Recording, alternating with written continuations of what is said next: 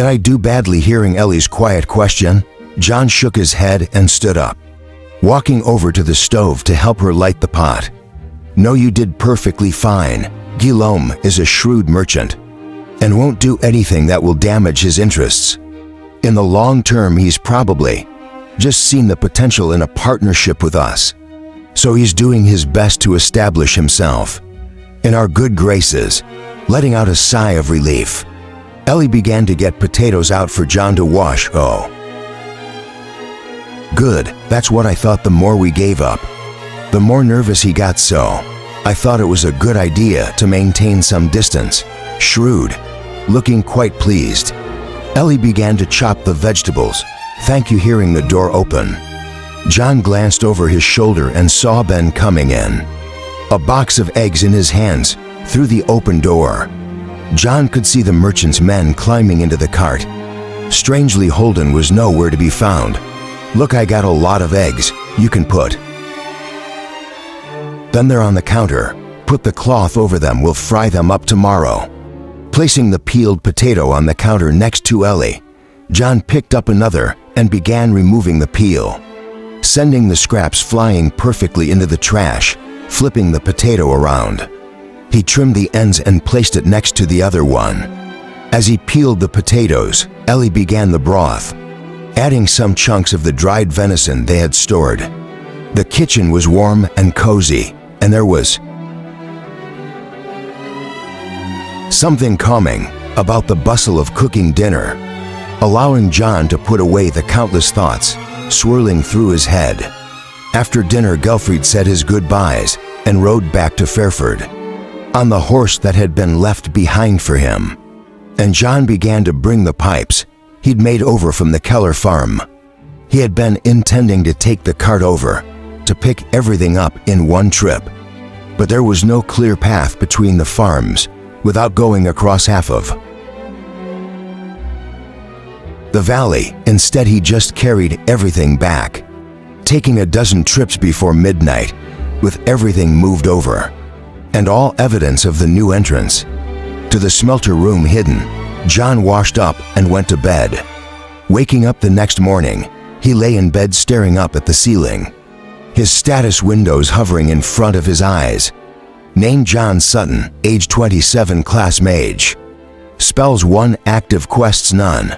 Skill list: mana breath, max arcane tongue, max mana control, max mana reinforcement, max skill points 33. Spell list: fireball. Basic quest list: prevent the apocalypse, grow wheat. Doom points 72 of 100. There were no real changes, apart from a single point decrease in his doom points. But to John, that was already a tremendous win. Ever since the war had ended, his doom points had climbed rapidly, so seeing them decrease, even by a single point, was a tremendous relief. Letting out a sigh, he got up. Doom points increased when he used his powers, and specifically when he used his power on other people at the same time. They seemed to decrease as he lived a normal life. I still don't know what exactly decreases my doom points, but as long as I keep going, I should be able to figure it out. The sun had not yet risen, so John went out to tend to the cows, feeding them mana crystals and checking their sores.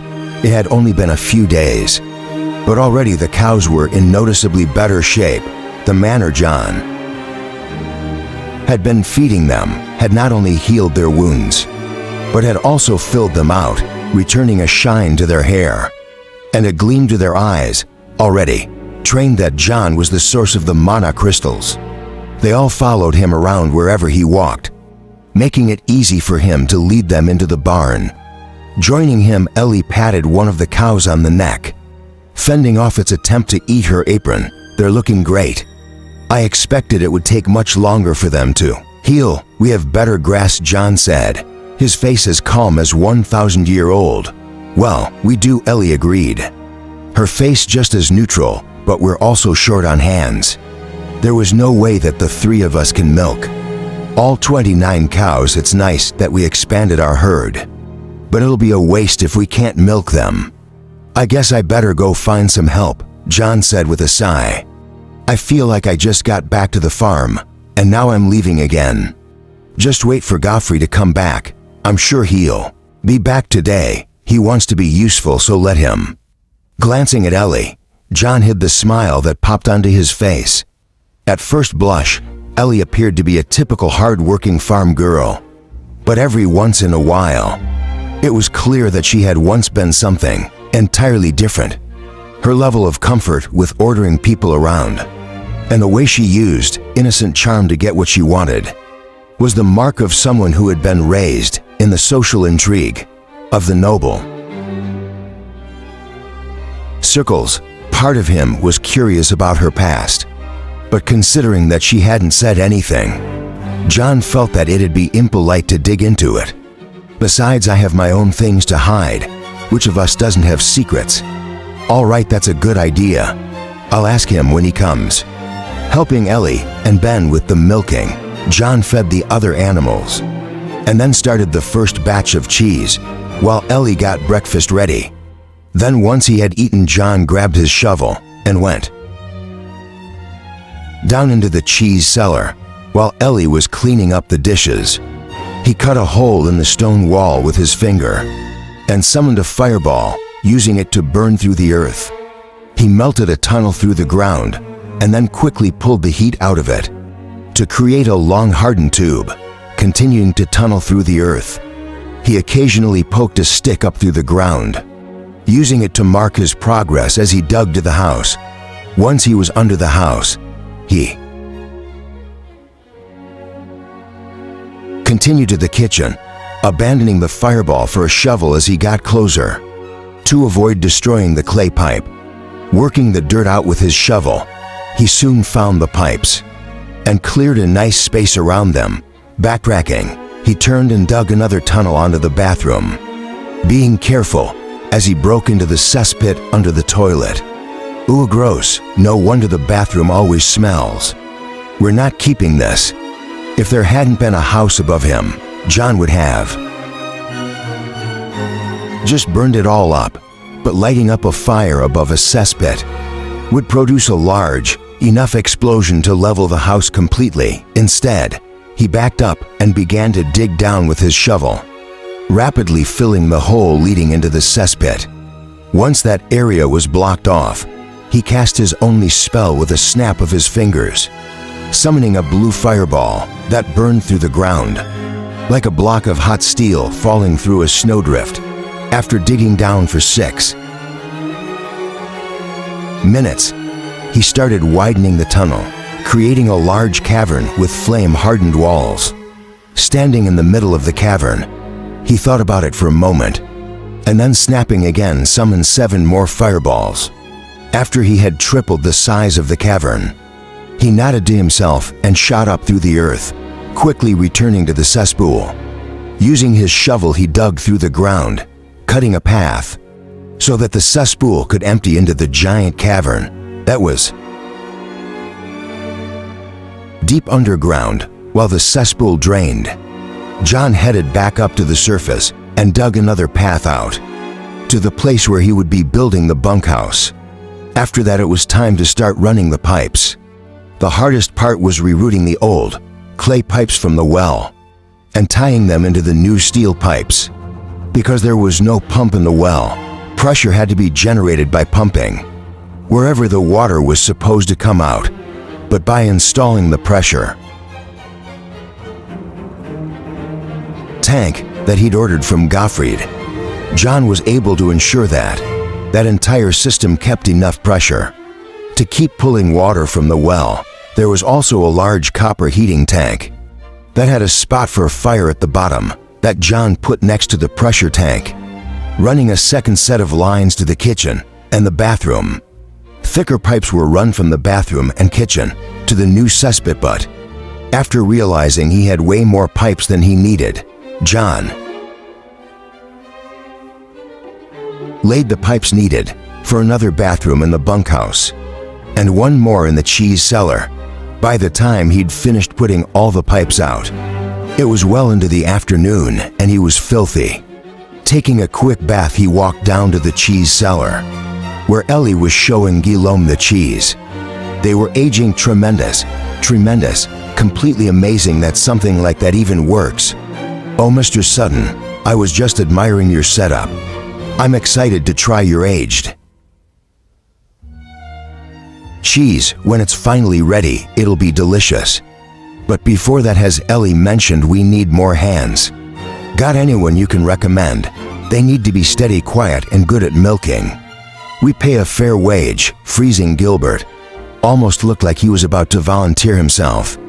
But at the last moment he relaxed and nodded. As a matter of fact, one of my men just expressed how inspired he was by your farm. He was telling me that he intends to settle down and live a simple agrarian life. If you give me a minute, I can go and let him know. Stopping Ellie, who was going to follow Guthrie out of the cellar. John shook his head. He needs time to remember which of his men it was here. Let me show you how this will work. I still need to put in all the fixtures, but the pipes are in place and the system is primed. After some thought, John had created a separate room for the water system to avoid heating up the cellar too much, though it didn't have a door yet. It was set far enough from the cheese storage that it wouldn't ruin the cheese. Is that by heating the water? Ellie asked, her eyes going wide as she saw the copper tank. Yep, warn Ben not to touch it when it's hot. I've run pipes for hot water and for cold water, as well as for sewage waste. Anything that goes down the sink or the toilet or the shower will end up in the new Chispetti dog. You dug a new cesspit looking at the tank system, John. Didn't see how wide Ellie's eyes got. Yeah, the other one was too small. This is a new pump system I had Godfrey pick up for me. I heard all the nobles are using them now. Well, the king at least liked the mana pumps. It runs on mana stones, so it will last for a long time. I wanted to get a heater that worked on a mana stone as well, but apparently he couldn't find one. He said he'd keep an eye out. Biting her lip, Ellie nodded. All right, that's the system. If you need to shut it off, just flip this switch, it'll kill the whole system. I think that's everything. Let's go see if Guillaume managed to remember which of his men is volunteering to stay with us. Chapter 32. Outside, Gottfried was standing by the cart that he'd brought John's goods in. A short but powerfully built middle-aged man standing next to him. Brown hair and brown eyes set in a nondescript face would have made the man impossible to pick out of a crowd if there had been a crowd around, and even still Ellie could honestly not remember having ever seen him before. He wore a plain cotton shirt with a tan vest and brown breeches, looking like any villager that might have wandered out of Fairford village. The only odd thing that caught her attention was the long black glove on his left hand, but otherwise, Ellie couldn't see anything special about him. Blinking at the middle-aged man, Ellie looked back at Guillaume, wondering if this was the man the merchant was going to recommend. John, on the other hand, had a completely different reaction. If glaciers had faces, none of them would have been as cold as the expression that flashed across his face. Perfect mana control meant no one sensed the spike in his killing intent. But that didn't stop the middle-aged man from raising his eyes to meet John's, briefly controlling himself. John forced his expression back to normal, but he could feel the anger building in his chest. This is Thomas Little. He came highly recommended, but he was just telling me on the way over here how much he was looking forward to settling down. He was mentioning that the valley really reminds him of his home, where he grew up. If I could be so bold, maybe I could recommend him to help you on your farm. I'd hate to let him go, but I'm sure he would be a great asset to you. Glancing at the middle-aged man again, Ellie's forehead wrinkled and she looked at John. His expression having returned to its normal, neutral state, John nodded. Sure, since Thomas has come, there's no reason for him to leave. I'm afraid he'll have to stay in the barn for now. as I haven't finished the bunkhouse. And the pay isn't very good, so if that's going to be a problem, then maybe he'll have better luck in town. I know there are a lot of farmers leaving the valley these days, remembering that John had said the pay was generous when they were down in the cellar. Ellie blinked and Guthrie faltered, but Thomas just stepped forward and bowed, speaking in a soft voice, "Thank you. That will be fine. Do you even know how to farm?" "Yes, sir. I grew up on a small farm. My family kept goats." "Then you can stay. Come on. I'll show you the barn." Nodding to Guthrie, John turned and walked off, not bothering to see if Thomas was following him. The middle-aged man bowed to Ellie and followed, carrying a small bag over his shoulder. Watching them leave, Ellie looked at Guthrie. Her brow still furrowed, but only got a shrug in return. Walking into the larger of the two barns, John turned around and waited for Thomas to appear. His eyes frostier than the wind over a frozen lake, the middle-aged man walked in, gently closing the door behind him with the same unhurried gait. He put down his bag and kneeled down, stretching out his arms with his palms up. Pressing his head to the ground, he remained there as the seconds ticked by, completely silent. "Get up and stop it with that stupid bow. You look ridiculous." Carefully getting to his knees, Thomas kept his head bowed, not even looking at John's shoes. "All hail the eternal flame," though his voice was still quiet. It was impossible to miss the fervor that hid behind it. "Does Ecclesia know I'm here? Because if so, a lot of people are going to die. Starting with you and that blasted merchant. No, Your Eminence, I recognize the cheese Gauthier carried. You're the only one I know who has ever possessed that cheese, so when I saw it, I thought he might have been in contact with you." Letting out a bitter sigh, John shook his head. "Is there anyone else who would know that? Is selling it going to bring the entire Ecclesia down on my farm?" "No, Your Eminence, besides your holy self and me, the Empress is the only other one who might recognize it. Everyone else is dead." "Katrin, that's fine. What about Guillaume? Do I have to kill him?" "No, Your Eminence, not unless you wish. He doesn't know who I am." "How many times have I told you to call me John?" "Countless, Your Eminence, and yet you are the eternal flame." "Your Eminence, I cannot." Silence fell over the barn as John stared down at Thomas, his gaze wandering to his gloved hand. After almost a full minute, John shook his head. "Fine, here's how we do this. You can stay and call me Mr. Sutton or Sir, or you can just disappear." For the first time since he had entered the barn, Thomas looked up, his clear, clean gaze gaining a little warmth, despite the fact he knew there was a fireball right behind his head. "Yes, sir." Grumbling, John waved his hand, and the blue fireball that had appeared behind Thomas vanished. "Get up and stop acting like a fool. How's your arm? Did they finally finish it?" "Yes, sir," Thomas said, standing and rolling up his sleeve. The glove on his left hand was so long it covered his entire forearm and buckled above his elbow.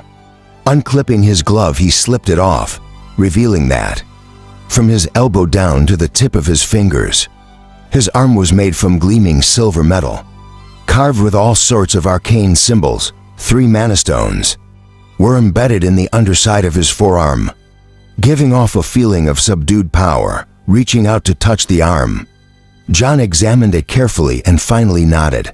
"Are you going to be able to milk a cow with this thing? I don't want you accidentally exploding my cow's udders, because you can't control your strength." "Thank you, sir, but I'm sure it won't be a problem." "Yeah, whatever. Oh, be careful of the bull and rooster. They may try to pick a fight." "Pardon, sir." Ignoring Thomas's question, John left the barn, slamming the door behind him. Grumpy, he went to get the pieces he had put together for the shower and the new sink and carried them into the house. Sensing he wasn't in a good mood, Ellie stayed quiet while John banged about in the bathroom, By the time he finished, dinner time had passed, but Ellie just kept the food warm while she and Ben waited. Having vented his emotions on the plumbing, John came out of the bathroom, a slightly sheepish expression on his face. "Sorry, I didn't mean to delay dinner. Next time just tell me, should I get Mr. Little?" Ben asked, his eyes straying to the soup on the stove. "I'll get him," walking out of the kitchen while Ellie carried the food over. John made his way to the barn and opened the door. Sticking his head in, seeing Thomas sitting on a bale of hay, chewing on a loaf of hard bread, John frowned. What are you doing?" "Hurry up and get in the house. It's dinner time." Jumping up, Thomas started to raise his hand to salute, but caught the death glare John was giving him and let his hand fall.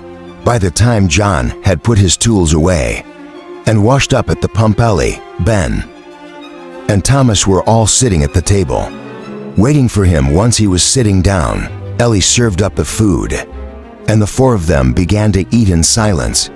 Halfway through dinner, John couldn't stand it anymore and slammed his spoon down on the table, causing Ben and Ellie to jump.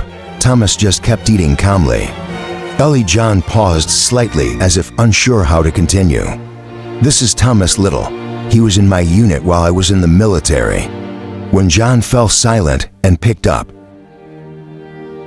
his spoon, Thomas let out a sigh and pushed back his chair. Standing up, he bowed to Ellie and Ben and then took his seat again. "More specifically, I was your adjutant, sir." "Adjutant?" Ellie asked, looking at Thomas. "You were an officer?" "Yes, ma'am." "Oh, please call me Ellie." Eyes narrowing, John pointed his spoon at Thomas's nose. "He won't if you don't watch him. He'll start calling you my lady and other annoying stuff like that." Ignoring the spoon, Thomas looked at Ellie calmly and shook his head. "My apologies, ma'am. That wouldn't be proper." "Oh, look at that, a proper gentleman," John sneered. "Remind me again why I let you stay on this farm." "Because I saved your life," Thomas said calmly, licking his spoon clean.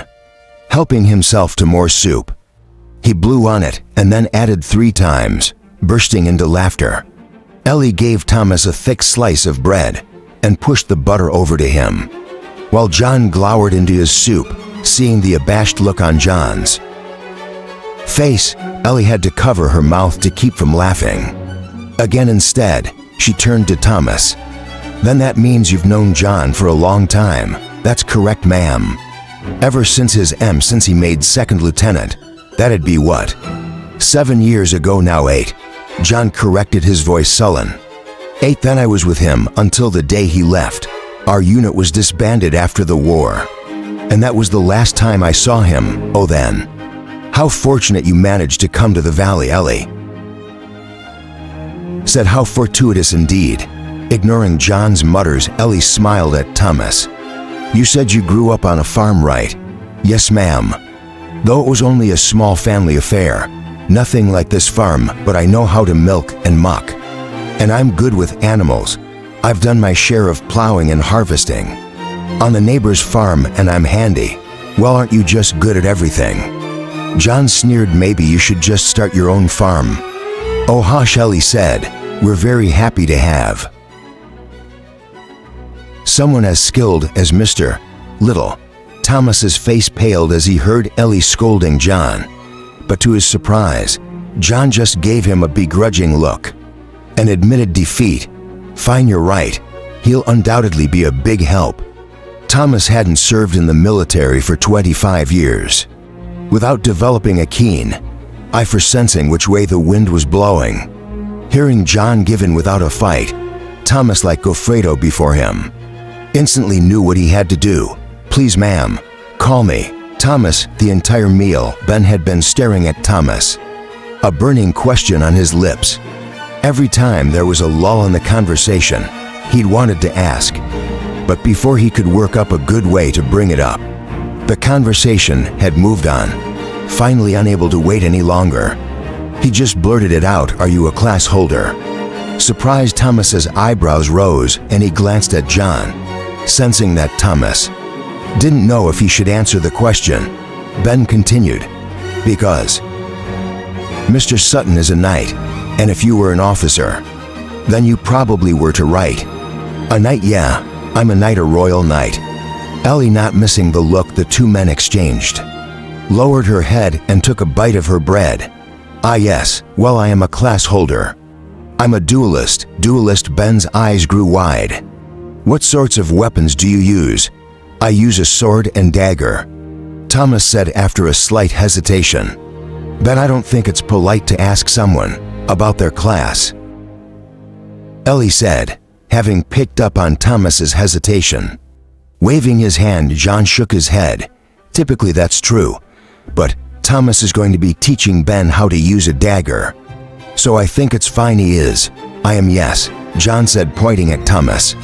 He's the one who taught me how to use a dagger, so who better to teach Ben? Actually, I like this better and better, Thomas. Yes, sir. Ben is interested in knives and swords, and all sorts of things train him to fight. Yes, sir. Wanting to protest, Ellie didn't know what to say. After seeing the easy way, Thomas accepted his new role as Ben's combat instructor. Sensing her concerns, John patted her hand, causing a slight blush to flood her cheeks with pink. Thomas is an excellent teacher. It's no joke that he saved me 3 times. But if you take into consideration the fact that he taught me how to fight, he's saved my life at least 1,000 times. Ben will be in good hands with Thomas teaching him. Thank you, Ben said, his eyes shining. I'll work really hard. I know you'll, John said, rubbing Ben's hair. All right, time to get this cleaned up. I still have some fittings to install in the bathroom before it's ready to use. Half an hour later, after John had finished reinstalling the sink, he called Ellie into the bathroom, proudly showing her what he'd done. Here we have normal cold water, but here we have hot water. See, it's being heated by the boiler. I mean the copper heating tank. Also, I've run a line for the toilet so that it fills when you hold this tap. Then once it's full, you can flush it. Haha, isn't that great, man? I've been waiting for indoor plumbing for such a long time. I'll make an autofill system later. Oh, and this is the shower. Look, when we turn the water on, it goes up this pipe and pours out, almost like it were raining. Oh, it's like taking a bath in the rain, Ellie said, her face lighting up as she watched the water fall into the tub. Yeah, like a rain bath. It's called a shower. You can adjust the temperature here. The water will just run out of the drain in the bottom, which reminds me, we need a stopper so we can still take baths. Oh, and a curtain to keep water from getting on the floor, and we need a lock for the bathroom door. Haha, the list is endless. This is all very nice, thanks, John said, surveying his work happily. Chapter 33. The next few days passed quietly as Thomas got used to his responsibilities, as much as it annoyed John that he'd been found by yet another person from his past. He had to admit that Thomas was more than capable. Methodical and quiet Thomas managed to anticipate almost all of the farm's needs, quickly taking over the majority of the milking and generally making himself helpful, even with the manna they were consuming. Not all of the cows John had bought produced milk, but even so, the amount of milk the farm produced skyrocketed, eventually getting to the point where they couldn't make cheese fast enough to avoid building a stockpile. After a few weeks, John went into town with a small stone tank and began selling cold milk to the villagers. To get rid of the excess, there seemed to be a demand for it, so John began to make it a regular trip, often taking Ben along to help fill the containers. Thanks to his ability to control temperature, the milk from Sutton Farm was creamy and fresh, and soon became a staple of the village diet, leading John to hire another part-timer named Evan, who Spen had recommended to him, to help with the milking. Slowly but surely, John could feel the farm starting to take shape, and as the months passed, and he sat on the porch in the evenings, watching the sun vanish behind the mountains, he found himself growing more and more attached to this sort of life. The first batches of cheese had already been stamped with a picture of an idyllic farm on a hill dotted with flowers, and sent out with Go Fried to introduce. In the capital city, John had insisted on adding the words, Sutton Farm, to all of the blocks of cheese, along with another stamp that identified what sort of cheese it was, much to Godfrey's bemusement. But the merchant hadn't protested, with the milking in hand, cheese production continuing apace, and the plumbing redone. John felt like he had arrived in paradise. But even in paradise, there was work to do. One day, looking out over the corn, he realized it was ripe and ready to harvest. Frowning, he scratched his head and went to find Thomas, finding him in the barn. He knocked on the edge of the stall. "Yes, sir." "Seriously, call me John. So annoying, no, sir." "Ooh, whatever." Giving up, John leaned against the stall, watching as Thomas skillfully milked the happy cow. The corn is about to ripen. How do we collect it? Over the last few months, he'd realized Thomas had a wealth of knowledge about farming. In his head, and in most cases, it was much easier to ask him how to do things than refer to a book and try to figure it out. Thomas was happy to comply, so the arrangement worked out, and John felt his knowledge about farming growing by leaps and bounds. "Evan, can you take over here?" "Yes, Mr. Little." Hurrying over, Evan, a skinny young man who John estimated to be around 17, took over the milking from Thomas.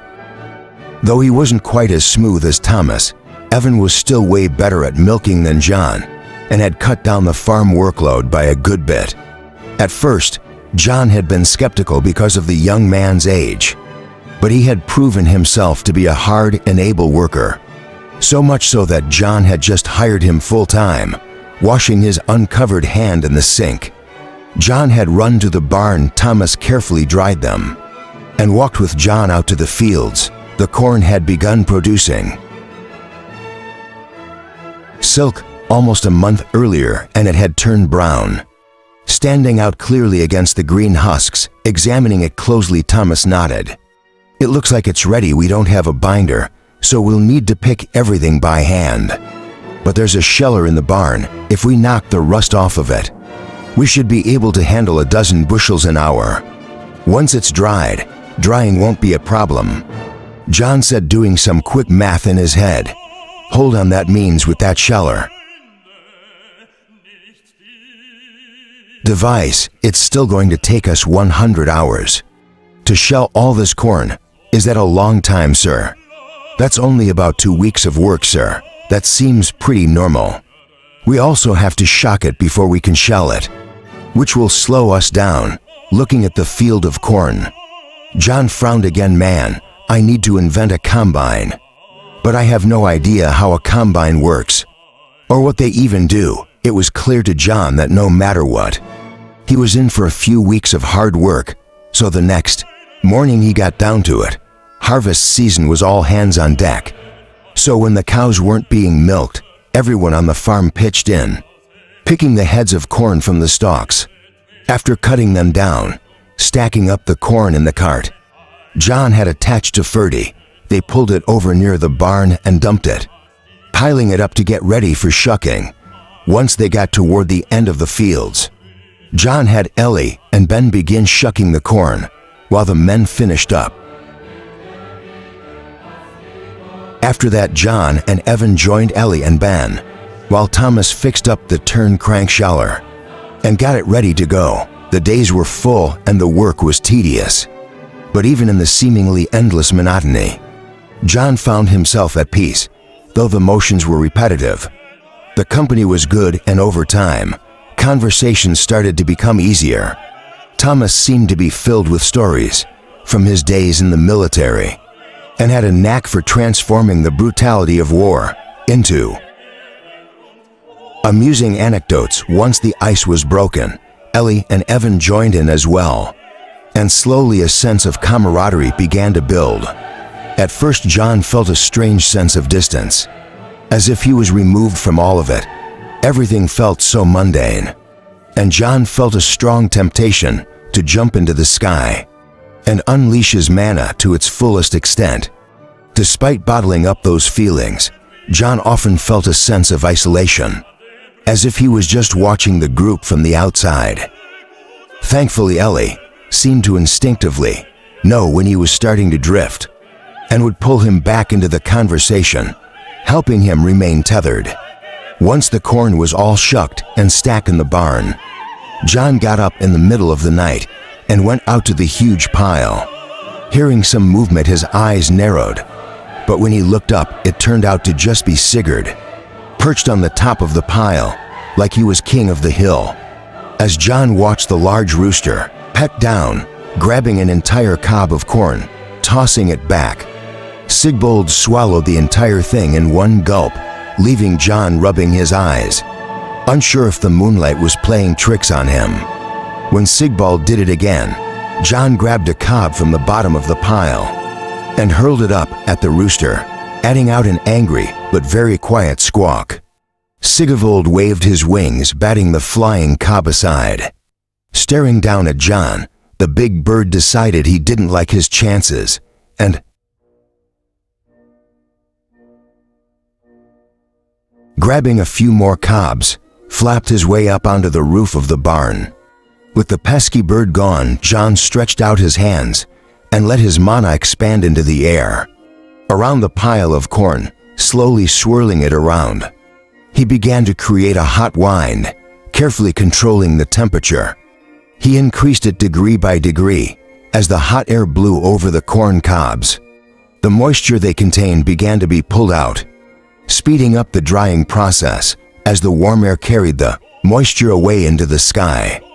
By the time the farm stirred back to life in the morning, the corn was completely dry and ready to shell. Marveling at the strange miracle, Evan scratched his head, but when everyone else just pretended it was completely normal, he eventually just shrugged and got to work. Thomas and Evan took turns spinning the shelling machine, while Ben and Ellie fed the dried cobs into it, sending the corn flying into the big basket underneath the mechanism. With no patience for any of it, John just picked up an ear and, closing his hand around the kernels, pulled them off. Staring at the handful of corn in his palm, and then up at the giant pile of corn cobs, he could only smile wryly and got to work. Cob after cob was freed from the grasping kernels, and as John sped up, Thomas soon sent Ellie over to hand John pieces of corn, so he didn't have to bend down. At least 5 times faster than the machine, it took John next to no time to strip the kernels from the corn cob, and eventually the machine was abandoned altogether. As the others hurried to bag the pile of corn John was creating for the next week, all John felt like he did was shell corn. But mercifully it eventually ended, and John vowed then and there that he would never plant corn again. There were still 5 1-acre plots, but as far as John was concerned, they were all failures. Humans couldn't eat the corn they produced, but John was pretty sure the animals wouldn't have any problem with it. So he buckled down, and after a few more days of work, he had enough feed for the winter, for all 30 head of cattle and all the chickens. Once the corn had been completely harvested, it was time to prepare the fields for planting wheat. So John hitched up Ferdy and got to plowing. The bull kept getting stronger and stronger and was now more than smart enough to follow John's commands, making the plowing easy. After he had finished turning over the soil, John got out a rake and smoothed the fields out.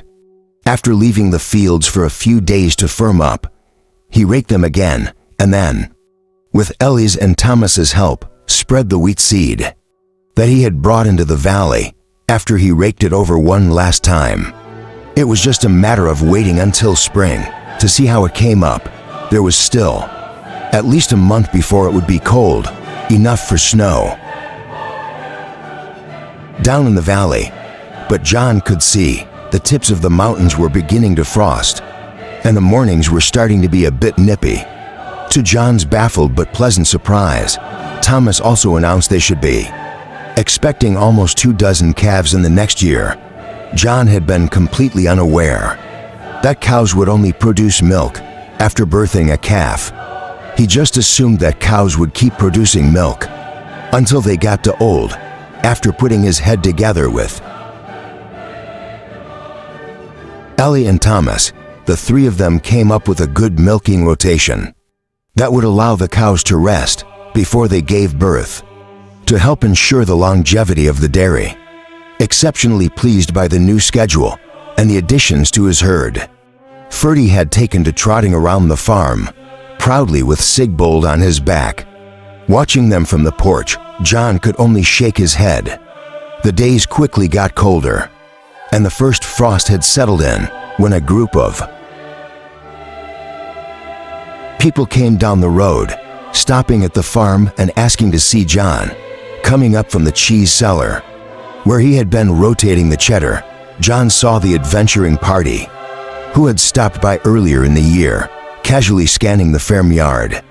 John nearly burst into laughter when he saw Sigbold standing up on the roof of the house, Ferdy peeking out from near the barn, and Thomas standing in the doorway of the bunkhouse, in the middle of a triangle formed by two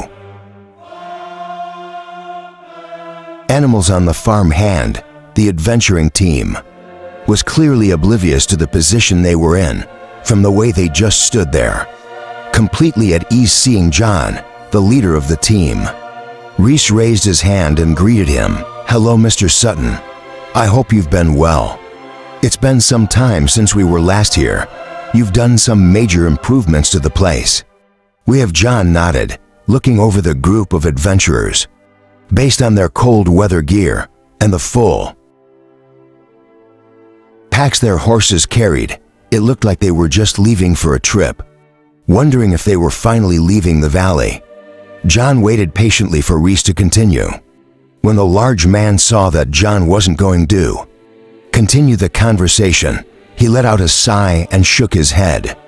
"Well, let me cut to the chase. We're hoping we could hire you. We found the ruins we think we're looking for, but there are signs of beasts, and I'm not confident our party composition is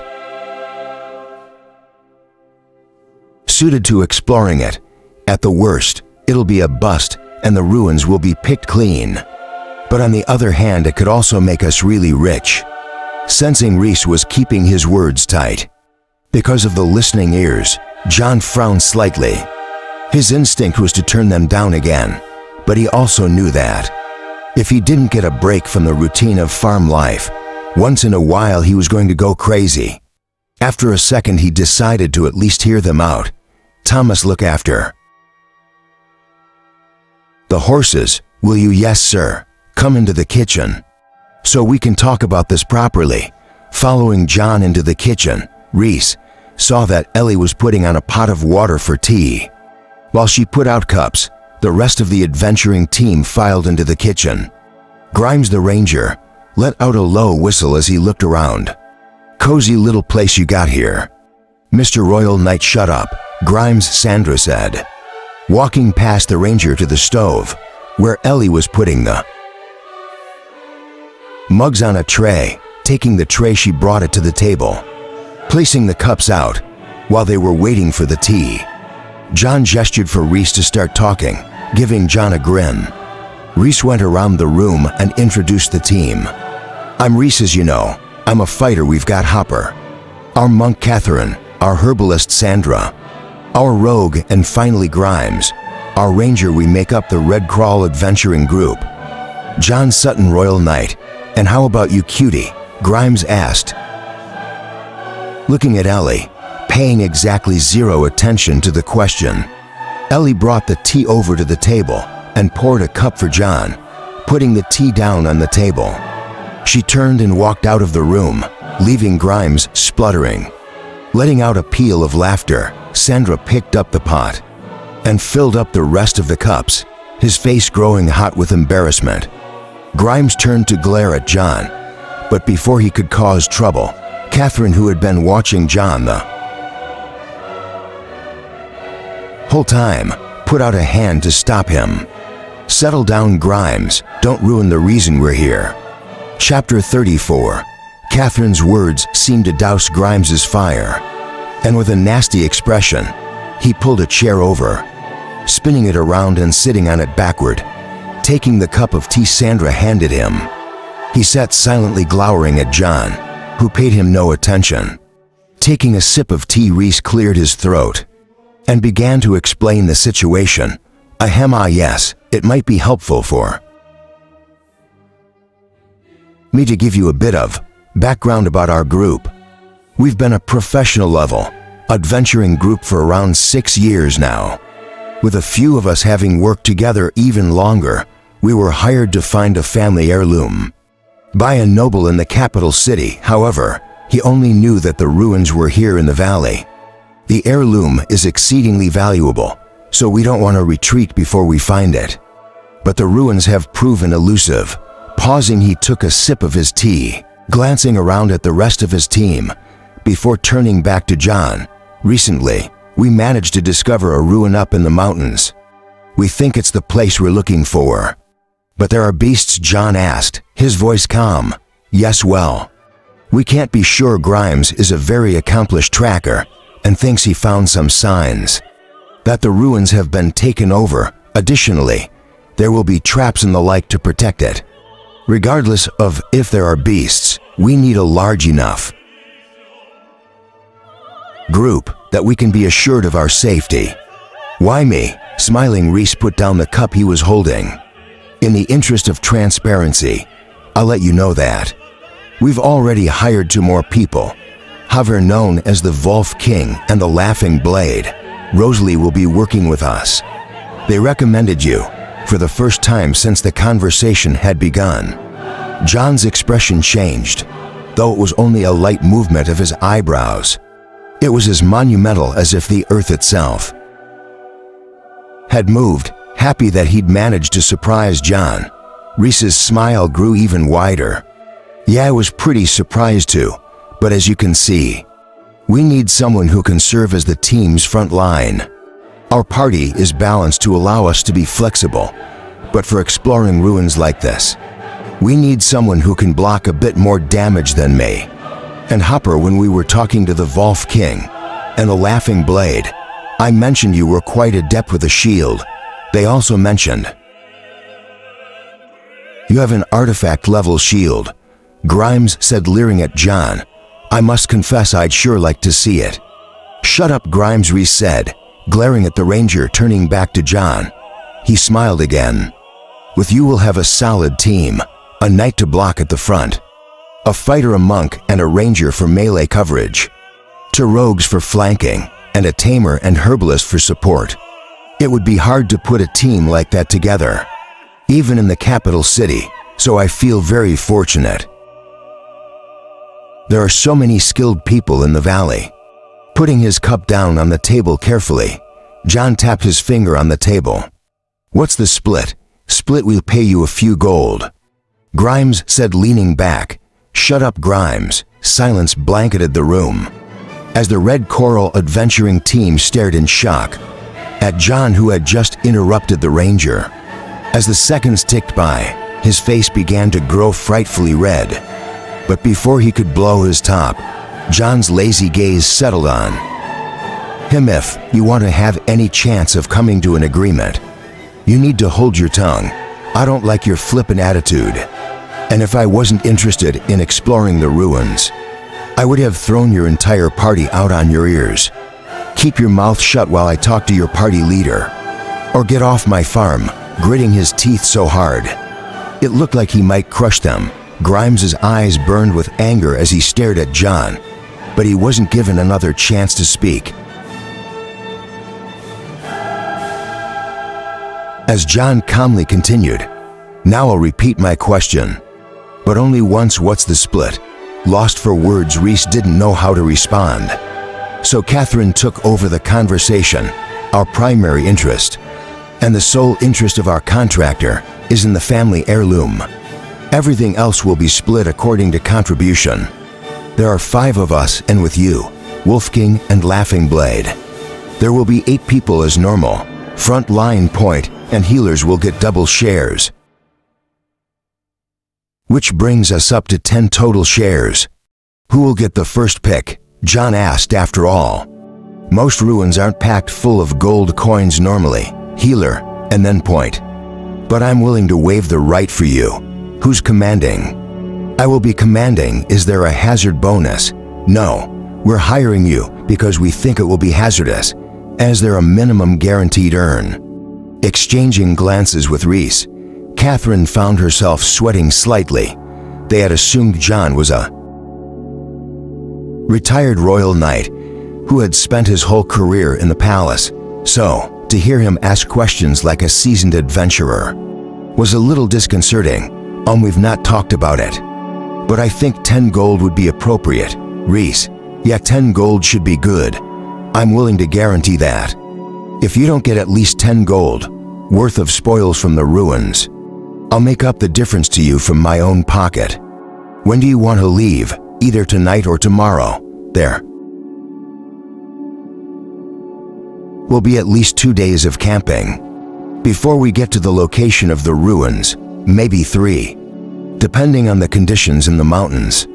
What do you say? Are you in? Looking down at his hand, which was resting on the table for a moment, John tapped the table twice and nodded yes. I'll be ready to leave tomorrow morning. An intense look of relief flashed across Reese's face, but he hid it as fast as he could. Smiling widely, he stood up. Then I'm looking forward to our partnership. Just keep your people in line and we'll get along fine. Bristling Grimes stood up slowly, his glower turning into a full-blown glare. What's that supposed to mean? It means I don't like you, John said, his voice even and matter of fact. And I don't want to talk to you. I'm not here to mess around with you. So save it for your friends, or what? Grimes asked, shoving the chair out of the way with a clatter. Grimes, no, Catherine. He said the words, and I want to know what he means. The ranger snarled, taking a step forward and leaning over the table. Or what?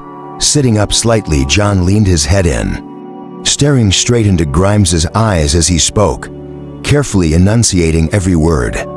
I've got a shovel and 25 acres out back. Keep mouthing off and you'll find out what. Her eyes going wide, Sandra let out a loud laugh, grabbing Grimes. She dragged him away and shoved him out the door, pausing before she left the kitchen and looking at John. She flipped her hair and gave him a wink. I like you, you're cute. Left an awkward silence. Reese, Catherine, Hopper, and John just looked at each other until Hopper stood up and put his hands together. Bowing to John, he spoke softly and then headed for the door. I am pleased to work with you. Please excuse Grimes, he's impulsive. Standing up, John nodded. Reese and Catherine followed their teammates. After a few more perfunctory words, and soon John was alone in the kitchen, sitting in silence. He was lost in his thoughts until the hallway door opened and Ellie peeked her head out. Seeing that the adventurers were gone, she came out and cleaned up the cubs, starting on dinner once she had washed them, as the farm began its evening routine. The Red Coral adventuring team were on their way back to the village. Riding along, Grimes continued to grumble, obviously unhappy with how his encounter with John had turned out. Finally unable to contain it, he lashed out at Sandra, who was still chuckling under her breath. What are you laughing at? Or have you grown so enamored with that dirty farmer that you're going to take his side?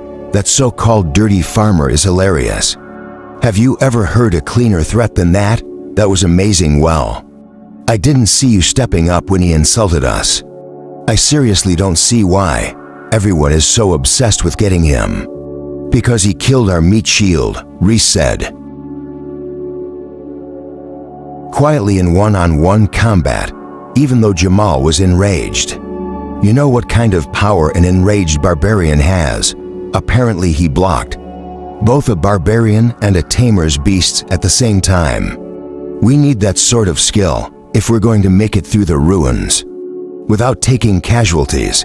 Falling silent, Grimes let out a breath. Fine, but once we're done, I want his head on a spike, and then I'm going to pay a little visit to that farm girl. No one gets to ignore me. Like that, giving Grimes a disgusted look, Sandra pulled her horse's reins, distancing herself from the plotting ranger on the other side of Grimes. Catherine turned her head to stare at the ranger, her eyes ice cold. You nearly ruined it for us back there. I don't care what you do after the mission is done, but if you screw it up for the rest of us, by messing around, I will personally skin you alive. Quailing under her glare, Grimes nodded. I got it. That night after everyone else had gone to bed, John sat on the porch, his silver sword resting on his knees. It was a chilly evening, but he was only wearing a light cotton shirt, and the air around him seemed abnormally warm. Breathing in a steady rhythm, he pulled mana into his body and cycled it through his lungs, into his muscles and bones, and finally into his skin. He was pretty sure he was gaining no real benefit from the insanely painful exercise, but the habit had been so deeply ingrained in him that he simply couldn't help it. Seeing the flicker of a shadow, he reined in the manner that swirled around him. Sir, would you like me to take care of them? Hearing Thomas's soft voice, John smirked and shook his head. No, if you did that, who would lead me to the ruins they found? They might mean ya harm, haha. They wouldn't be the first now, would they? A pregnant pause followed John's question, as Thomas's mind spun memories of the last 10 years flying through his head. Taking a step forward into the moonlight, he shook his head. No, they wouldn't. And I'm still here, aren't I? Besides, who cares if they intend to harm me? They need the ability to do it first. No, I need you to stay here and take care of the farm. I don't know how long I'll be away, but if something happens, send Ellie and Ben into the cheese cellar. It can be locked down, sort of like the bunker we built in the war with the Marilith Empire. Oh, and Sigwald and Ferdy will be able to help as well. I've made a stockpile of mana crystals and left them in your room, under your mattress. You can give each of them one every 2 days. If they're behaving otherwise, just keep everything stable. Oh, and do something about Evan too. He's been watching you train Ben in the mornings. Yes, sir. Standing up, John flicked his wrist, smoothly returning his sword to its sheath. Adjusting the silver bracers on his arm, he picked up his coat and slipped into it, buttoning it up and turning up the collar. Picking up the bag that rested at his side, he nodded to Thomas and stepped off the porch. Time to get going. Yes, sir. Have a good trip, and sir. Yes, come back safe. Haha, thanks, Thomas. See you. With a flash, John vanished, a flickering flame that quickly died out, the only sign he'd ever been there. Staring after him, Thomas's face was heavy, but he kept his silence, only glancing at the dark kitchen where a young woman sat, her back pressed against the closed door, and her hands clasped tightly together. Shaking his head, Thomas stepped back, melting into the shadows of the barn without a sound. Far from the farm in the dark woods, John strolled along, each step sending him a dozen feet forward. As flame flashed under his feet, it was quite a while until morning, but he had just enough time to pay a visit to Wolfton. Before he returned, it was likely he would find Javier and Rosalie there, but that didn't concern him. Instead, he wanted to know if the banded town was being abandoned. If they don't plan on coming back, it means that trouble is brewing. But if the town is operating normally, then chances are they're not in on whatever the Red Coral team is planning. Glancing at the sky to check the time, John sped up, moving through the forest so quickly. He was little more than a flash. It didn't take long for him to arrive at the foot of the mountains, and the trip up to Bandit Town was even quicker. Sucking in a breath of mana, he surrounded himself with it, completely sealing his smell and mana signature. using a trick he had seen rogues do to effectively erase his presence. Unless someone looked directly at him, they would have no idea he was there, making infiltrating Wolf Den all the easier.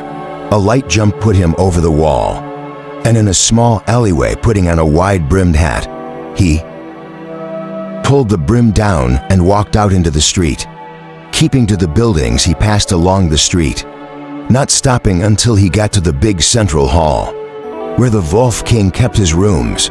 What he was really interested in, however, was behind the hall in a set of large pens, peeking through the bars. John saw a dozen wolves sleeping together in a pile, their black and gray bodies blending together in the darkness. Nodding, he slipped back out of the banded town and started toward Fairford Village, where he would meet up with the adventuring team. Chapter 35. It was still quiet when John arrived in the village, but Sven was already out, sweeping the walk in front of the inn. Seeing John, he jerked his head toward the inn's great room. "Morning, John. They're waiting for you inside." "You gonna want breakfast morning?" John said, stopping on the porch and glancing in the open door. "Yeah, breakfast would be good, as long as it doesn't take too long. Wouldn't want to keep my new bosses waiting. I'll just tell Claire you want to eat, and she grab it for you, eggs and steak this morning, to get you started on the right foot. Fancy. How are you finding the milk these days?" "Great, really great," Sven said, leaning on his broom. "Though we could use a few more gallons. And if you have any butter, we might need a bit more as well." "Sure, just tell Evan when he comes through." "Any chance for more cheese?" "Yes, actually, as long as you don't mind trying some new types. Our first batch of brie is coming out in a week. It's delicious, especially warm. I think you're already on the schedule to get a sample." "Are you going to include a recipe again?" "Yep. Brie is a bit different in terms of consistency. It's got a real gooey center. That's great, but it can be a mess if you don't know how to prepare it. Great, that last recipe you sent was a big hit. I hope you don't mind that. We've been selling it." "That's what it's there for. Just make sure you tell people. You're only using Sutton Farm cheese, and we'll be square, haha, of course." Pushing open the door to the inn, John saw that the adventuring team was sitting at one of the large tables, with Javier and Rosalie. Nodding to them, he walked to the bar and ordered breakfast from the waitress. Taking the tall glass of ale she gave him, he joined the others at the table, taking his seat next to Javier, who was watching him cautiously. Looking over at the Wolf King, John nodded. "Don't worry. I don't own any ruins." In the silence that followed his straight-faced delivery, the adventuring team all traded glances, worried that John and Javier were going to fall out before the trip even began. "You know, I think that might have been a joke," Sandra said, a smile creeping across her face as she tried to diffuse the tense atmosphere. Turning his head slowly, John stared at Sandra, his expression completely blank. "I never joke." Choking on the sip of water she'd just taken, Catherine broke out into a wild coughing fit as John suddenly smiled, humor clear in his eyes. "Haha, that was a joke. How's everyone doing? Sorry. I didn't realize everyone was gathering so early, or I would have come earlier myself. Have you had your breakfast already? I hear there's steak coming. I'm excited." Watching John rub his hands together in anticipation, no one quite knew what to do with his abrupt shift in tone and mannerisms. Surprisingly, Javier was the first to thaw, nodding his head and gesturing to the plate in the middle of the table. "Yeah, just finished. It was good. I put some cheese on the eggs." "That is really good too. Can't wait." "Well, I don't want to hold things up, so if we need to go, I can tell them to make it into a breakfast sandwich." Hearing an unfamiliar word, Sandra leaned forward. "A what?" "Sandwich, never mind. I can take it with US. No, that's fine. We're not in that much of a rush. That an hour will make such a difference." Catherine said, waving her hand. Great. Falling silent, John listened to the others make small talk until his food came out.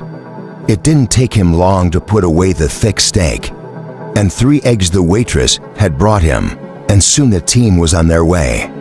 John Huber and Rosalie didn't have horses, so the Red Coral adventuring team had hired some from the village's livery. And after engaging in a short, staring contest with the lazy-looking animal, he was presented with John mounted up and followed the others out of the village. No one seemed to want to chat, but after riding for 45 minutes, Grimes dropped back and brought his horse up next to John's.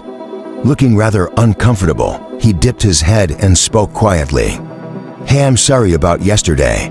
I was out of line. My mouth sometimes gets away from me. Sorry." Surprised by the apology, John raised his eyebrows, shooting a glance at the ranger. From the awkward look on his face and the way his eyes kept straying toward Catherine, it was clear the apology wasn't his idea. Still, John acknowledged the effort. Considering they were about to spend a few days fighting together, it was a good idea to try and keep up. At least a pretense of cordiality happens to the best of us. Don't worry about it, haha, yeah. I guess it does, thanks. Spurring his horse, Grimes quickly returned to the front of the group, leaving John plodding along on his dull horse.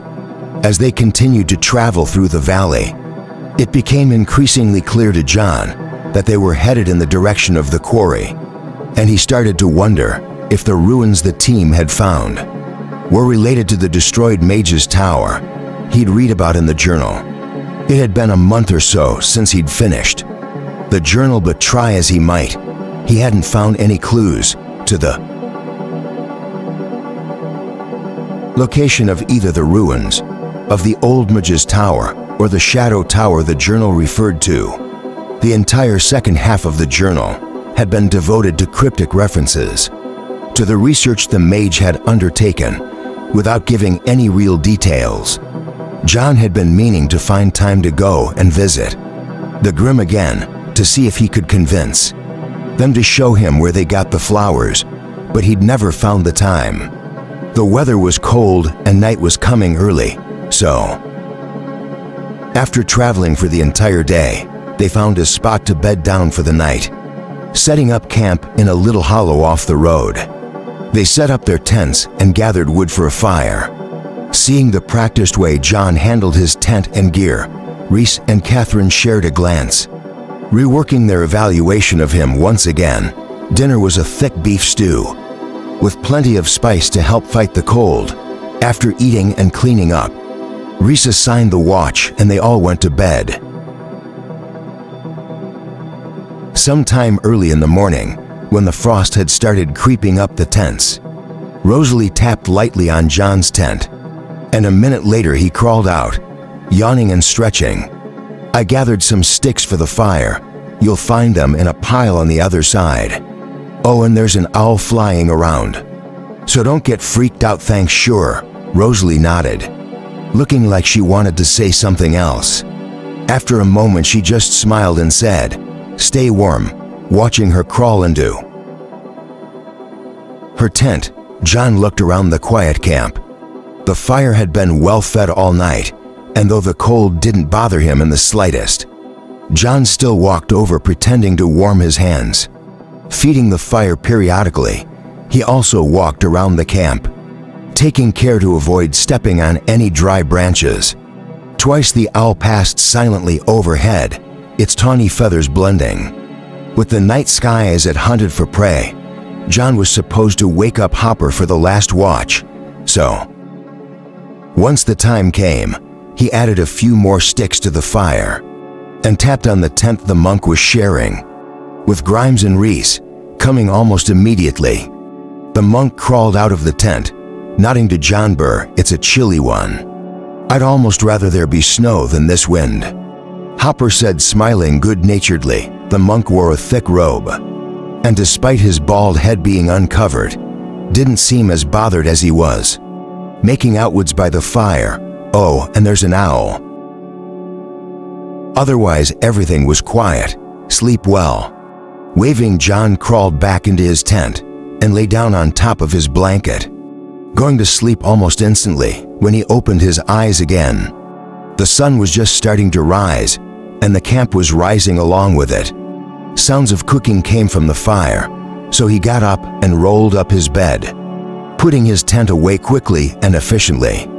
John packed everything up and put it on his horse, tying it behind his saddle. The horses all had thick blankets on to help against the cold, and had been tethered near the fire to help keep them warm. So he moved the pickets to allow them to graze on fresh grass before they got going.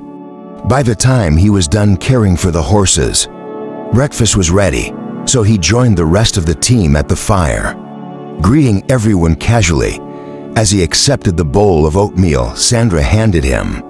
While everyone was eating, Javier tapped his spoon against his bowl, drawing everyone's attention with a ringing sound.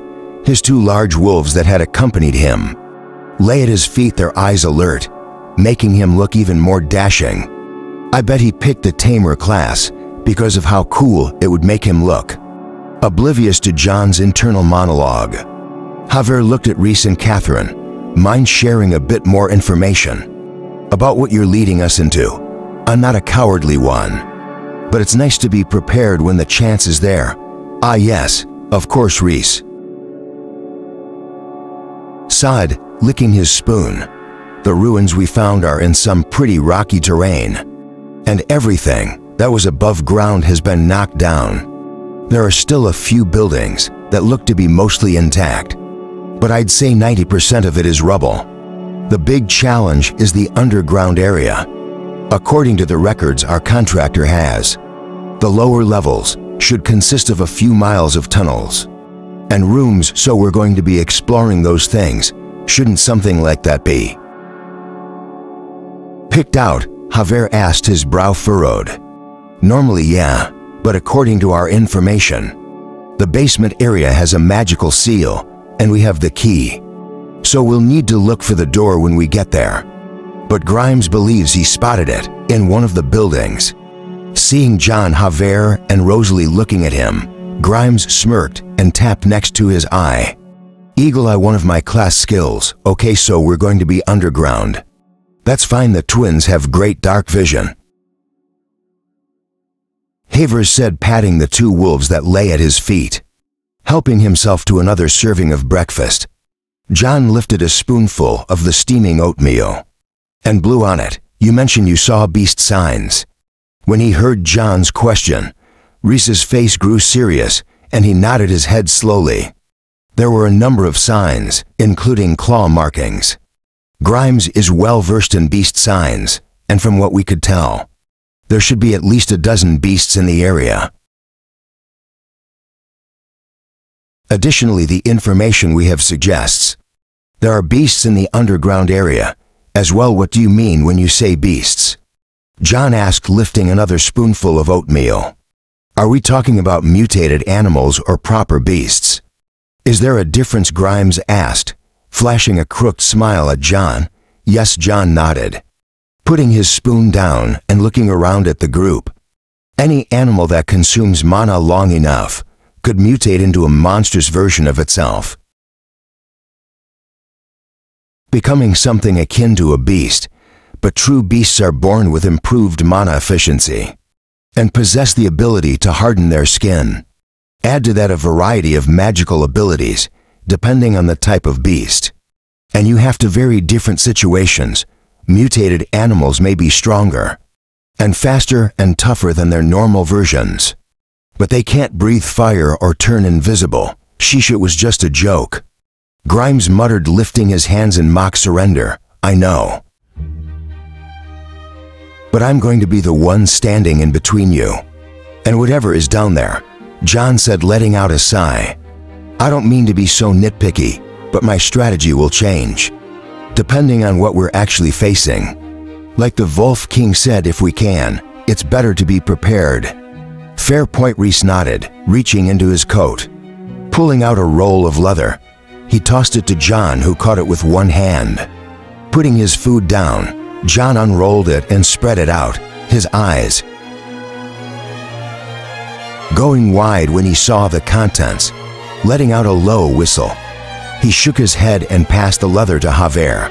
Just like John, Javier showed shock when he saw the leather's contents. Craning her head over, Rosalie peeked at the leather and let out a helpless-sounding laugh. "Do you have a death wish?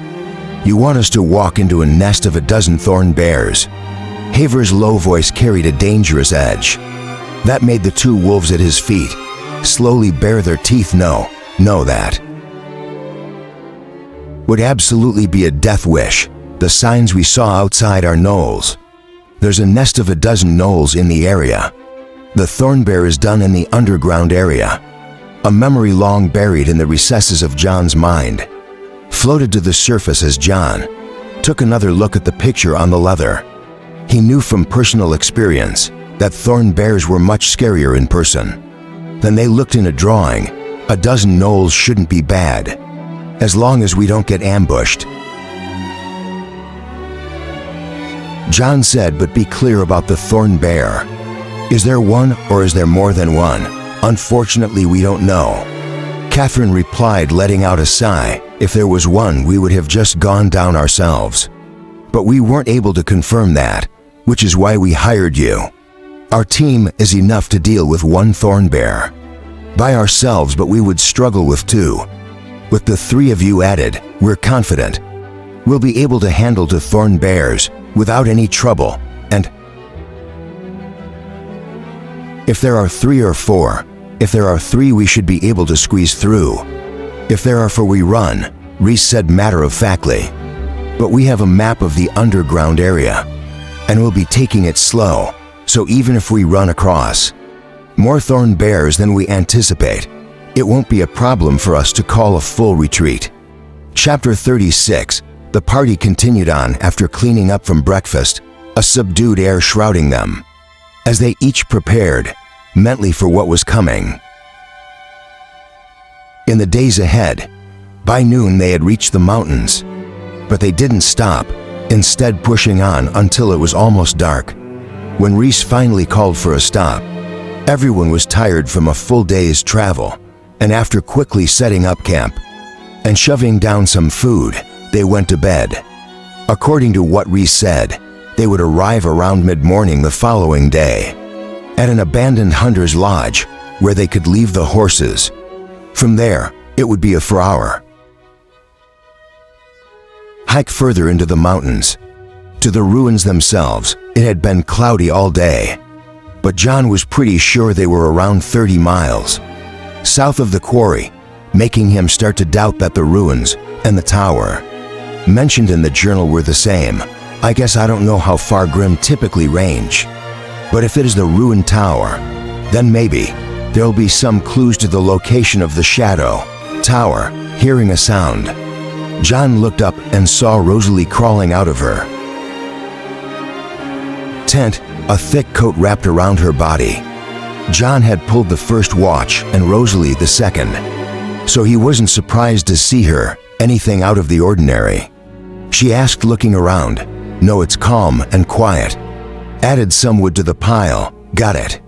Rosalie gave John a small smile, clearly hesitating, as if there was something she wanted to say, poking the fire. John shot her a glance and then turned his head away. There were still a few more minutes until his watch was over, so he continued to tend the fire. "I'm going to answer nature's call. Sure, there are some rocks and a pit I dug just around those trees," nodding her thanks. Rosalie walked past John and headed into the woods.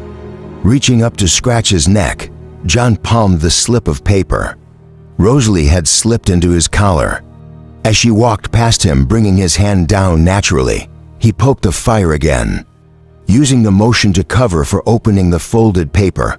The words, "Watch your back," were scrawled on it in sloppy writing, accompanied by a simple drawing of a crossbow. "Well, things are getting interesting, aren't they?" Poking the fire again, John tossed the stick into the fire, at the same time burning the paper in his hand to ash with a tiny spark. Standing up, he nodded to Rosalie. who was walking back to the fire and stretched thanks. I'm headed to bed sure, leaving the laughing blade at the fire. John crawled into bed, chuckling at the strangeness of life. He shook his head and closed his eyes, falling asleep almost instantly. The night passed quickly, and early the next morning, the team set off for their third day of travel. Just like Reese had predicted, they arrived at a broken-down hunting lodge. Around 10 in the morning, the house had collapsed entirely, but the shed was still sturdy, enough for the team to leave their horses in without fear. After making sure they had enough food and water for a few days, Grimes led them into the mountains, following a ridge for a few hours before beginning to climb. Around the side of a tall mountain, coming to an outcropping that overlooked the mountain's slope, Grimes called a stop, and the team settled down for a quick bite. While they were eating, Grimes disappeared to do a bit of scouting, soon returning with a serious look on his face. After a whispered conversation, Reese nodded and turned to the party. There are gnolls active in the ruins. We had hoped to avoid them by coming during the daytime, but Grimes saw 2 of them actively foraging. It's going to be impossible to get through them, so it means we're in for a fight. We're estimating there are a dozen, but that's only an estimate, so everyone needs to be on their toes. Looking up from the piece of cheese he was eating, John looked back and forth between Reese and Grimes. You said they're foraging. Were they eating their prey or dragging it? Taking a moment to think, Grimes's face suddenly turned a shade whiter. Noticing his change, Catherine's eyebrows rose, and she gestured for him to speak. Spit it out, Grimes. We're a team and need to know what we're walking into. Nodding, Grimes took a deep breath. They were dragging half a deer. So what does that mean? Sandra asked. It means there's a gnoll matriarch. Grimes said, his voice stabilizing. Gnolls are nocturnal beasts, and the only time they're active during the day is when there's a bigger and badder predator hunting at night, or if they're gathering food for the matriarch's litter. Wait, you mean there might be more than a dozen? Yeah. Bending down, Grimes started writing numbers in the dirt. Based on their range of activity, I estimated 12 in total. But if they have a matriarch and are gathering food, we're looking at 1 litter. Maybe 2. Gnolls are precocious, so every litter will add between 5 and 8 to their number. Just to be safe, we need to be prepared to face at least 20 for gnolls. They're what? Looking up, Grimes saw everyone in the party, except Haber, was staring at him blankly. There are going to be at least 2 dozen, Grimes said, having misheard the question. No, you said they were something, that P word. Precrucial, Havers said, his eyes still filled on the numbers. Grimes had been scratching in the dirt. It means they're fully formed at birth. All right, Grimes nodded. Gnolls can walk within minutes of being born and start hunting in packs within a week. They still need to be supplemented with food for at least 3 weeks after, but their teeth and claws work just fine. Oh, I hate beasts, Sandra said, shivering. All right, then we'll be moving fast. There's no way to sneak past them, so we might as well try to make it to one of the buildings where we can establish a choke point. Getting out a leather map, Reese took a moment to orient it and then pointed to one of the buildings. This is our target. We want to try and get there as quickly as possible, but John will set the pace. Does that work for everyone? Yes, that's fine. Yep, of course. Hearing everyone in agreement, Reese nodded. Great. Gear up, we'll head out as soon as everyone's ready. Shrugging out of his coat, John checked his sword and daggers and adjusted the silver bracers he wore. Everyone else was busy double-checking their own gear, but John still caught the glances they sent at the gleaming bracers. Hiding his smile, he began to stretch, pretending he hadn't seen anything. Artifacts, while not particularly rare, were almost all tied to classes. making an artifact like the bracers, which was classless, practically priceless. Once everyone else was ready, John led the way out of the rocks, quickly descending the mountainside toward the ruins that were laid out below. As they went, he scanned the broken down buildings, looking for the building Reese had pointed out, while keeping an eye out for the gnolls. Spotting the building, he corrected their course and broke into a jog, speeding up in a fast jog that was just short of a full run. John led the way forward, weaving between the broken walls and vaulting over any obstacles that were in the way. The entire team followed him easily, keeping in a tight formation. All class holders were supernaturally strong and fast compared to regular people, and even Catherine, who had a healing class, was able to keep up without any challenge. As they cut through the ruins, Havers, wolves, and Grimes served as their first line of detection, carefully scanning for enemies. The last stretch before they got to the building was across a wide avenue, and it was also the most dangerous part of the run. Up until that point, John had led them behind cover, but running across the wide road would make it impossible to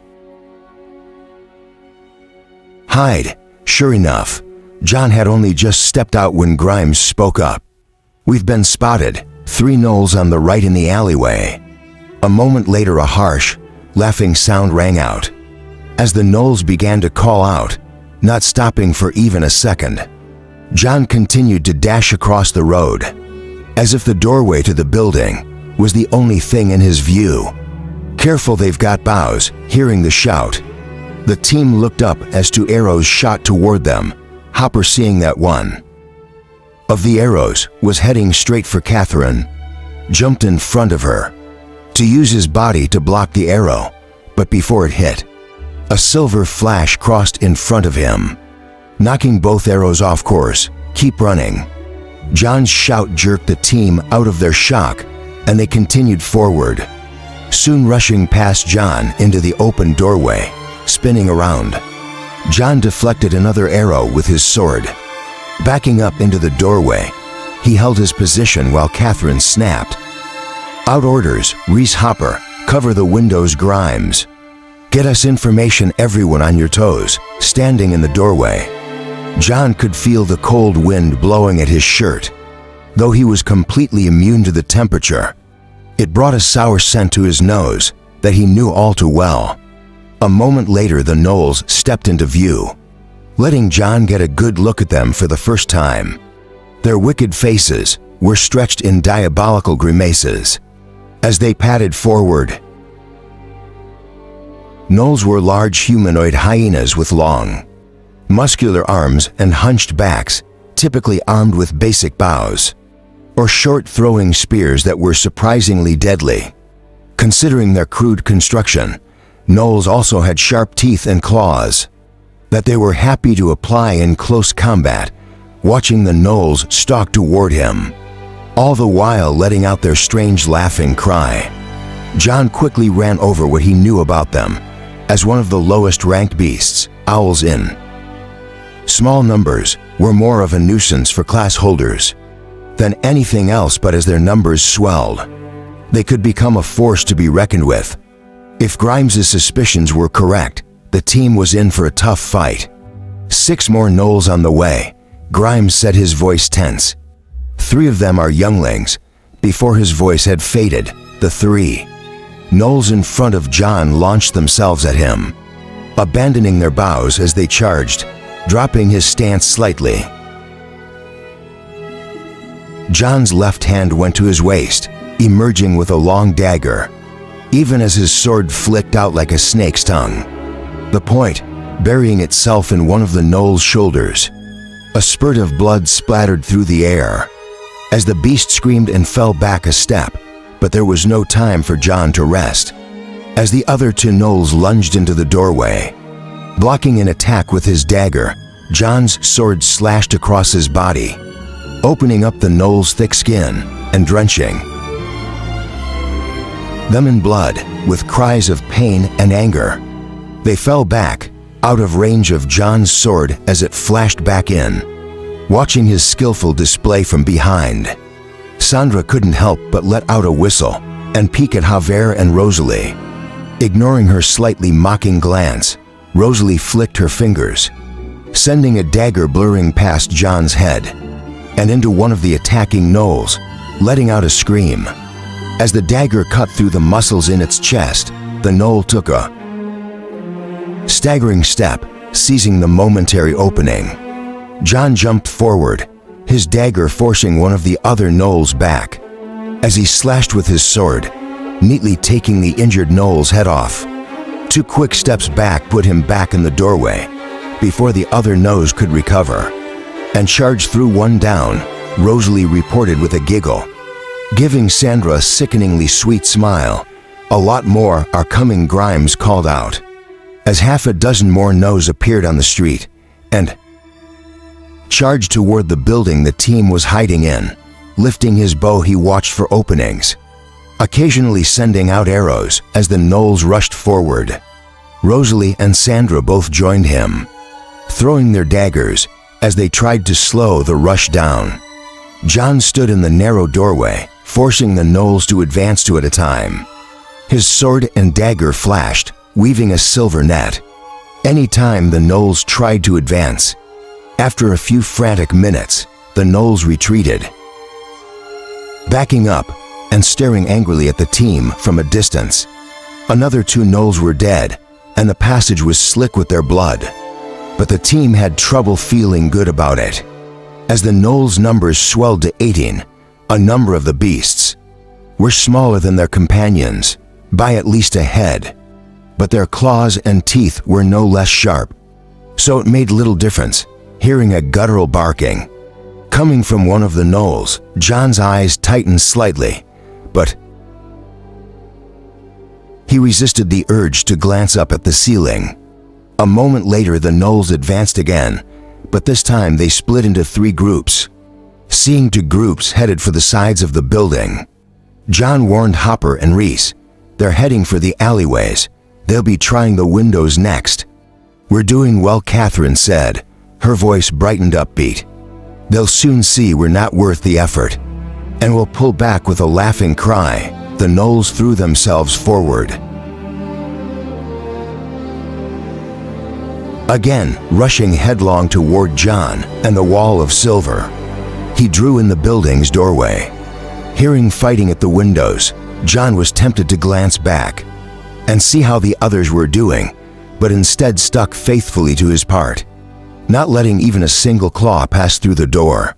Occasionally a dagger or arrow would fly out, breaking the attacker's rhythm, long enough for John to deal a heavier wound. But for the most part, John was only blocking the attacks on each side of the building. Hopper and Reese had blocked the windows, using their weapons to bash any gnoll that tried to force its way through, keeping careful watch over the battlefield. Catherine realized they had stabilized and called the Javier. "Can you help John break the front?" "Of course," Havers said, stepping forward and hoisting his large Volf tooth club. "John, we're going to move into an attack formation." Hearing Catherine's command, John nodded. "Got it. Give the call." Happy that John seemed to understand the basic adventuring formation, Catherine gestured for Javier to do the honors. Advancing until he was 2 steps behind John, the Wolf King watched the fight in the doorway, with cold eyes searching for a chance. Seeing his opportunity, he lifted his club and launched himself forward, letting out a bellow attack so smoothly that it looked like they had practiced it 1,000 times.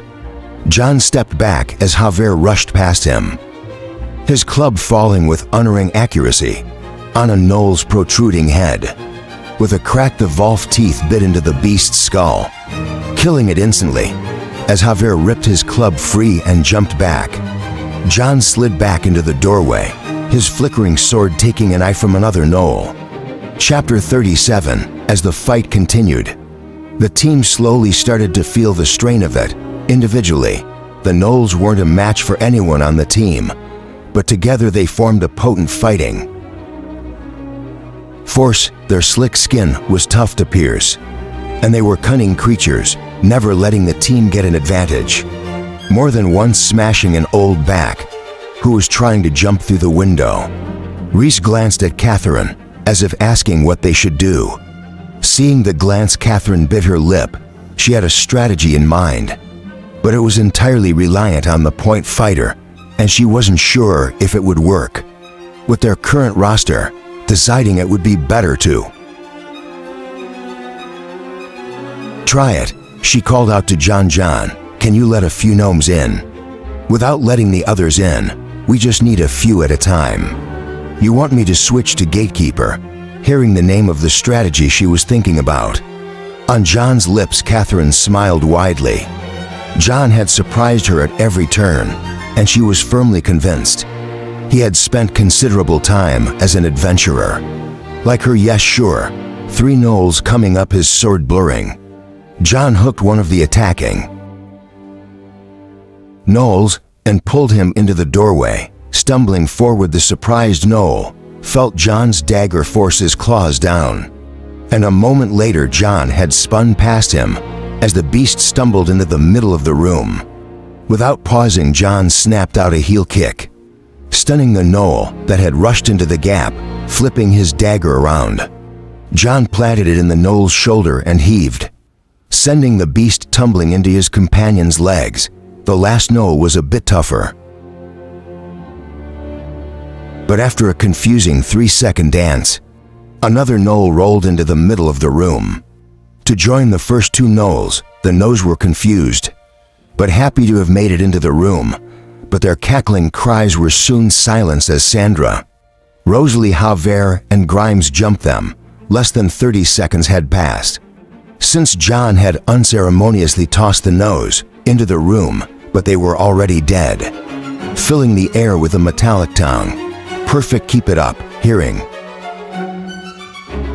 Catherine's call, John knew the team had finished and were ready for the next batch of enemies to be sent into the room. This time he pressed forward, his sword hacking wildly as he pushed the gnolls back. Just as he had nearly driven them out of the doorway, he gritted his teeth and his shoulders heaved, as if he had run out of energy. With a defeated look, he took a step back like he was going to retreat. The 3 closest gnolls cried out in triumph and rushed toward him, blood from his slashes splattering them.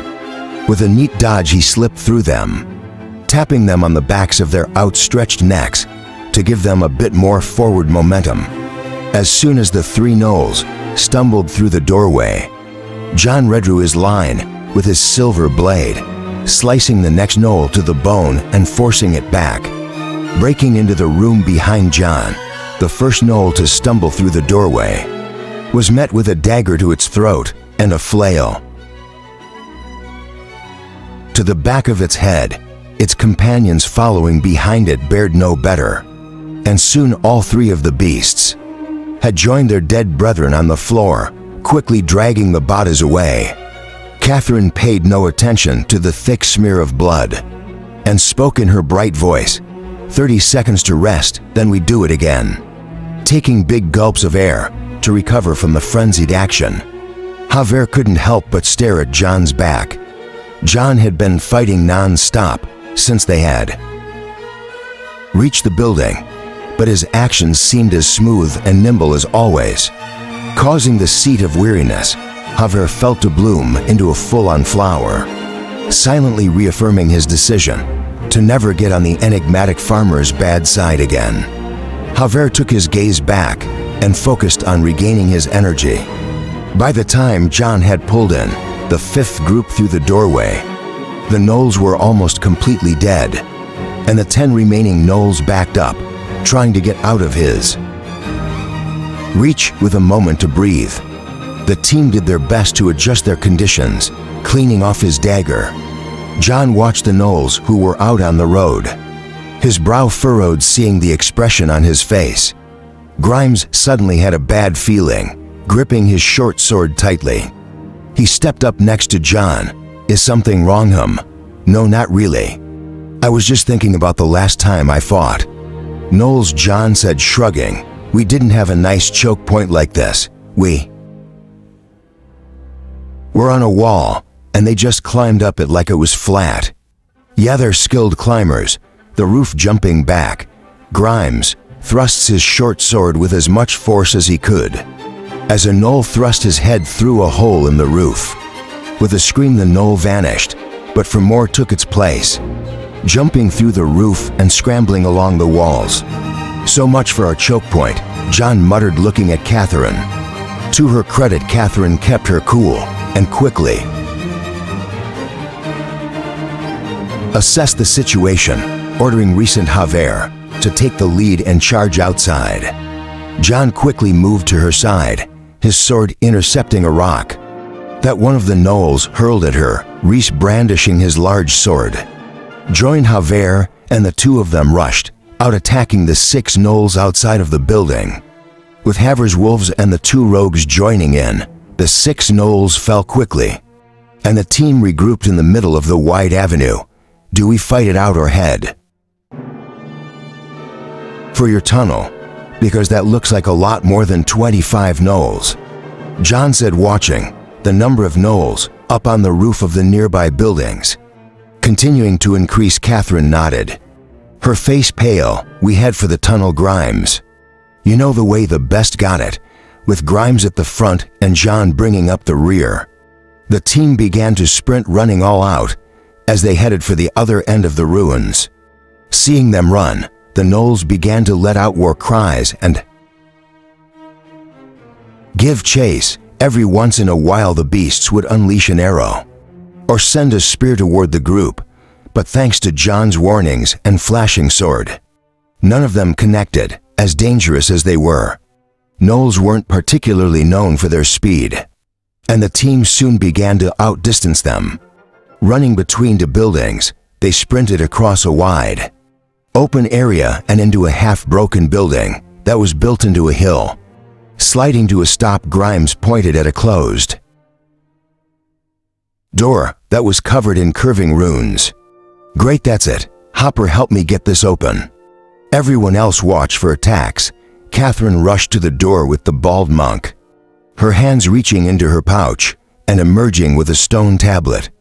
Not bothering to give the magically sealed door a glance, John spun around, placing himself at the entrance to the ruined building. As the seconds ticked by, John could feel Reese, who had come up next to him, growing more and more nervous. Catherine, I'm hurrying, Reese. This isn't as easy as turning a key. Yeah, I know not to rush you or anything, but there are a lot of gnolls coming. What do you mean a lot? Catherine snapped. How many times have I told you to be precise? A 60 what? Letting out a shriek, Catherine began to work even more feverishly to open the door, while the rest of the team lined up beside John, watching the ever-growing horde of gnolls rushing toward them, sneering. Javier glanced at Grimes. A couple of dozen at the most. Oh, shut up and get ready to fight, Grimes said with a growl. As the gnolls drew closer and closer, John felt the mana sealing the door shut loosening. And just when the beasts reached the edge of the open square, Catherine gave a happy cry. It's open, quickly. Get inside, we can reseal it from inside. Breathing sighs of relief, the team ran through the door, slamming it shut behind them. They had cut it so close that a few arrows bounced through the shrinking doorway, skidding off of the stone floor and clattering into the darkness as the stone door shut. The only sound in the silent passageway was the heavy breaths of the team. Feeling his way over to the wall, Grimes leaned against it and slid down into a seated position, gulping down air. The mad run they had executed, combined with the drastic increase in the number of gnolls chasing them, had put everyone's nerves on edge, and they all needed a moment to reset before heading further in. Everyone apart from John, of course. After double-checking that his dagger was clean, he slipped it into his sheath and tapped his bracers. With a hum, a shield of mana appeared on his arm, its faint golden glow lighting up the whole passage. ignoring the stares that came his way. John used it in place of a torch to look down the passage. 6 feet wide and at least 10 feet tall. The passage sloped slightly as it headed into the hill. Around 30 feet ahead was a set of stairs that plunged down into the darkness. Glancing over his shoulder, John saw the rest of the team were in various states of collapse around the passage. So he put his sword away and sat down as well. Let's rest for a few minutes. Then we'll head in, Catherine said to John. Sure, you made a good call, getting us out of that building when you did. Pure luck, thankfully. The door wasn't too hard to open, and it will be impossible for the gnolls to enter. Yeah, but how are we going to get out? Haper asked, gesturing to the sealed door. There are close to 100 gnolls out there. There's no way we'll be able to fight through that. Sharing a glance, Reese and Catherine seemed to come to a silent agreement. Nodding, Catherine spoke softly, as if she was trying to keep everything calm. Actually, we never intended to come back out through this entrance. Our employer is actually the descendant of a mage. In the shocked silence that followed Catherine's words, John seriously thought Javier had just stopped breathing entirely when the tamer finally did inhale. It was with a gasp, his voice trembling. He pointed at Catherine. Are you insane? You brought us into an abandoned mage's tower. Do you mean to kill us all, or are you just crazy? If he's this afraid of an empty mage's tower, then how frightened would he be if he found out he was standing next to an actual mage, actually? That might be pretty funny. Holding up her hands, Catherine tried to placate Javier, but John didn't miss how Sandra casually shifted to Javier's side. To his credit, the Wolf King didn't either. And with a tap on one of his wolves, the animal shifted to face Sandra. Realizing that things were about to get ugly, Catherine spoke quickly. Hold on. Just hear me out, I promise. You won't think we're crazy after I explain it. This isn't a modern tower. Our employer is the descendant of a mage who lived over 150 years ago. There used to be a tower here that was part of the Empire's academy system. This was before the Empire split up in the Second Mage War, right? Well, this was one of those academy towers. They studied food or something harmless like that. Okay, no war machines or forbidden spells or anything. Food. According to what our employer heard from his grandpa, that he had heard from his uncle, the mage, the entire place was abandoned. But before they left, the tower master, who would be the mage in charge of the whole place, sealed this tunnel so that only people with the tower's access token could get in. That's how we got in, using one of those tokens. Now, if that's all we knew, we wouldn't have come here even in a million years. But what made us so confident is that this great granduncle didn't just tell them about it and leave a tower token. He actually mapped out the lower level as well and gave them another token, which we have. That map shows there's actually a portal stone set up deep in the lower level. It's only a one-time use thing, but it will take us out of here and drop us off near the hunting lodge. We've confirmed the other end of the portal stone. There's a working portal stone? John asked, his forehead creasing as he stared at Catherine. Yes. Are you familiar with portal stones? Only from the stories, John said, shaking his head. They had some dead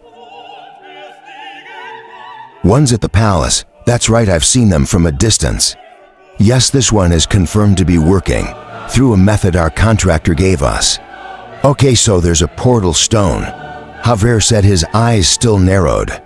We're still walking into a mage's tower. There are bound to be traps and worse.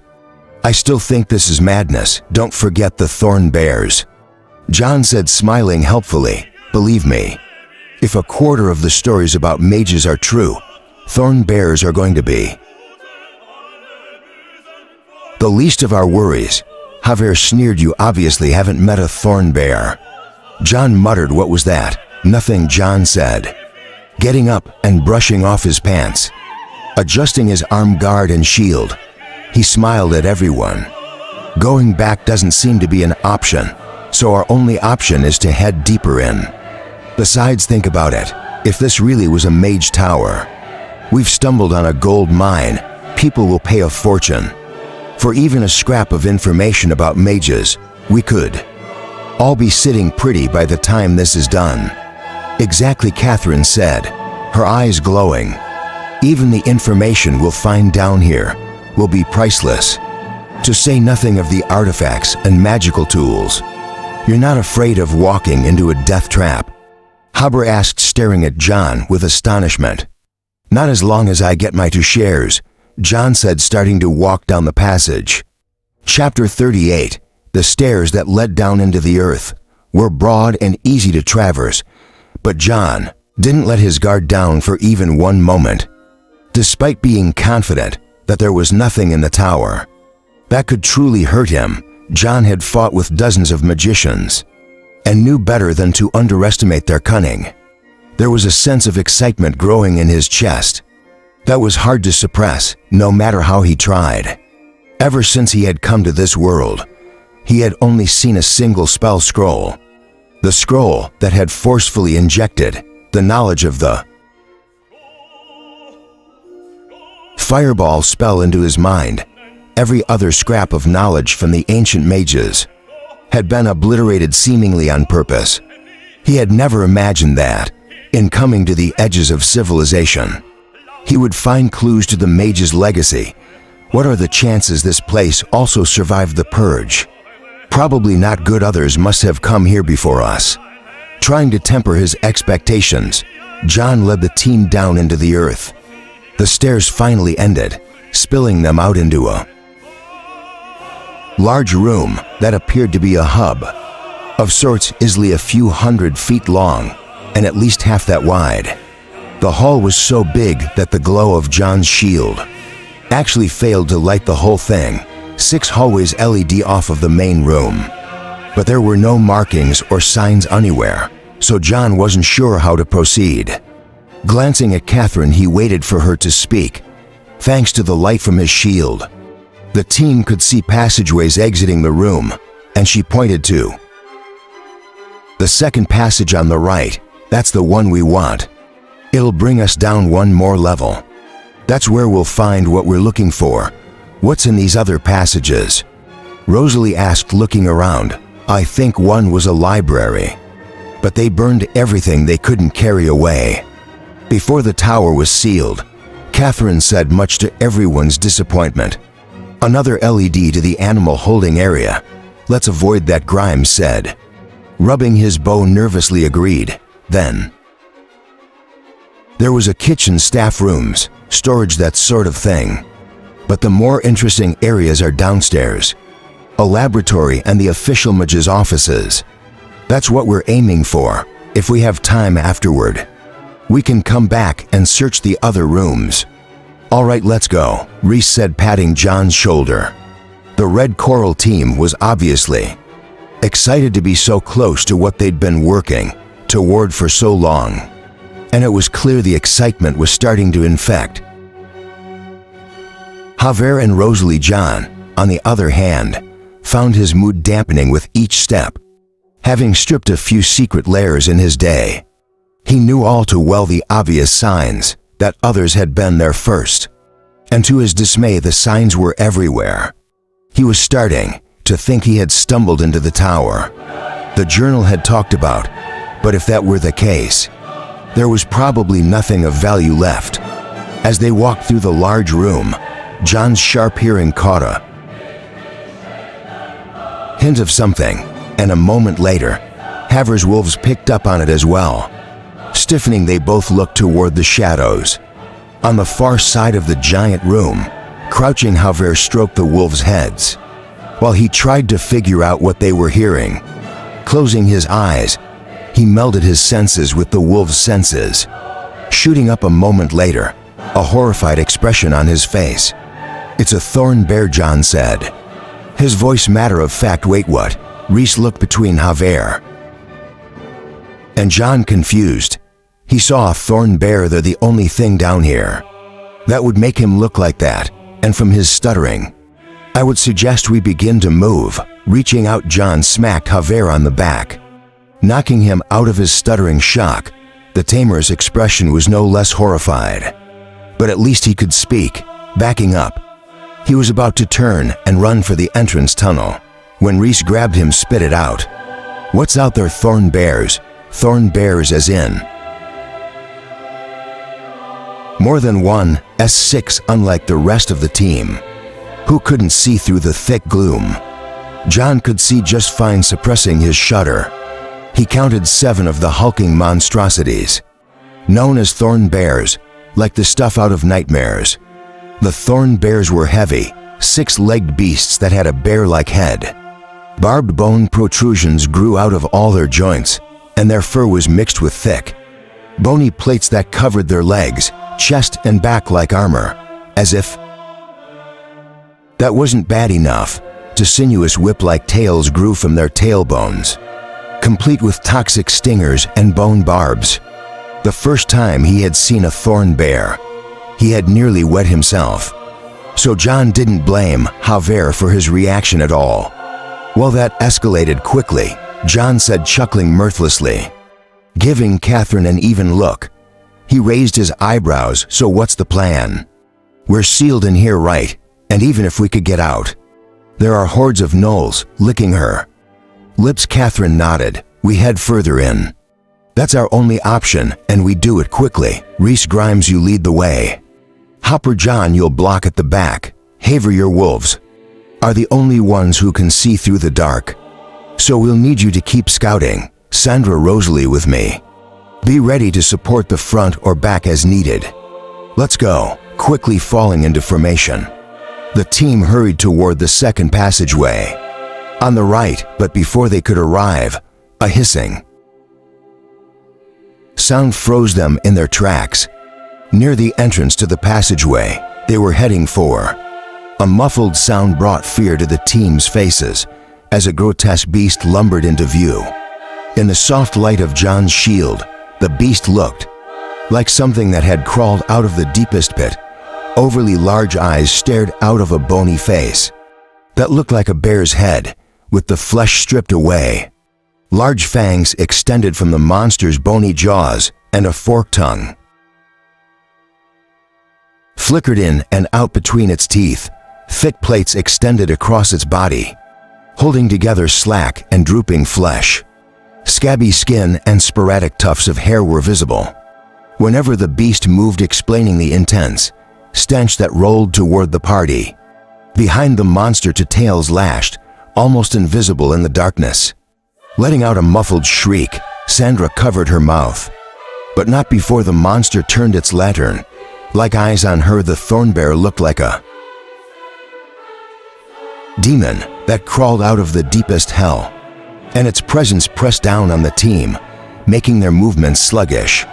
Sweeping the group with its terrifying gaze, the beast seemed to hesitate, almost as if it was waiting for its companions. Teeth chattering together, Catherine pointed at the passageway that was half blocked by the beast. "All right, I'll engage, but I doubt I'll block it for more than 30 seconds. John said, his hand resting on the handle of his sword. Hearing his words, Reese seemed to receive a burst of courage from somewhere and nodded, unsheathing his longsword. "I'll help Grimes get ready to lead everyone forward. John and I will follow, all right." "I'm ready," the ranger said nervously, taking a deep breath. Reese brought his sword up in front of him and nodded to John. "We'll flank to the left to draw the monster's attention, while the team goes right. Then once they're past, we'll run." "Seems like a plan," John said with a nod, his face calm. To his credit, Reese took the first step toward the thorn bear, but as John walked forward, the fighter slowed down and within a few steps was following behind John. The closer he got to the thorn bear, the clearer the feeling of suppression that flowed from its body.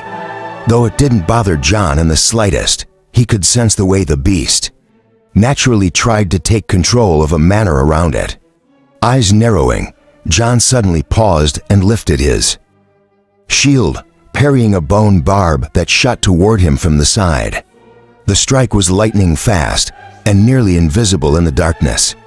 And though it wasn't a particularly hard attack, the clash between bone and magical shield still echoed throughout the great hall. In the distance, the other thorn bears swung their bony heads toward the party, alerted by a sound they hadn't heard in years.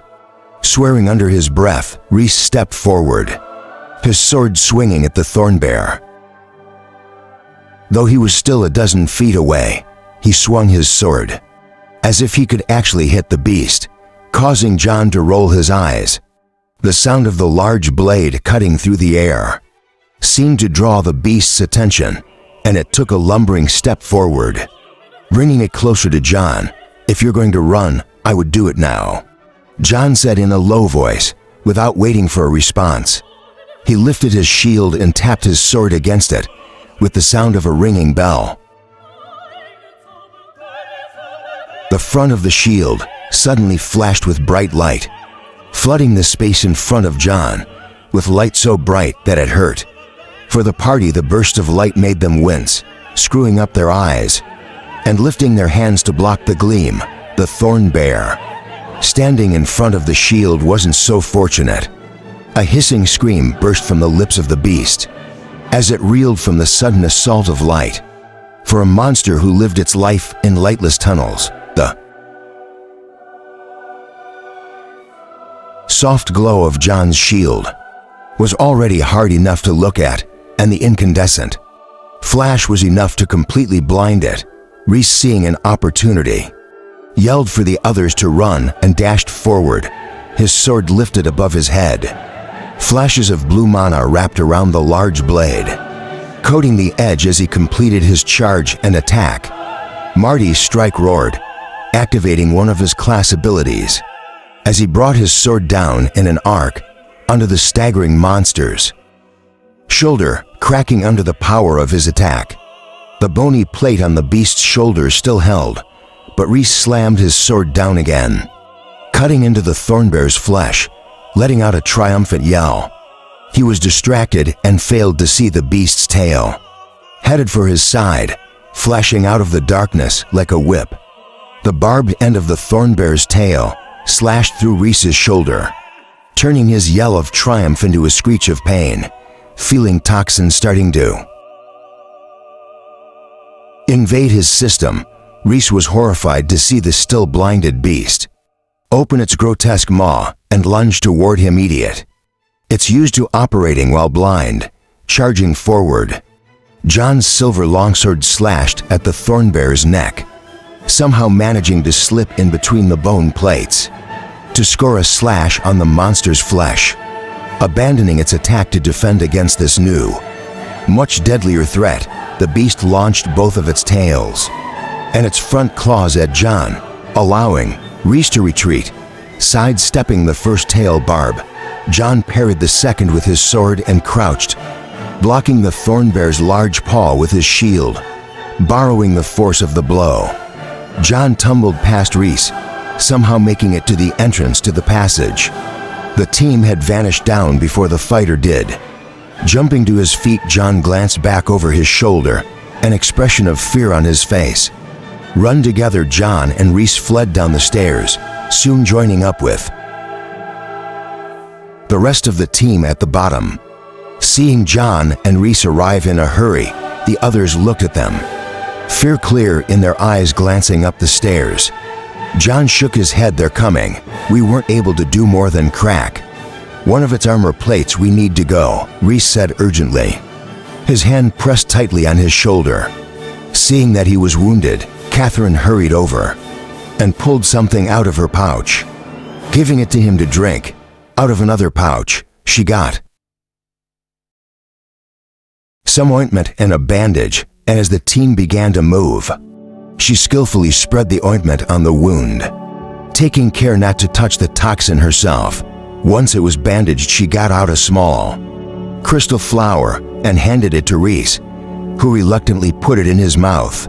Seeing Rosalie's look, she shook her head. "Angel flowers," It'll keep him from feeling the pain of the wound.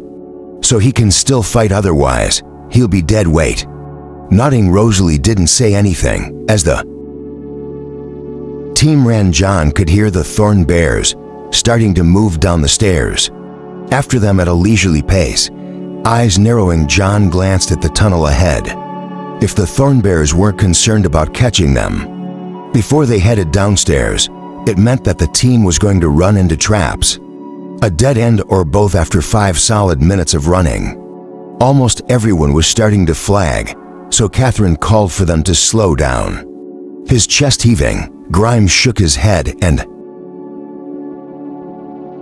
leaned against the wall.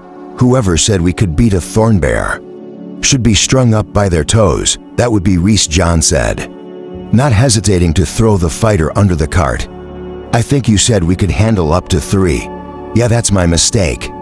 Our contractor said they were only 4 feet tall, at the most not 10 feet tall.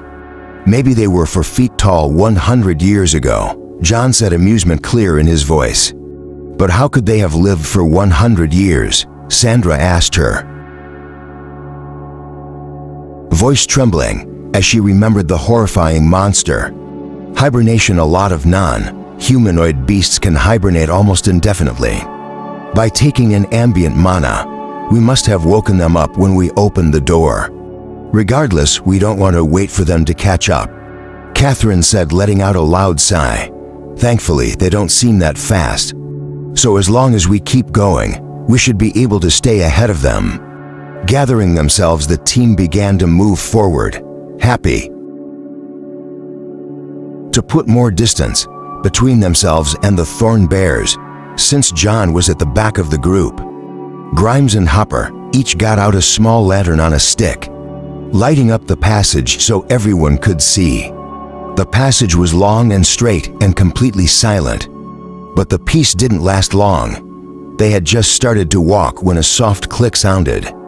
In the silence that followed, John heard the sound of a body hitting the floor, and the rusty smell of blood began to fill the passageway. A hard expression crossed John's eyes, but he kept his expression under control as he turned his head. What just happened? Chapter 39. The passageway was completely silent, and John's question seemed to echo around the stone walls, hammering into the party's hearts. Rosalie's body was stretched out on the floor, her head completely separated from her body. Frowning, John looked down at the body, noting the perfectly smooth cut. Not hearing an answer to his question, he looked up, his eyes going to Catherine, who had been standing next to the rogue. "Rosalie just died. I think there was a trap," Catherine stammered, her face completely white. "You think?" Javier snarled, glaring at Catherine. Looking down at Rosalie's headless body, the Wolf King trembled, clearly trying his best to keep it together, whether his anger was due to grief or the fact that one of his allies had died, thereby decreasing his own chances of living. John wasn't sure, but as Grimes, Reese, and Sandra all gathered between Javier and Catherine, it quickly became clear that Javier was outnumbered, and starting any trouble would be suicide. Glancing at Hopper, who was next to him, John saw the monk had his hands together, like he was praying. "It's really unfortunate, but we need to keep going," Reese said, his eyes showing none of the grief his words expressed. She knew the risks. It's time to press on, despite his obvious reluctance. Javier had no desire to strike out on his own and face the thorn bears, who were lumbering closer with every moment. So the party resumed their journey. The death of one of their party members had been so sudden that the team was in shock, and everyone seemed to step much lighter. At the front of the group, Reese and Grimes hurried along, seeming to check for traps as they walked. The trap that killed Rosalie was still a mystery, so Reese and Grimes made a show of checking both the floors and walls, but even after the party had traveled for an entire hour, they never found another trap. Passing through a twisted maze of hallways, they followed Catherine's directions. going deeper and deeper into the earth the entire time.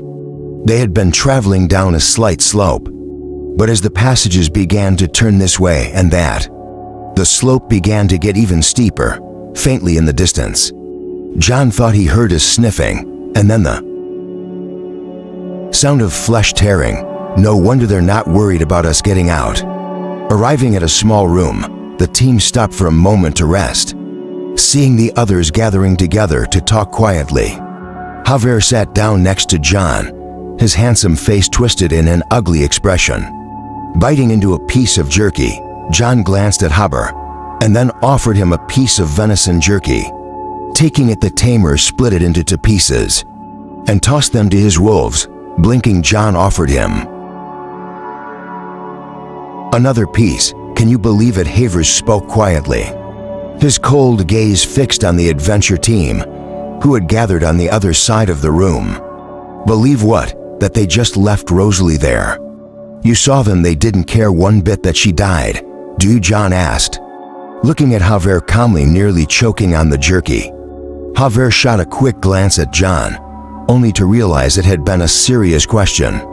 Chewing slowly, he swallowed the meat and then looked down at the piece of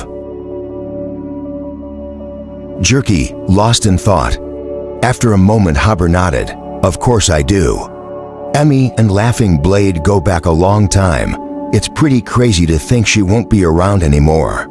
Then why'd you come? John asked, biting off another piece of jerky. Seeing Javier's confused look, he clarified the question. You both knew the risks, I imagine. This isn't your first time doing something like this. In fact, you move like an adventurer rather than a bandit. A debt needed to be repaid, Javier said, his voice quiet. And I repay my debts, but now I've racked up another one. That will be much harder to pay off, unfortunately. Brushing off his hands, Javier got out his canteen, his eyes inadvertently drifting to the passage they had come through. The memory of Thornbears was still fresh in his mind, and not even Rosalie's death could shake the fear he felt as he finished his drink and put the water back on his hip. The look in his eyes hardened. Look, I know we've had our disagreements, but I've got a sinking feeling that me and you are next. You know, they didn't need us to get in here. The only reason they brought us along is to toss us to the beasts and use the time the monsters spend chewing our bones to escape. But I'm not about to turn into beast food like Rosalie. Rest her soul. What are you proposing? You watch my back and I'll watch yours, Javier said, his voice grim. At least until we get out of this death trap, we act as one. After that, we can settle our differences. But while we're down here, we keep an eye out for each other. Blinking again, John looked at Javier, but the tamer was busy glaring at the adventuring team and didn't see the ghost of a smile on his face. Sure, I'm fine with that. Great. Lapsing into silence, Javier busied himself with his wolves. Until recent Grimes finally came over. Neither was wearing the friendly expression they had earlier, and the look in Grimes's eyes was openly mocking. Get up, we're heading out. Same formation as before, but this time we'll need Javier up at the front. If there really are Thornbears coming after us, we need to move faster. Then why not put both me and John up front together? Javier asked, his deep voice harsh. Wouldn't that let us move even quicker? No, we need him at the back, in case we get attacked from behind. No more questions, we're leaving. Into minutes. Gritting his teeth, Javier glared at Reese's back as the fighter walked away. Slowly getting up, he looked like he was about to curse, but ultimately he held it in, spitting on the ground. He wiped his mouth and looked at John. They're trying to split us up. Watch your back, I don't trust these traps of theirs.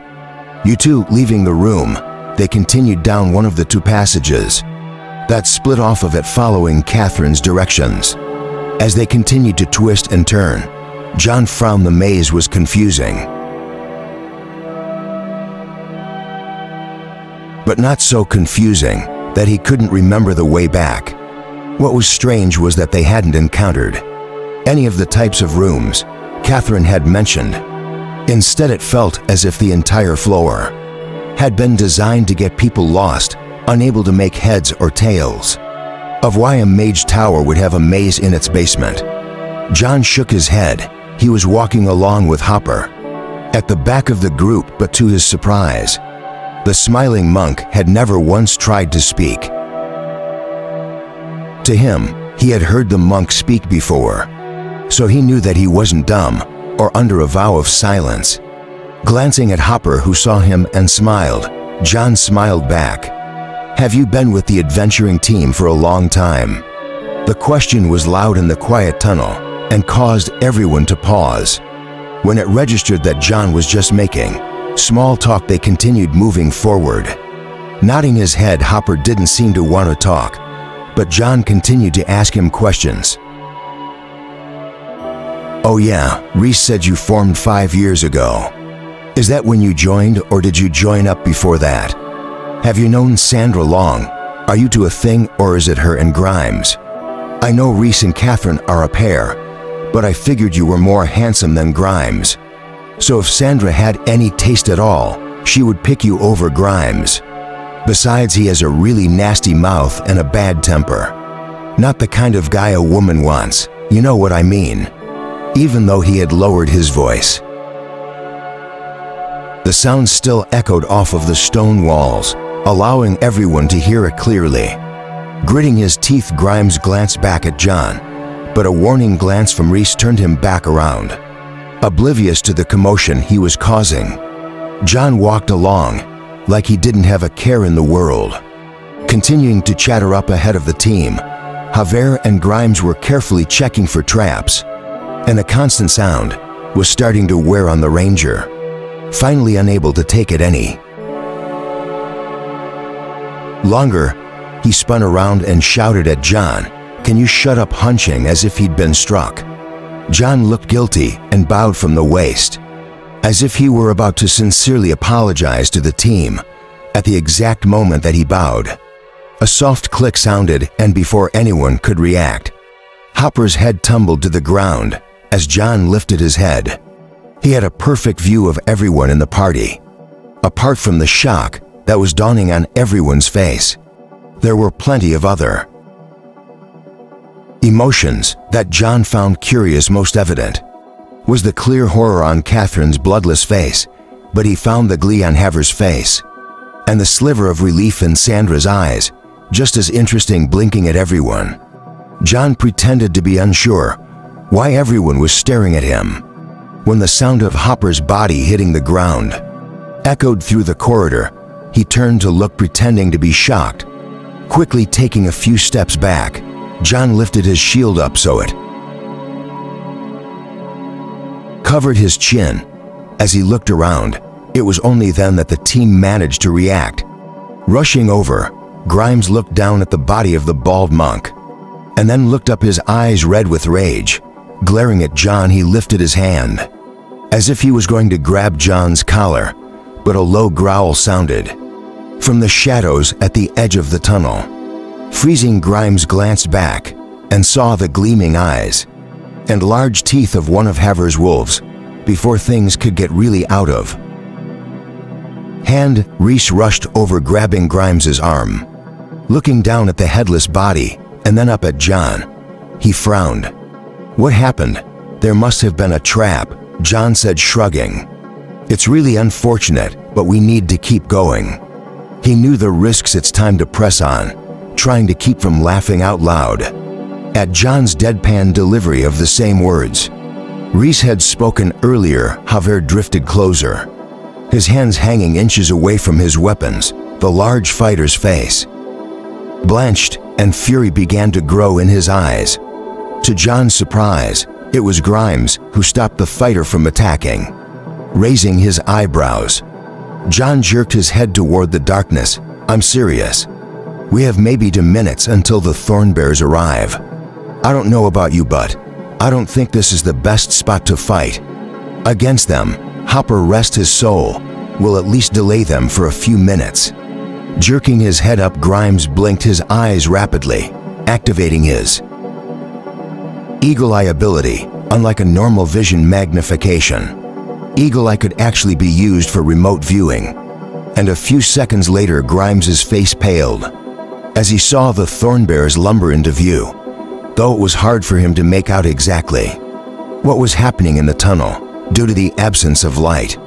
His class gave him basic dark vision, allowing him to make out a few details.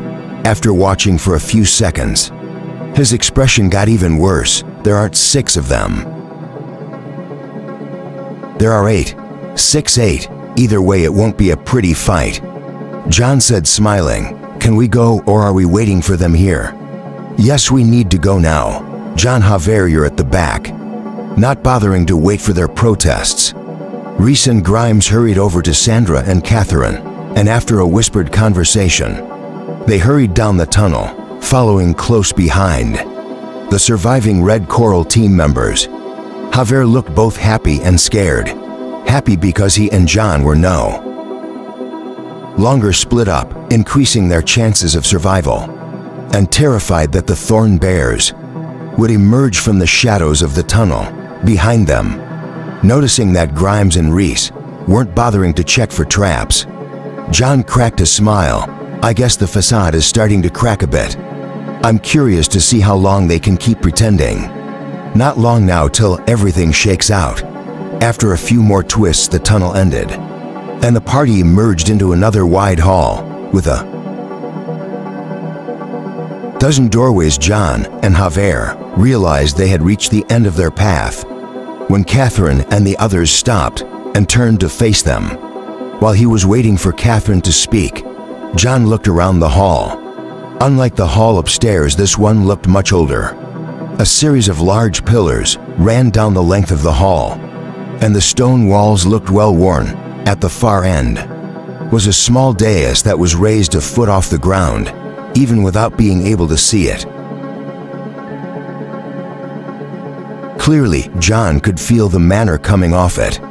Set evenly around the hall, each of the 12 doorways held doors with a different ornate carving, depicting all sorts of scenes. This is the place we're looking for, Catherine said, her face cold.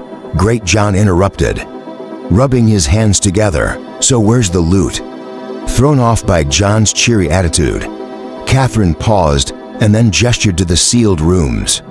There are 12 rooms. How about this? Since this adventure has been much more difficult than we anticipated, you can take 6 of the rooms.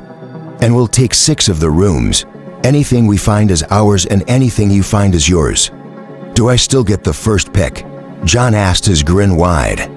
After hesitating for a while, Catherine eventually nodded. Yes, you can pick. But you're responsible for opening your doors, and we'll be responsible for ours. That sounds like a fair exchange. But there is a small problem. We don't have long before this party gets crashed. Is there going to be enough time to open up any of the doors? Every second we talk wastes time, huh? True. Unfortunately, I don't think the thorn bears care, John said, turning his head to glance over his shoulder at the entrance to the hall. Chapter 40. The flickering light of the lamps Grimes and Reese carried lit the hall, but failed to reach into the passageway, making it look suspiciously like the yawning mouth of the abyss, lightly at first, but quickly growing louder. The shuffling sound the team had been dreading could be heard coming from the darkness. As the thorn bears advanced, they didn't seem to be in a hurry, as if they knew there was no way out of the hall, so bulky that it nearly didn't fit through the passageway. The first thorn bear shook its body as it came into the hall, the bones, spikes that covered its body clattering. The two barbed tails darted around behind the beast, slashing against the stone walls, almost as if they wished to escape from the thorn bear's body. Gulping, the team gripped their weapons. As terrifying as the thorn bears looked, records of adventuring teams coming out on top did exist, proving that thorn bears weren't impossible to beat. We can do this, Catherine said, her voice forcefully upbeat. As soon as she spoke, a second thorn bear emerged from the darkness of the tunnel. its snake-like tongue flicking as it tasted the air, seeing. The second monster, Sandra glanced mutely at Catherine, as if to ask if they could still do it, before Catherine could say anything. Another thornbear shuffled out of the passageway, completely sealing her lips. After the third thornbear came a fourth, and then a fifth and sixth. Each new shuffling beast drove terror deeper into the team's hearts until they were all shaking. When two more of the beasts arrived, even breathing became hard, her expression growing frantic. Catherine looked at Reese and swallowed. "I think now would be a great time to leave." Grimes growled, glancing over his shoulder at Catherine. "Like right now, if you have a way to activate that portal stone, now would be the time to use it." Shaking her head, Catherine gestured to one of the doorways. "I can't activate the portal stone until we open the room with the item we're after. There's a token in it that will let us use the portal stone." Fury nearly bursting from his eyes, Javier glared at Catherine, but she was too worried about the slowly approaching thorn bears to care. "Don't worry. I know which room has the item we're looking for. We need to activate the portal stone anyway. So block the thorn bears for 5 minutes. No, even 2 minutes is fine. I'll grab what we need to activate the portal stone, and we'll leave all right." Reese responded, his face just as pale as Catherine's. "Everyone form up and get ready." Seeing Javier look at him, John jerked his head back, indicating they should join the others. They were still standing out in front of the Red Coral team. For when they had been talking, and if they didn't want to face off against the Thornbears alone, they would need to retreat. It was clear the Volf King was just as worried about the adventurers behind them as he was about the Thorn Bears, but in the face of the greater threat that faced them, John was certain the Red Coral team wouldn't mess around. Sure enough, Reese, Grimes and Sandra each grabbed their weapons and lined up, leaving space for John and Javier as the adventurers did their best to control their shaking hands. Javier began to slowly back up, John following him step for step. Unfortunately, so did the Thornbears. Letting out a hiss, they shuffled forward, their large eyes fixed on him, stopping when John and Javier stopped. The beasts stared at the party, as if unsure whether to attack or leave. Behind the team, Catherine edged over to one of the doors. Her stone took in, reappearing as she began to unlock the door. Seconds ticked by as the magical seal slowly unraveled. But to the party, it felt like years were passing. The hissing beasts had stopped, around 30 feet away from the team, and seemed hesitant to get any closer. John was the only one who actually understood what was happening, but he wasn't about to share. So the team passed a few of the most nerve-wracking minutes of their lives, locked in a strange tabloid. The party faced down the 8 terrifying monsters, until the door to the room began to open up. Darting into the room, Catherine vanished for a second and then reemerged, clutching a small box in her hands. I got it. I'll activate the portal stone." Dashing across the room toward the small dais at the end of the hall, a million things seemed to happen at once. Grimes swung a short sword toward John's side, while Reese bellowed and hacked down toward John's legs with his broadsword, its edge covered in a blue glow. Both Grimes and Reese moved in sync, attacking with all of their might. Yet they weren't the only ones moving. John's silver blade casually dropped to intercept Reese's broadsword, and his shield swung around the side of his body to block Grimes's thrusts, as if they were engaged in a perfectly choreographed dance. Shocked that their attack had failed, Grimes jumped back to set up his next attack, while Reese bulled forward, intending to knock John off balance. With a crunch, the fighter slammed into John, failing to move him even an inch. Thanks to the angel flower he'd taken earlier, Reese still couldn't feel any pain, but from the sound of it he knew His already wounded shoulder had just been cracked, unable to make sense of what was going on. He felt a powerful force slam into his solar plexus, throwing him back, lowering the shield he'd just used to punch Reese.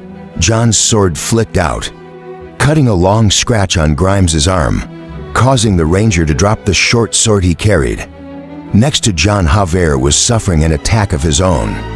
Sandra had been standing next to Javier, her daggers in her hands, and as Jon was attacked, she pivoted on her heels, so she was back to back with the Wolf King crouching. She crossed her arms above her head and stabbed backward her two, daggers darting toward Haver's kidneys in a brutal assassination attack. The attack was so sudden, Javier nearly lost his life right there. But with an instinct born of a million scraps, Javier kicked back with his heel, slamming into Sandra's back and pushing the rogue away. As he leaned forward, bringing his body just outside the range of her blades, the two daggers snapped together, barely missing as they cut through the leather armor. Javier wore green slime that coated the edges of the curved blades, began to corrode his armor. But the Wolf King had no time to care, as his instinct screamed at him. Turning his head to look back over his shoulder, he saw Catherine lift a small hand crossbow and fire a dart in what felt like slow motion. Javier used every ounce of his strength to throw himself sideways, passing behind Jon's body and landing on the floor. Letting out enraged howls, the two wolves that walked by Javer's side sprang into action. One of them spun and lunged at Sandra, trying to bite her neck, while the other Wolf jumped backward, vanishing into the shadows. Rolling forward, Sandra blurred, somehow causing the Wolf's sharp teeth to catch nothing. But ere as they snapped shut, the hall was pandemonium. As the thorn bears began to hiss and lumber forward, their steps shaking the walls and pillars. Paying no attention to the thorn bears, Jon spun around and looked down, seeing the end of the dart protruding from Haver's abdomen for the first time since he'd arrived at the valley. Jon was truly stunned in complete shock. He stared down at Javier, unable to make sense of what had just happened. Coughing in pain, the Wolf King looked back up at him, his teeth bloody from the wound in his intestines. Rushing forward, the thorn bears slammed into the party's battle line, already thrown into disarray. By their fight with Jon and Javier, the Red Coral team barely avoided dying to the thorn bears. Right then and there, Sandra, with an impressive display of flexibility, twisted out of the way of another bite from Haverswold and stabbed her dagger up into its chest, the curved blade sliding neatly between its ribs. With a heave and a kick, the Wolf flew free of her dagger, flying into the waiting jaws of a thorn bear. Diving backward, her body blurred again as the toxic barbs cut through the air. Where she'd just been, Grimes and Reese were not as lucky as the rogue and bore the brunt of a thorn bear's charge. Doing their best to block its large claws, the force of the attack knocked both of them across the hall, slamming into a pillar. Reese let out a groan as his shoulder cracked. Even more alarmingly, scrambling up, he grabbed his sword with his left hand and tried to grab Grimes with his right, only to find that his hand no longer worked. "We need to leave now," hearing Catherine scream. Grimes, Reese, and Sandra all scrambled toward her, looking over their shoulders. They saw that Jon and Javier had vanished into the press of beasts, most of whom were looking at them, terrified and convinced that the thorn bears would do what they'd failed to do. The Red Coral team sprinted for the portal stone and vanished in a flash of light, appearing in a small cave. Catherine and Reese immediately started smashing the rune formation under them. They'd been told it was a single-use portal stone, but they had no desire to find out. If they'd been misinformed, hitting the stone so hard his sword deformed, Reese didn't care one bit. Only when the stone was entirely destroyed did he stop. his chest heaving as he sucked in huge gasps of air. Slumping to the ground, he tossed his ruined sword to the side and clenched his head with his trembling left hand. His right shoulder had been so badly damaged. He'd started feeling the ache, even though the powerful narcotic he took hadn't faded away, despite being in better shape physically. The others were just as scared, and it was almost half an hour later before they managed to calm down, realizing how bad Reese's injuries were. Catherine crawled over and began to work on his shoulder, her hands trembling so much she could hardly open her pouch.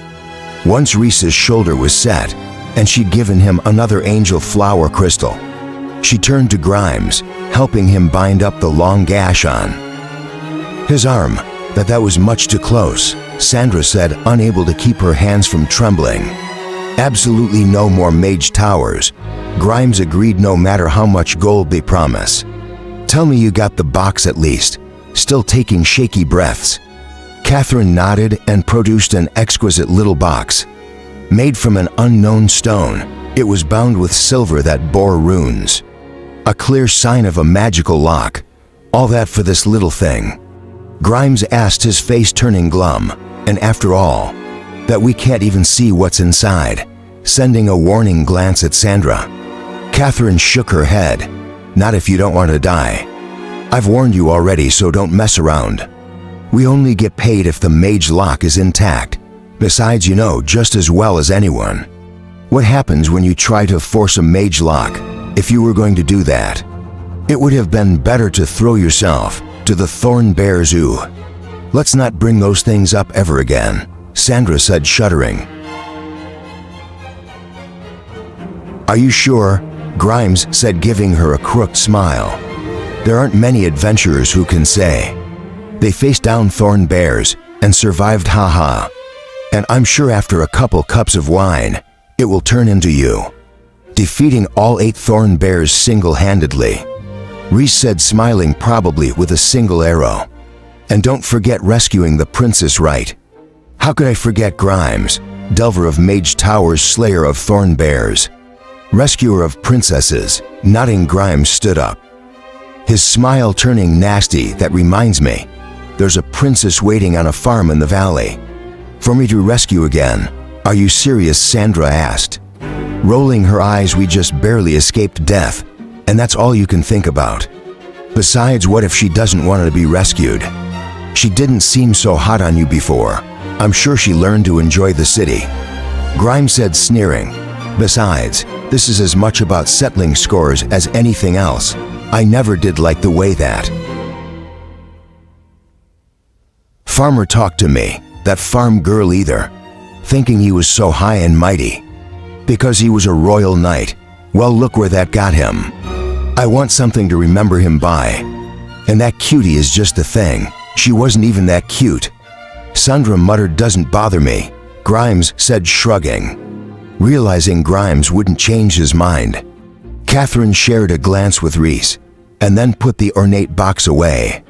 Rubbing her temples, she stared at Grimes, shaking her head as she spoke. Mark my words, this habit of avenging every petty grievance will burn you one day, but if you must, I guess you must. Before you go, we need to establish our story, and we need to make our plan. I want to turn in this commission as fast as possible, and I'm not going to wait for you to wrangle the locals. We have a mountain of gold waiting for us, and I, for one, am tired of wandering around this forsaken wasteland. But when I go back, the Adventurers Guild will want to know what happened. Our story is simple. We hired some local class holders. They got greedy and fell into traps, Grimes said, shrugging. No, that won't work. Javier is known as one of the most canny class holders around. Reese said, I say that they sacrificed themselves for us this time. It was Sandra's turn to shake her head again. That might be believable with that farmer, but the others not so much. Does this really matter? You can decide. I have places to be turning on. His heel, Grimes left the cave without another word, leaving the rest of the team behind. "What an idiot," Sandra said, sneering at the ranger's back. "Yes, but supremely useful," Catherine agreed. "Reese, Sandra, both of you go with him to keep him out of trouble. I'll head for the capital, and we'll meet at the old hideout. Grab the girl and get out fast. The last thing we need is to bring the local class holders down on us." Chapter 41. When Javier was young, he had dreamed of joining the ranks of the powerful troop of soldiers he'd seen marching through his village, their brass buttons gleaming on their crisp blue uniforms as they followed the fluttering flag to the battlefield. He and his friends had played at being soldiers, defeating entire legions of enemies, and counting the years until they could enlist. Until, that is, he had watched a dozen broken men limp past the village, under the cover of darkness, their muddy, tattered uniforms and bloody bandages, a clear testament to the horror they had experienced. Those 12 men were all that remained of the once glorious troop after their encounter with an enemy nation's mage. And it was at that moment when Javier understood that being a soldier was the very last thing he wanted to become. Realizing he had a talent for animals, the young boy took to raising pigs, until the flames of war spread from the broken front line, burning everything he had ever known to the ground and forcing him into a life of banditry to survive. And survive he did. His affinity for wolves had led him to the rare, tamer class, and after building his pack, he had quickly grown to control one of the largest groups of bandits in the kingdom, leading his men to the mountain valley, far from the battlefield. He had lived like a king in his own domain, yet now, as his life bled out through the hole in his stomach, he found himself filled with bitterness. His thoughts raced, replaying his life at frightening speed, and as the scenes flickered past his eyes, he found himself with little to be happy about. Blinking, he looked up at the halls, ceiling at as much of a loss as John, who was standing over him. Unsure why he had intercepted the dart, for John, his last thought before he passed out was for his wolves. If Javier had managed to stay alert for even one more second, he would have seen a sight that would have changed his understanding of the world forever. Mana surged at the portal stone, transferring the survivors of the Red Coral team away. But John didn't look up, his eyes still fixed on the Wolf King around him. The thorn bears hissed and attacked, but a flashing net of silver appeared around John as his sword moved, driving their barbs back. With a snap of his fingers, the mana shield on his arm disappeared, reverting into its silver bracer's form as a blue fireball appeared above. Javier's unconscious form spitting into a dozen tiny tongues of flame. The magical fire spread out to surround the Wolf King as John turned around, his eyes burning with mana. Lifting his sword, John shook it, allowing mana to flow into it. The flame symbol on the pommel burst to life, its blue glow lighting up the hall and setting the shadows dancing. A moment later, flames surged along the long silver blade, causing the thorn bears to shrink back slightly. The presence that had been giving the thorn bears pause this entire time suddenly surged, and for the first time in their long lives, the beasts understood what it felt like to be the prey instead of the predator. John's body blurred as he darted forward, his flame-covered blade carving straight through the thick bone plates on one of the thorn bear's shoulders, showing none of the difficulty Reese's blade had a few hours earlier as it cleaved through the beast's shoulder joint. Hissing in pain, the beast didn't have a chance to pull back as John spun his sword, completing a circle and cutting straight through its neck, following up his deadly slash with a kick. The beast's body knocked the two thorn bears behind it, head over heels, as John danced to the side, somehow managing to avoid the stabbing bone barbs that shot toward him. With a snap, another fireball manifested, flying toward one of the thorn bears, attacking him and melting straight Through its bony head, the fireball continued its magical heat, obliterating everything in its path as it shot through the beast. Emerging from the dead Thornbear's back, the blue fireball, now much smaller, darted toward the next Thornbear, sending it fleeing in terror. +1 doom point. The apocalypse draws closer. Seeing the notifications popping up, John frowned and angled his head, dodging a lightning-fast stab. As I thought, using my power is triggering these notifications. I need to end this quickly. Dodging another series of stabs, John cartwheeled over the head of the Thornbear, attacking him, taking its head off with a casual slash, landing lightly. His body blurred again as he jumped forward, burying his flaming blade in the neck of another Thornbear, severing its spine and killing it instantly.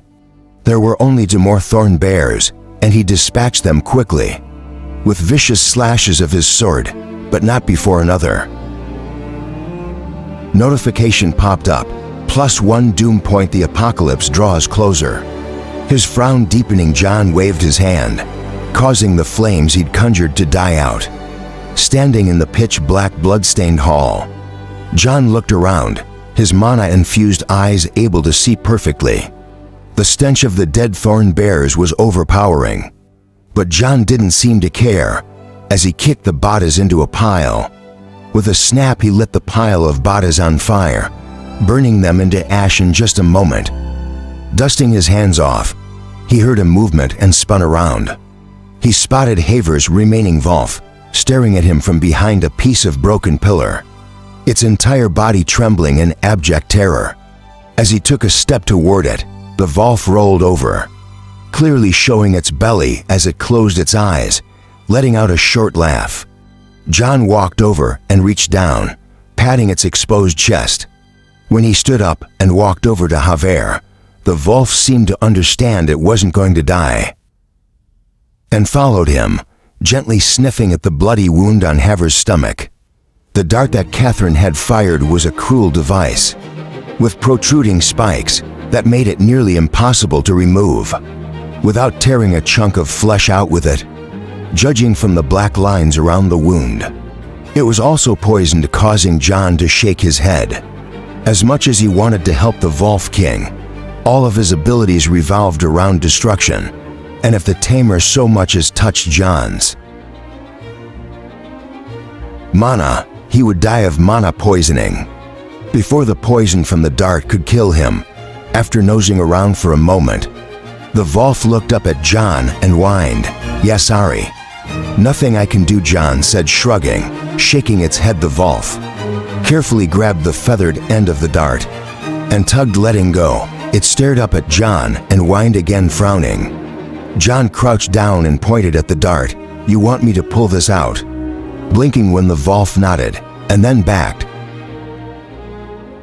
up and sat down to wait. John shook his head. "Oh, why am I surprised? Ferdy and Sigvo both understand human speech. Why wouldn't a Volf? This world is nuts." Reaching out, John got a firm grip on the dart and carefully began to pull it out. The pain of the dart's spines being pulled from his body caused Haver's body to twitch, even though he was unconscious, but John didn't stop, and soon the bloody dart in his hand was free. Looking down at the mangled flesh, bleeding profusely, John let out a tisk.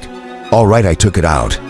If you're going to do something, you better do it now, because he won't last more than a minute."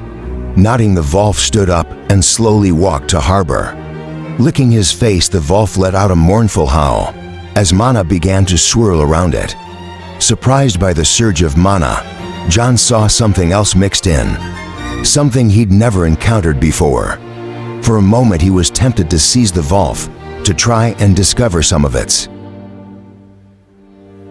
secrets, but he suppressed the impulse and stepped back. Keeping his eyes on the Volf, he did his very best to memorize what it was doing. Even as he tried to understand what was happening, the swirling mana lit up the dark hall, causing the shadows from the pillars to dance across the walls, stretching out its paw. The Volf touched Haver's chest gently, causing the mana swirling around it to flow into his body, eyes going wide. John stared as the mana intensified, pulling more and more energy from the Volf's body.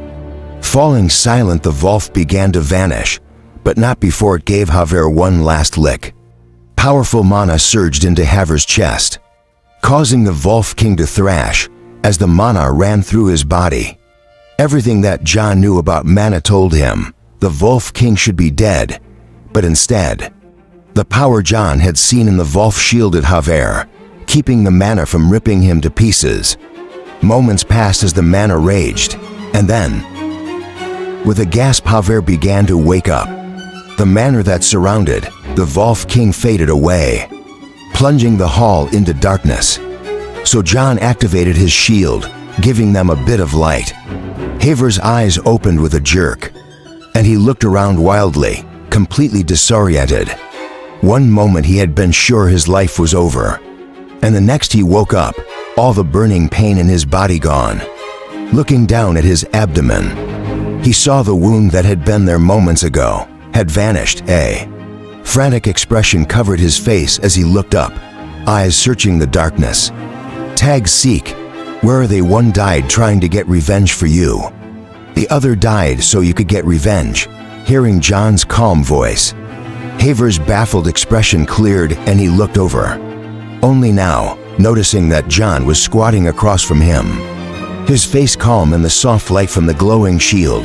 Swallowing, Havers felt his stomach, blinking his eyes rapidly. If you keep it up, you're going to be buried in debts by the time you get out of here.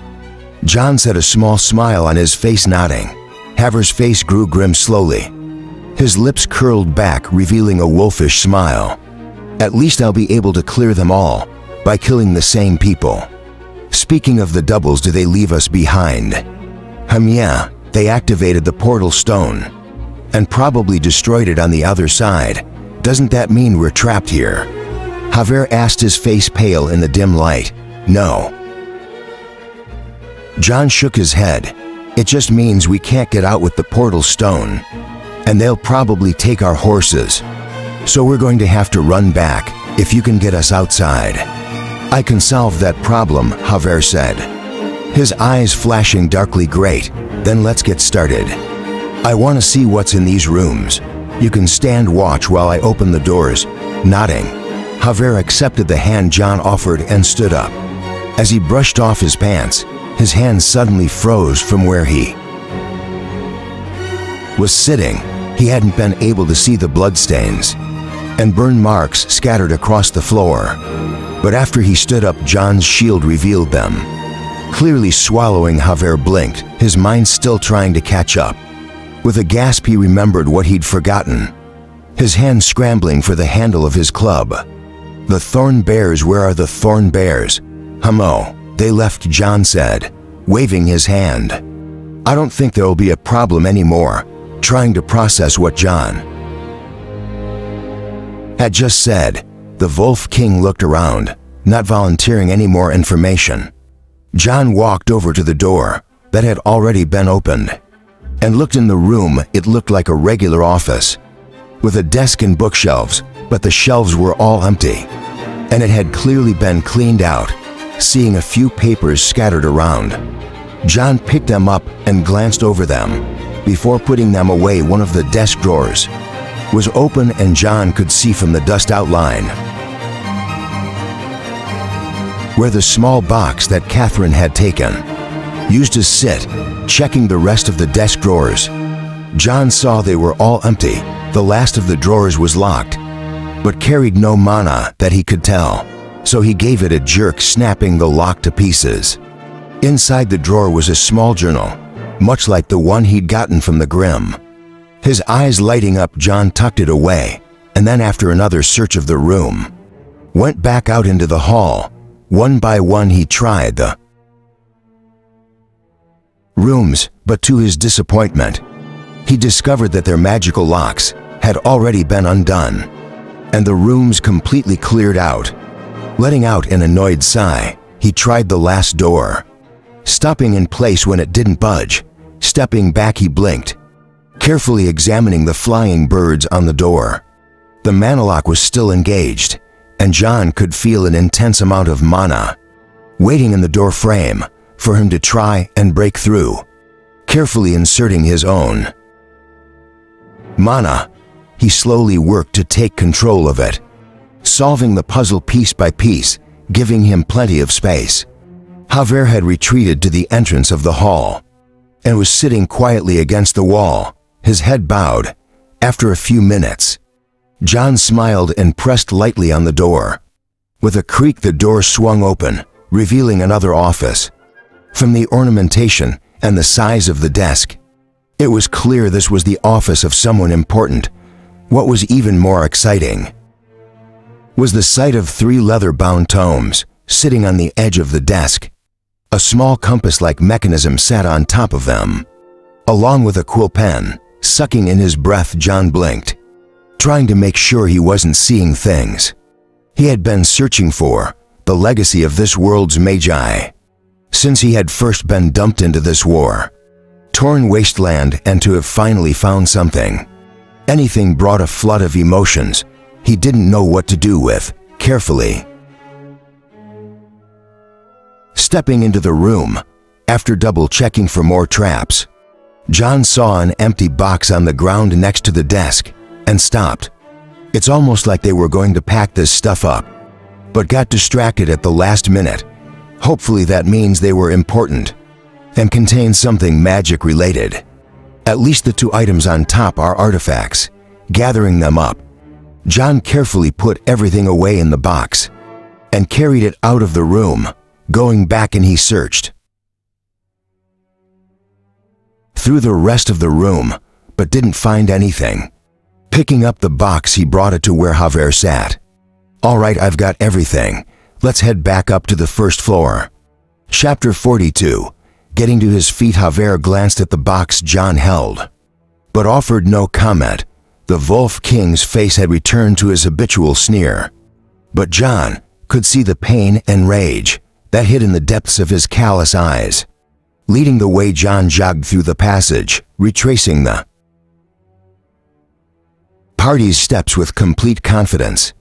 When he saw John picking passages without hesitation, Javier couldn't help but speak up. "Do you really remember the way back?" "Sort of," John nodded, gesturing to the wall. "I left markings." Staring at the mark John pointed to, Javier blinked in surprise. He hadn't noticed John leaving the marks as they traveled, making him quite curious as to how they were formed. Crouching, he ran his fingers along the thin groove, his mind trembling. The groove was smooth and of finger's width, almost like the mark that would be made from running a finger across clay. Swallowing, he stood up, his face carefully blank. "Good idea, I should have thought of that." "Yeah, I thought it might be necessary once we got into the maze. They'd been dishonest about a lot of things, so I suspected we weren't going to be offered a ride out through the portal. Honestly, I should have seen the warning signs way earlier," Javier said, ruefully rubbing the back of his head. "If I had Rosalie, and my wolves might still be alive." "No use in dwelling on what-ifs," John shrugged, "because this world doesn't give us the chance to go back and try again. You're alive right now because of your wolves, and in some ways Rosalie too." Letting out a deep sigh, Javier nodded. "That thing your Wolf did that healed you. What was that?" Biting his lip, Javier remained silent, and as the moment stretched, John thought he might not answer at all. Just as John was about to tell him to forget it, Javier let out another sigh and spoke. "It's part of my class ability." "How much do you know about tamers?" "Only that they have animals and can communicate with them in some way." "That's a good basic overview, but the truth is that tamers are only able to speak with a single animal. It's just that most tamers pick a pack animal to maximize their force. Also, one of those 2 wolves was your companion, and through them you could control the whole pack." "Yes, well, sort of." Harper paused as they jogged around another corner, his eyes scanning the empty passage. Seeing nothing, he continued, pulling aside his shirt. To reveal a tattoo on his chest, tamers bind themselves to the spirit of a particular kind of animal.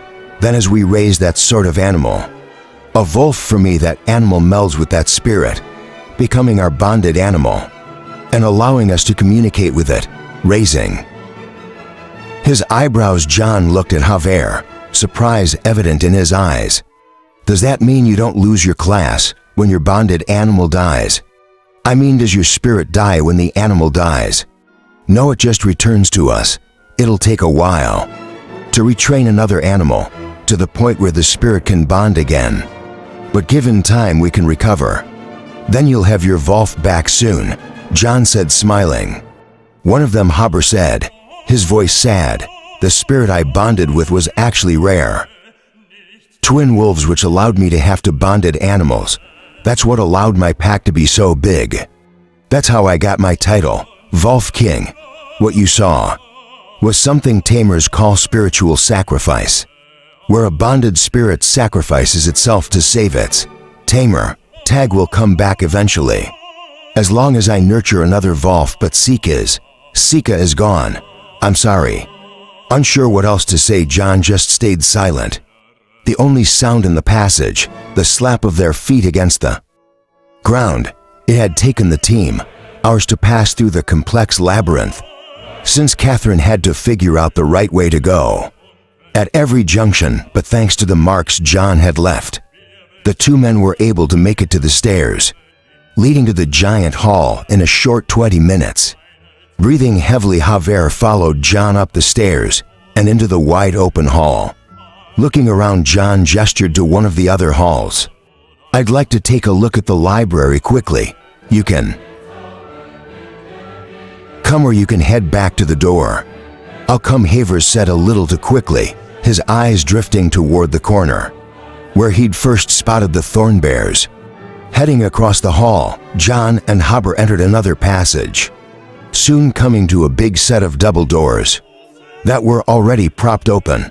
Beyond the doors was a giant room filled with ash-covered shelves and broken furniture. Clear evidence of dozens of battles covered the room, and as John looked around, he felt his heart drop. Every single scrap of anything with value had been erased from the room. Even the words on the ends of the bookshelves had been scraped away with a clean slash. What a disappointment. At least I've confirmed that this is the ruined tower the journal talks about. These cuts were made with a wind blade. After poking around for a few more minutes, John was about to leave when Javier stopped him. Turning to look at the Wolf King, John saw him point to the remains of what had been the library's front desk. There's probably a safe stone under there. Wait, what? A safe like a store box that's really hard to open, made of stone. I know what a safe is. I'm asking you how you know, John said, rolling his eyes.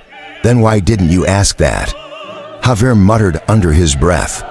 Walking over to the collapsed desk, this library is laid out the same way as the national libraries. All of them are required to have a fireproof safe to keep records, but most librarians store other stuff in there too. Okay, that's useful information, but it still doesn't answer my question. Grinning widely, Javier tapped his head. You would be amazed at the sort of information you can get reading an architect's blueprints and city code. I'm a banded king. It suits me to know how and where people hide their valuables. Yeah, I guess it would, John chuckled, reaching down. He pushed the ruined wood aside, revealing a smooth stone floor, dusty with age, not seeing anything that looked like a safe. At first glance, he looked up at the Wolf King, but Javier just motioned for him to watch. Drawing a dagger, he tapped the hilt on the stone, listening to the clunk it made, until it made a slightly different sound. Smiling, Javier scraped the edge of his dagger across that spot, causing the stone to tilt in place. Grabbing the slight edge, he lifted it up, revealing a metal keyhole in the stone. Frowning, Javier was about to try to pick the lock when John tapped his shoulder, gesturing for him to move aside. This sort of stuff is my specialty. Surprised, Javier moved back, giving John room to work. He was expecting to see a set of picks or something like that, but instead, John just shoved his finger down into the lock and ripped it out of the ground, casually tossing it aside. John pulled the stone top up and tossed it aside. That's a new technique. It seemed helpful when I picked it up. John nodded, his face serious, pulling out the contents of the safe. John's eyes lit up. A stack of thin books that looked like they were the library's catalog weren't so interesting, but underneath them was a book with a magical lock, unlike the journal. This one appeared to be an instructional tome, giving John hope that he would be able to find more information about spells in it. However, the real jackpot was a small scroll that had been shoved under the instructional tome. Feeling his heartbeat speed up, John carefully unrolled the scroll, his eyes going wide. As a window he'd been waiting to see for 10 years appeared. New skill metal model detected. Hurrying to select and expand the notification, John read the description carefully, not wanting to miss a single word. Mental model. Learn to simulate magical experiments in your mind, rapidly using known information to extrapolate. Unknown information consumes. Manner to use with practice. More difficult simulations can be done. Would you like to learn mental model? Nodding mutely, John felt a flash of heat as the scroll crumbled away, mana pouring into his mind. Blinking, he stared at the ash in his hand. As he pulled up his status, name John Sutton, age 27, class mage. Spells 1 active quests, grow wheat skill list. Mana breath max, arcane tongue. Max mana control, max mana reinforcement, max. Mental model 0-1 skill points 33. Spell list fireball. Basic quest list prevent the apocalypse, grow wheat. Doom points 74 of 100. Oh, that's a shame. But I guess it makes sense given how old it was. But at least that book should fetch a pretty price. Rich people are obsessed with those magic locks. Brought back to the present by Haver's words of comfort, John carefully controlled the smile that threatened to explode onto his lips and nodded. I'm going to keep the books, but I'll pay you your share in gold, an extra share for finding the safe as well. Sure, that works for me, Javier said, looking warily at the locked book. You're not curious about what's in them? Inside a mage lock, are you crazy? Those things explode if you look at them sideways. When I lived in King's Mouth, someone took down a whole block with one of those things, turned himself and his whole family into puss-covered monsters. Forget it. Smiling, John put everything away in the box he was carrying and looked around, considering what he'd gained. John felt like he hadn't been happier in as long as he could remember. He had hoped to gain a new spell from his trip, but considering how high his mana control was, there wasn't much a new spell could offer him. A new skill, on the other hand, had nearly limitless potential. Done with the library, John and Javier decided not to keep looking around and jogged toward the entrance, covering the distance in only a few minutes. As excited as he was to explore his new ability, John knew there were more important things to worry about at the moment. The adventurers had a head start of at least 3 hours, and John was worried they would be heading back to the farm. He hadn't liked the way Grimes looked at Ellie, and if the ranger thought John was dead, it spelled trouble. Originally, John hadn't intended for anyone to survive the trip, but Javier using his body to try and save John from Catherine's sneak attack had thrown a major wrench in his plans. Arriving at the door, John put his hand on it, carefully sensing the mana in the seal. Once he had seized control of it, it was simply a matter of establishing the right sequence. A moment later, the door rumbled open, and John and Javier walked out into the sunlight. Blinking, Javier gripped his Volf head club, looking around warily for gnolls. Seeing a few in the distance, Javier motioned for John to get down, but John just shook his head, We don't have time for sneaking. You said you have a way to deal with the lack of horses. Yeah, but there are almost 100 gnolls. We have to get through them first, haha. The gnolls aren't going to come within a mile of us. If they can help it, what? What do you mean just watch? Breaking into a sprint, Jon charged the gnolls, not even bothering to draw his sword, not wanting to be separated. The Wolf King hesitantly followed behind, getting closer to the gnolls. Haver was stunned to see their heads jerk up, terror appearing in their faces. Backing up as fast as they could, the gnolls turned and fled.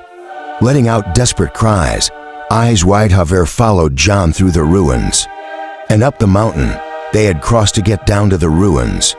Stopping to pick up his coat where he'd left it, Jon brushed it off and put it on. All right, I give. What was that? I saw you projecting your aura, but there's no way they would be scared of that. No offense, haha. Guess what every beast in this mountain range is probably terrified of? And guess what we smell like? Thorn bears. Exactly. I'd run too. If the thorn bears got free, staying in the ruins would be a death sentence. Shuddering, Haver shook his head, like he was trying to get rid of the memory that was lodged in his head. Let's not mention them again. If I never see another thorn bear, that'll be entirely too soon. Grinning, Jon finished putting the books and papers he had recovered into his bag. Let's head for that hunting lodge where the horses were. Maybe we'll be lucky and they'll have left our horses. More likely, however, we'll have to come up with another solution. That's fine, that's where my backup is. Backup, you'll see, the Wolf King said, rolling his eyes. Jon started running. All right, be mysterious. Laughing, Haver followed him, easily keeping pace. Running around the side of the mountain, the two men covered a tremendous distance in a short amount of time, and Jon found himself having to reevaluate Haver again. Though the difference in their strength was a difference between the sun and the moon, Haver managed to keep up with him the entire way, despite clearly growing exhausted as a result. The trip that had taken for hours for the team to walk on the way to the ruins was completed in only an hour. When they arrived at the ruined Hunter's Lodge, they found the corpses of their horses and the still burning remains of the little stable they had used. Staring at the fire, Haver's mouth twisted, and he looked like he was contemplating murder. Not far off from that feeling himself, Jon frowned. If it's still burning, they can't be too far off. True, we should be able to catch up, but it might mean not sleeping. Won't be the first time I've skipped some sleep. Jon said, haha, you know you'd make a good bandit. Pulling a small whistle out of a secret pocket in his pants, Haver blew 3 long blasts. Pausing, he listened for a second, and then blew 3 more long blasts. Almost immediately, a long howl sounded in response all around the mountain. The howl was picked up until the mountain range practically shook with the sound. Smiling, Haver spread his arms out and turned around to face Jon. Let me show you why they call me the Wolf King. Chapter 43. The howls grew louder as the wolves began to gather, and soon, Jon's sharp ears picked up the patter of paws on the forest floor. From the edge of the forest ran 4 large wolves, their breath making clouds in the frosty air. Stopping next to Haber, they sat down. Looking up at him, happily blinking, Jon was about to make a comment when he saw a dozen more wolves run out of the woods, quickly taking up ranks behind the first 4. Raising his eyebrows, Jon scanned the forest as more wolves appeared, filtering through the trees until they packed the ground around Haver.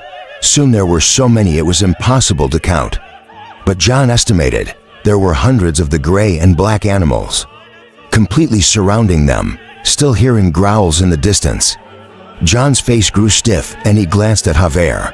He'd assumed that the Wolf King had a few hundred wolves at the very most, but it was clear from the sound echoing around the mountains that a few thousand would be a better estimate, while each individual Volf wasn't even as powerful as a gnoll. Thousands of wolves could completely drown even the most powerful of fighters if he had his pack down in the ruins. Haver would have had no need to fear even the thorn bears. Impressive, haha. Thanks. Have you ever ridden on a sled? Whistling, Haver turned and walked to the 12 wolves who stood up, revealing they were wearing harnesses, slipping a number of sticks that the wolves were carrying. Out of the harnesses, Haver had constructed a small sled in no time flat. A moment later, the 12 wolves were hooked up, and the sled was ready to go. It might not be as fast as a galloping horse, but we can easily beat them on distance. Even if they're ahead of us, we should be able to run them down, or at the very least make it back to the valley around the same time they do. Can you pick up their trail? Of course, Haver nodded. My pack's already on it within minutes. The sea of wolves had vanished back into the woods, leaving the 12 wolves pulling the sled and the 4 large wolves, who had first responded to Haver a few minutes later. A few wolves ran up to Haver and whined at him. John noticed that all of the wolves were giving him a wide berth, going the long way around to talk to the Volf King. Given the way he smelled, he couldn't blame them. Communicating with the wolves for a moment, Haver stood up, his expression stiff. It looks like only 3 of them went back to the valley. Catherine headed the other direction. Granted, I'm assuming it's Catherine from the description. Stinks like leaves, huh? Yeah, that sounds like an herbalist. If we want to catch both of them, we run the risk of losing whichever one we don't head after. Unless we split up, of course.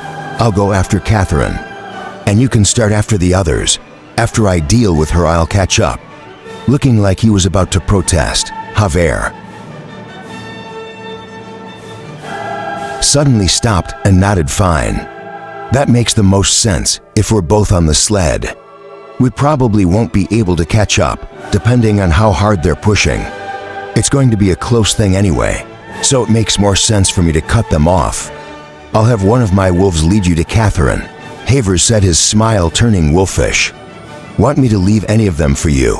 Nope, if you get to them first. You get to them first, John said, shrugging. Just don't get any fresh ideas about the farm or about Ellie. Shaking his head, Haver stepped onto the back of the sled and looked at John. Believe me, I won't. That ship has sailed. Oh, yep, right about the time you melted Jamal's axe with your bare hands. Placing the whistle in his lips, he blew a silent pattern, pointing at John and then making a few hand motions. One of the big wolves gave John a wary look and then sat down, while the rest of the wolves vanished into the woods, pulling Haver behind them. Watching the Volf King go, John shook his head. He would look way cooler if he rode a Volf, though I guess he is a bit tall for that. Shrugging, John looked at the big Volf, who was watching him carefully. From the corner of its eye, gesturing, John smiled at the furry animal. Let on, Fido, lead on. Deep in the mountains, Catherine pulled her horse to a stop, staring back over her shoulder. Not too long ago, she'd heard the long howl of the wolves that shook the air. It had startled her horse terribly, and she had only managed to get it under control after it had galloped for over a mile. Even now her horse was trembling uncontrollably, causing her to frown getting down from the saddle. She made sure to keep a tight hold on the reins until she could tie them to a small tree. Groaning, she twisted her waist, trying to work out some of the kinks. The intense pressure she'd experienced in the mad escape from the ruins had exhausted her, and all she wanted to do was find somewhere to pitch camp so she could sleep. However, she knew that the more distance she could put between herself and the valley, the better. Sitting down, she leaned against a rock, massaging her neck. Blinking, she suddenly realized the sun had moved in the sky. Jerking her head up, she stared, in utter shock at the figure seated across from her. "You fell asleep," John said, looking at her with the most terrifying eyes she'd ever seen in her life. I didn't want to wake you. Since betrayal is a tiring business, and you look like you were sleeping well. But I am on a bit of a tight schedule." Scrambling to her feet, she looked around, spotting her horse standing where she had tied it. Judging her chances at reaching her saddle, she glanced back at John and saw he was still just sitting there. "Getting to your horse probably wouldn't be hard. Unfortunately, your hand crossbow was in the right pouch, not the left, so you would have to go around the horse. You would also need time to load it, and that's if I hadn't already removed the darts. I didn't, of course, they're still in there. I just moved them underneath everything else, so you'll have to dig for them." Swallowing, Catherine turned toward John, her eyes bright and hard. "What do you want?" "Pardon? What do you want?" "Everyone wants something. And you're no different. What do you want? How do you know you can give me what I want?" John asked, genuine curiosity in his voice. "I don't, but if I can't give it to you, I can get it for you no matter what it takes." "No matter what? I have to do whatever you want." Standing up, John's lips turned up slightly, but when the smile was combined with his completely emotionless eyes, Catherine found her feet had frozen in place. I used to think I wanted to ask you that same question. Why would you do what you did? What is it you want so bad that you killed the people in cold blood and tried to kill to more just for a stack of gold? I've been told that everyone has a reason for what they do, but after hearing what you just did, I realize I've been thinking about this incorrectly. I don't care why you did what you did, or why you're doing what you're doing. All I want to know is who hired you. How did they know about the ruins? And where is the box?" Swallowing, Catherine reached into her bag slowly and pulled out the ornate box. Crouching, she placed it on the ground and then carefully moved 2 steps back, reaching into her bag again. She brought out the stone token she had used to open doors and began to speak, her voice slow and clear. "We were in the capital of La Pira when we were approached by an earl named Vasek. Dominic Vasek," surprised to hear that name out of John's mouth. Catherine nodded. John's mirthless smile increased slightly, and he nodded for her to continue. "Yes, Earl Vasek has hired us for jobs before and pays well, so I had no reason to refuse. We were told that one of his ancestors was an aide to a mage a long time ago, and while the tower he worked in was being closed down, he managed to smuggle out the mage's extra tower token. This token gave the mage access to the tower's underground area and his office. We were tasked with going to the ruins, gaining entry and retrieving this box. That's it's simple as that, huh?" Nodding, Catherine stared at John, half expecting he would begin asking questions.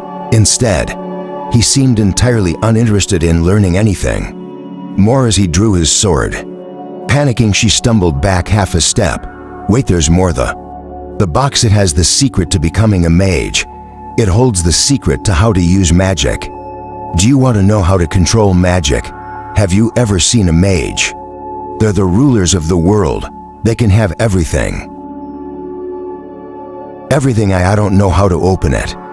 But Earl Vasek does. He knows. We can go and get it from him. We can go together and open the box and become rulers of the world." Seeing that John didn't stop, Catherine grew even more frantic. Wait. Don't you want to know what's in the box or how Earl Vasek is going to open it? I can tell you all about the Earl, or Grimes. Grimes is going to your farm right now. He's going after that girl." Seeing John pause, Catherine seized on her chance, speaking so hurriedly her words jumbled together. "That's right, he's going to the farm. Grimes is a terrible person. Really terrible, but he listens to me. I'll come with you. I'll come and tell him to leave her alone. if they make it to the farm. Your friends deserve what they get, John said, his smile turning real for a fraction of a second. Anything else what? What do you mean? I mean that if they are lucky, Reese Grimes and Sandra will get ripped too. Pieces by Haver's wolves before they get to the farm, Haver. Yet did I not tell you he survived? John asked, his head turning to the side. We both came out just fine. Well, not just fine. Haver lost both of his wolves and his lieutenant. I don't know about you, but I would be concerned if I had an angry, vengeful king of wolves on my trail. Lucky for you I picked this direction, so you won't have to worry about being eaten alive. Her face paling, Catherine seemed to lose strength and sagged down, but just as John took another step, a soft click echoed loud in the clearing. Without missing a beat, Catherine jumped back, her hands coming up, as poison needles shot from her sleeves toward John, cutting apart the air as they sliced toward his neck. As calm as ever, John didn't even blink as his silver longsword tapped the two flying needles aside. Even more impressive, however, was the sight of his other hand, which was raised to his neck height. Blocking the shimmering blade of wind, Catherine had shot out. The faint scream of impossibly fast wind echoed on the edge of her hearing, as the wind blade was frozen in place, unable to believe her eyes. Catherine felt like she was in a waking nightmare, as she watched John flick his finger, sending the wind blade right back at her. So fast that it was invisible, the wind blade sliced through her knee, completely severing the bones and sending her leg tumbling. So clean was the cut that it didn't bleed at first, only beginning to bleed when she collapsed to the ground. Catherine appeared to be in genuine shock from what she'd just seen, because she didn't react, even when John took another step forward. Looking down at her, John nodded. That's what I was waiting for. I knew you were producing wind blades. After all, they have a distinct signature. I would know that clicking sound anywhere. Believe me, I've had nightmares about that sound for years. I thought it might be the token you were given, but I wanted to make sure you were not. In fact, a mage, you know, when you killed Rosalie. I was sad, not really sad because she tried to kill me, too, but a bit sad because she seemed to be turning around, making better choices she warned me about. You actually told me to pay attention to your crossbow, the one that Haver blocked. Now there's a human, he started making better choices, too, not you, however. You had even more opportunities than both of them did. And yet here we are. But that's the thing about humans. I guess we all make choices, and then we live with the consequences. Well, the consequences of your choices will manifest themselves shortly, but before that I wonder, you talked so fervently of becoming a mage, of standing on top of the world. Have you ever seen a real mage? Someone with the ability to cast real spells, powerful spells that can rend flesh from bone and burn you from the inside out? No, I have. And the truth is, as you thought, mages do rule the world. Real mages are terrifying. They're cunning and crazed, and more dangerous than an entire army of thorn bears. Over the years, I've met a lot of real mages. Snapping his fingers, John leaned close as the light of a dozen blue fireballs reflected in Catherine's eyes, and I've killed them all. Chapter 44. Turning up the water pouring into the sink, Ellie plunged the plate she was holding into the warm water, marveling at what John had managed to accomplish. It had only been a few months since he'd arrived, and yet the farm felt totally different. There was a life to it that hadn't been present since Old Man Burrows had passed away, maybe even before that. Once she was done washing up the dishes, she dried her hands and stepped out onto the porch, her eyes drifting to the road. Ma'am, here are the vegetables you asked me to.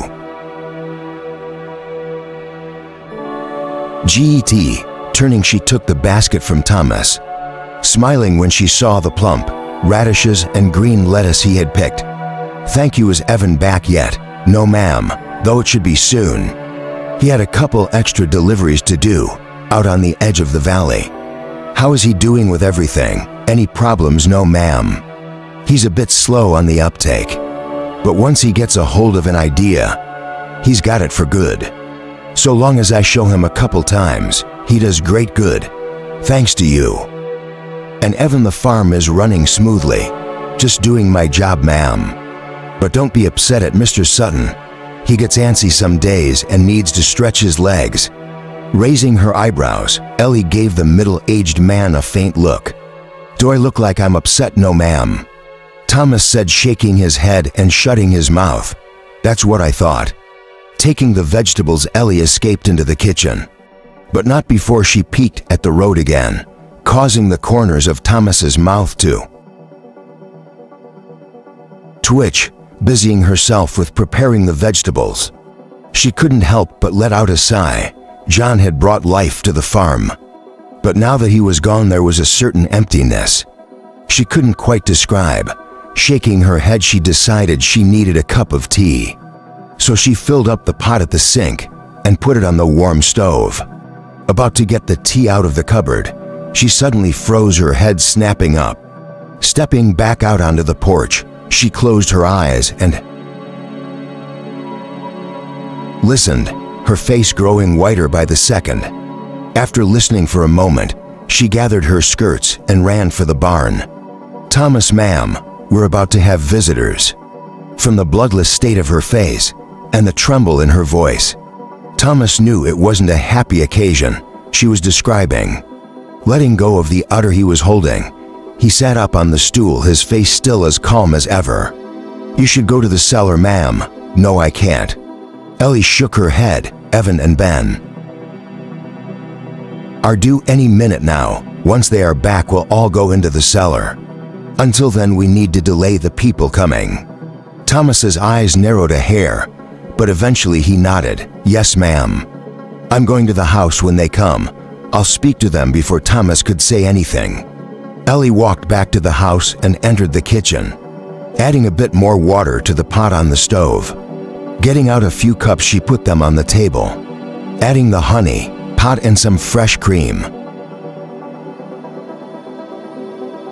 In a little pitcher, as she was getting out some cookies she had just baked that morning, she heard the thunderous sound of hooves coming down the road, their horses lathered with sweat. Grimes, Sandra, and Reese charged into the farmyard, pulling their horses up with a shout. Looking around, they saw that everything was peaceful and quiet, just like the last time they'd seen it. Grinning widely, in what he thought to be an extremely dashing manner, Grimes swung down from his horse and walked up to the porch. Reese and Sandra closed behind before he could set foot on the step. The kitchen door opened and Ellie appeared, her face calm and composed. "Well, hello there," Grimes said, removing his hat and giving Ellie a sweeping bow. "Hello, have you come to see John? He's not in at the moment." "Haha, no, I haven't come to see John. I've come to see you." "Oh." Ellie's face showed faint surprise. "Are you here to talk about ordering cheese? Please, come inside." Seeing her step back, Grimes turned and looked at Sandra, jerking his thumb over his shoulder toward the doorway. "And you thought there would be trouble? Look, she's inviting us right in." Rolling her eyes, Sandra just walked past him and went into the kitchen, followed closely by the ranger. Seeing that Reese wasn't following, Grimes stopped and looked at him. "Something the matter?" "I don't know. I'm getting a strange feeling about this place," Reese said, looking around at the farm, his expression slightly confused.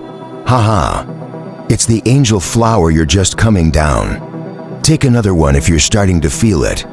"Yeah, that must be what it is. I'm going to wait out here." "Whatever you're going to do, hurry up. This place is giving me the creeps." This time it was Grimes who rolled his eyes, shaking his head at the adult fighter. He walked into the kitchen, where Sandra and Ellie were waiting.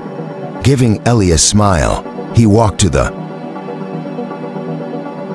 table and pulled out a chair. and flopped down lounging in the chair.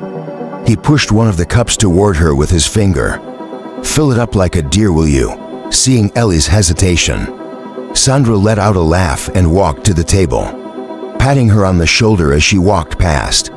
"I do what he says." Grimes gets nasty when he gets angry, biting her lip.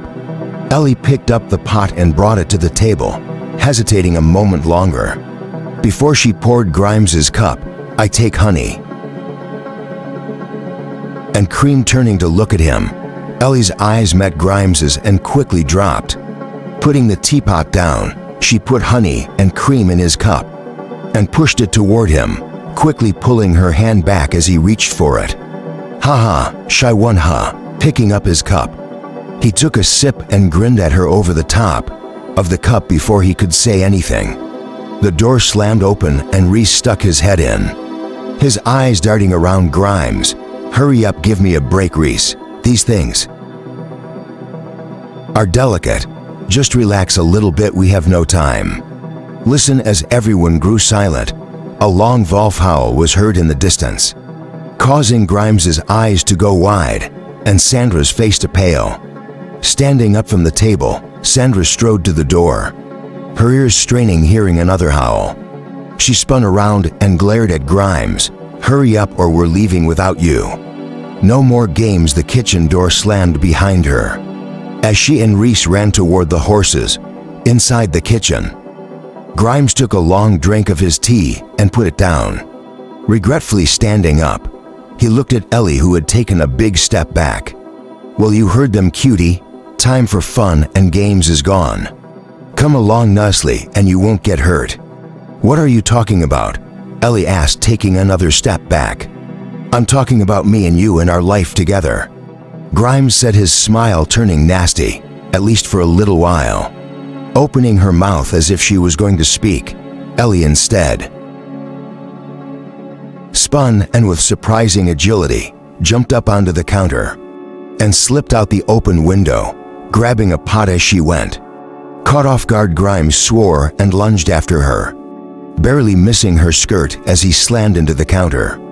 Grabbing the windowsill, he pulled himself up and out of the window, only to get a face full of boiling water as Ellie threw the pot at him, screaming in pain.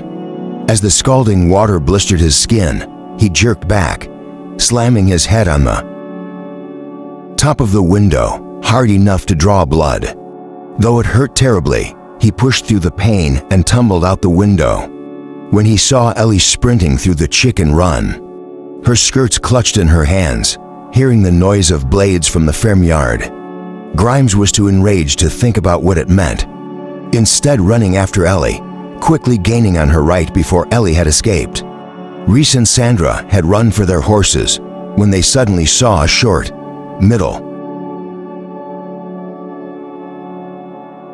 man standing in front of them. Sliding to a stop, the adventurers stared at him, unable to understand how he had just appeared. It took Sandra a moment, but she quickly recognized him as the farm hand she'd seen the last time they'd been on the farm. Striding forward, she pulled out her curved daggers, her lips turning down in a grimace. "Get out of the way if you want to live," Sandra said, her voice ice cold. "My apologies, ma'am." Hearing his reply, Sandra's eyes narrowed, and her grimace turned into a sneer as she suddenly dashed toward him, her daggers crossing like a pair of scissors as she slashed at his throat right before her curved daggers landed. Her body blurred and she jumped backward, a silver rapier appearing in the air, where her heart had been a moment earlier. Turning his body slightly, the middle-aged man lifted his rapier so that the hilt was in front of his chin, his other hand holding a long, straight dagger in a reverse grip across his stomach. "I'm afraid you must stay, ma'am."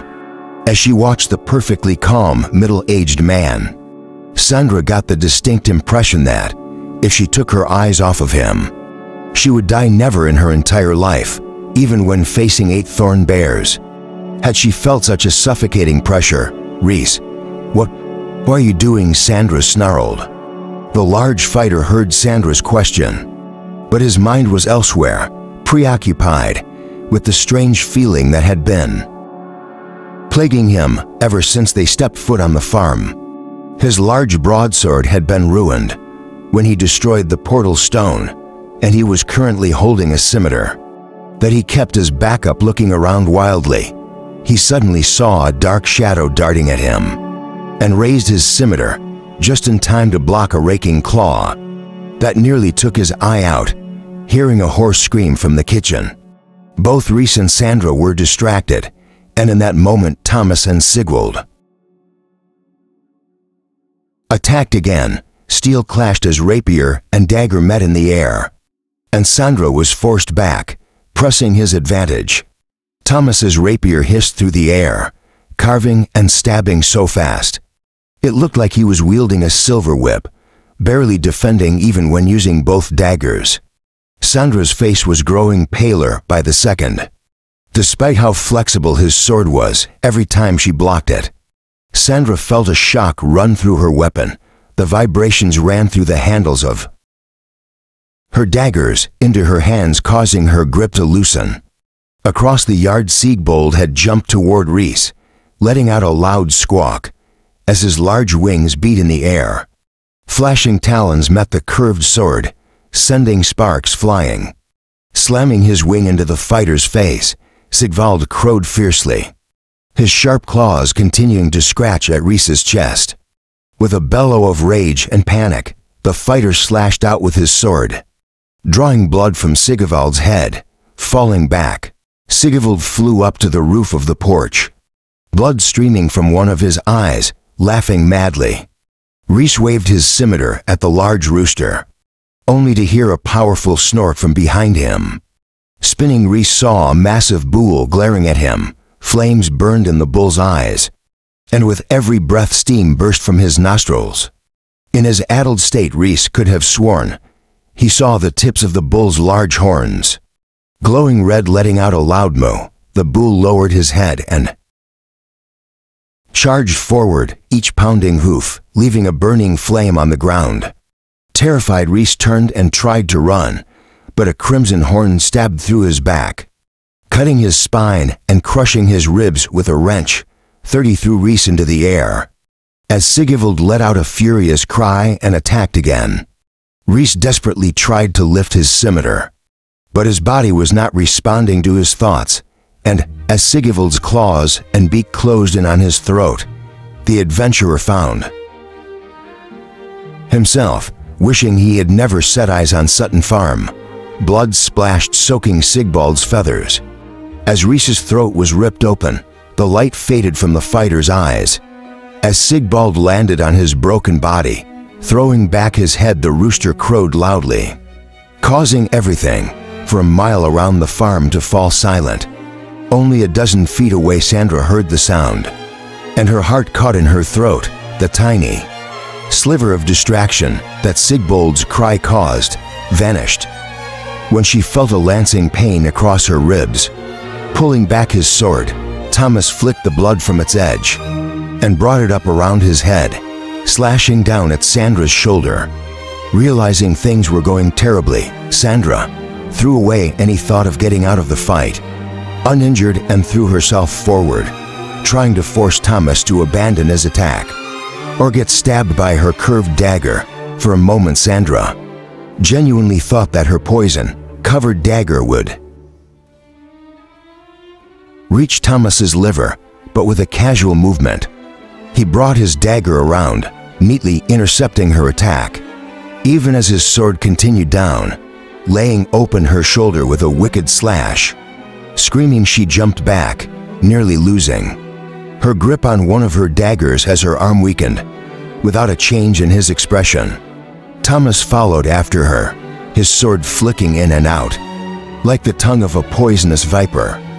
Desperate to escape, Sandra's body blurred, and she appeared a dozen feet away, running for her life, like Rhys had done just a moment before.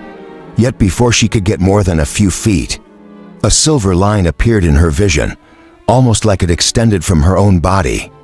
Confused, she stopped and stared down at it, trying to open her mouth. She felt a rush of blood and her body was suddenly cold. like she had been dropped into a frozen lake. Feeling something bubble out of her mouth and over her lips, she tried to speak, but only flecks of blood appeared. A moment later, the silver line vanished and she fell to the ground, the gaping hole in her throat quickly stealing the last moments of her life. Chapter 45. Around the time, Sandra and Reese were clashing with Sigbold and Thomas. In the front yard, Ellie was running as fast as she could.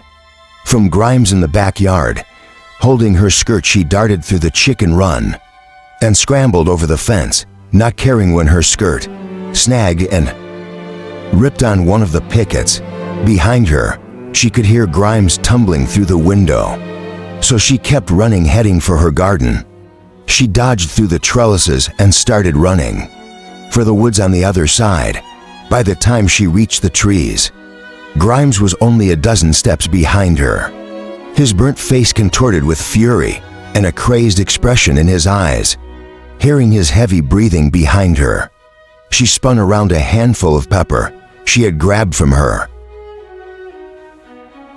apron pocket, spraying toward his eyes. Unfortunately, the ranger had learned his lesson the first time and was ready with an arm in front of his face.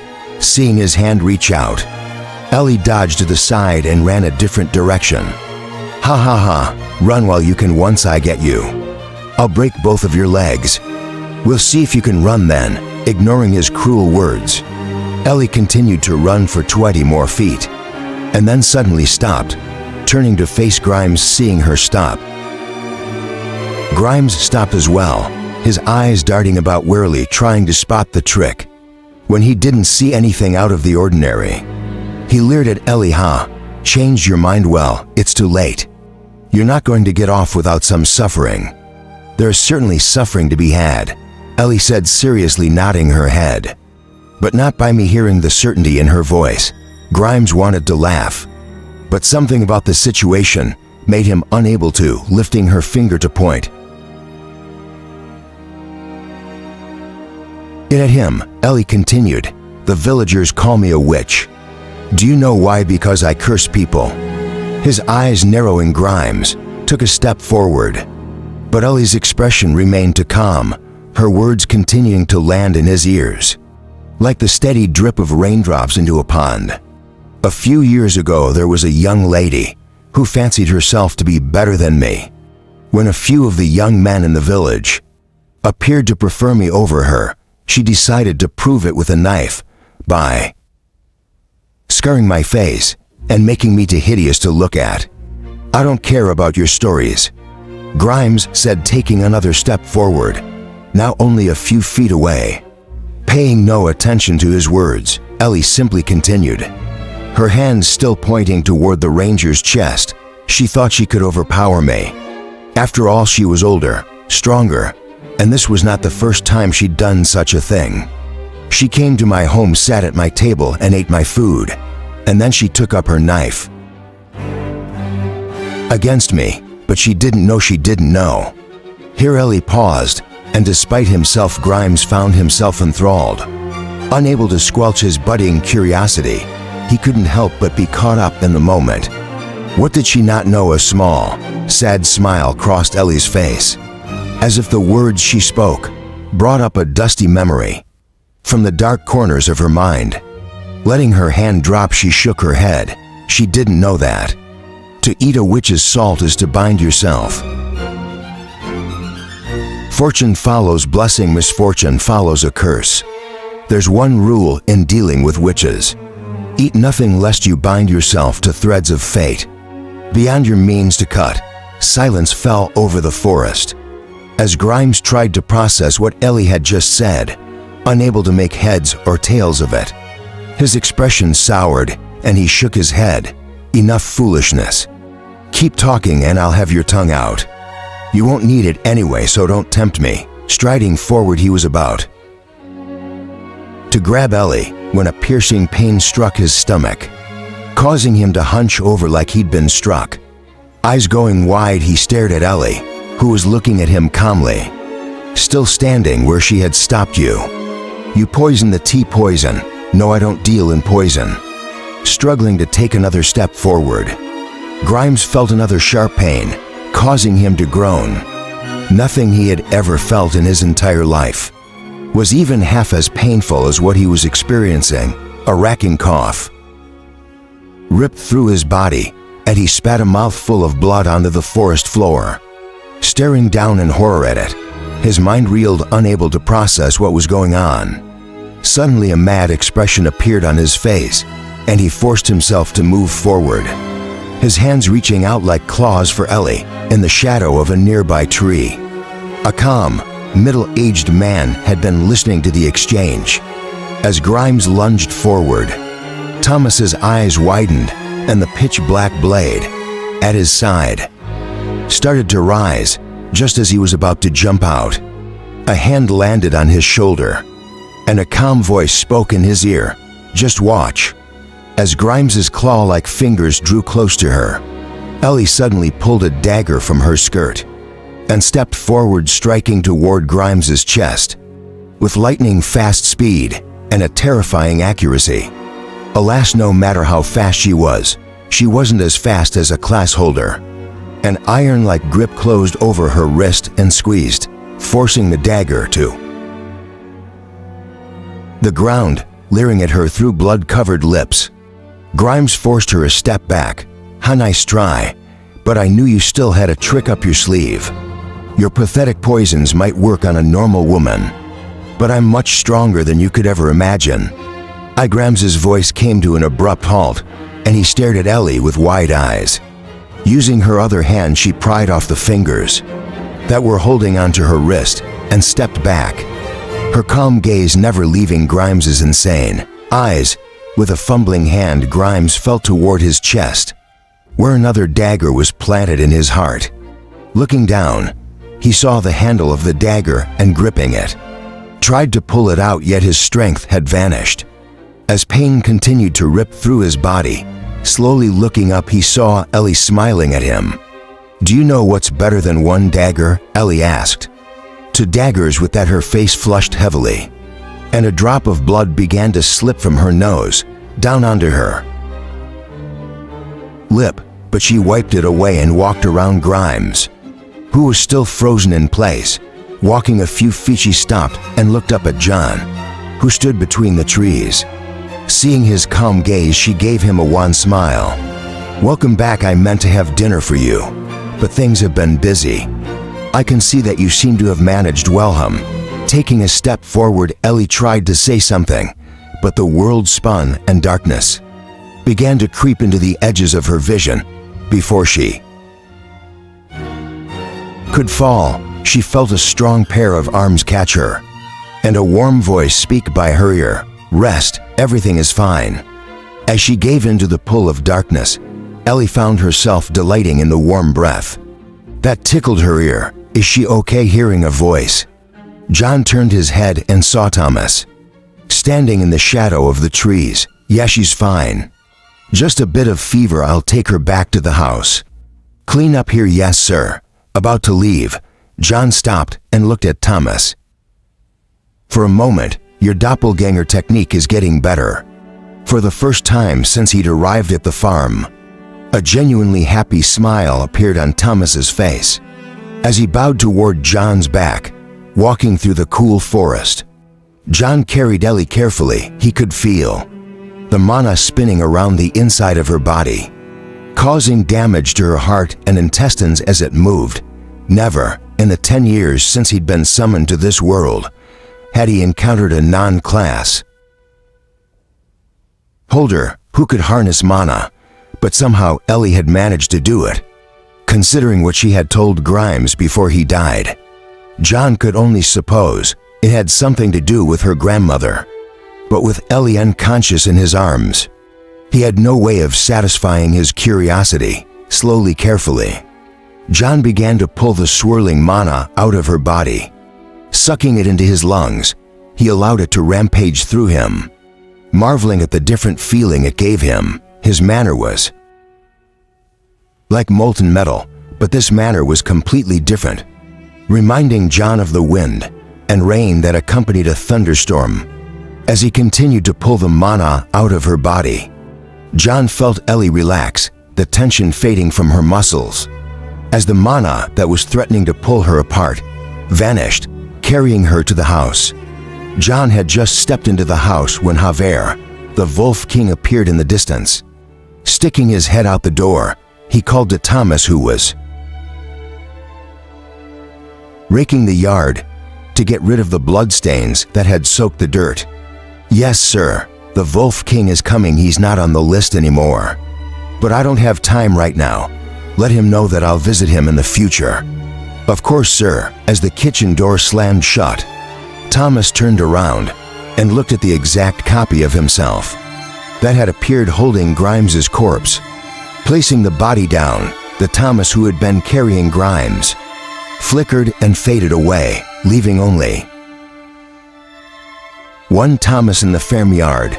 The middle-aged man turned to look at the wolves, who were dashing up the road, pulling Haver's sled behind them, and waited calmly. Rushing up the drive, Haber pulled up, his eyes scanning the calm yard. At first glance, it looked no different than any other time he had been to the farm, but as the seconds ticked by, his eyes took in more and more details that proved almost nothing was the same.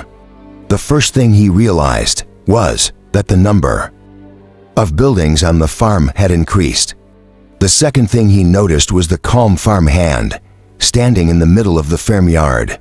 3 dead bodies laid out beside him, and a bloody rake in his hands.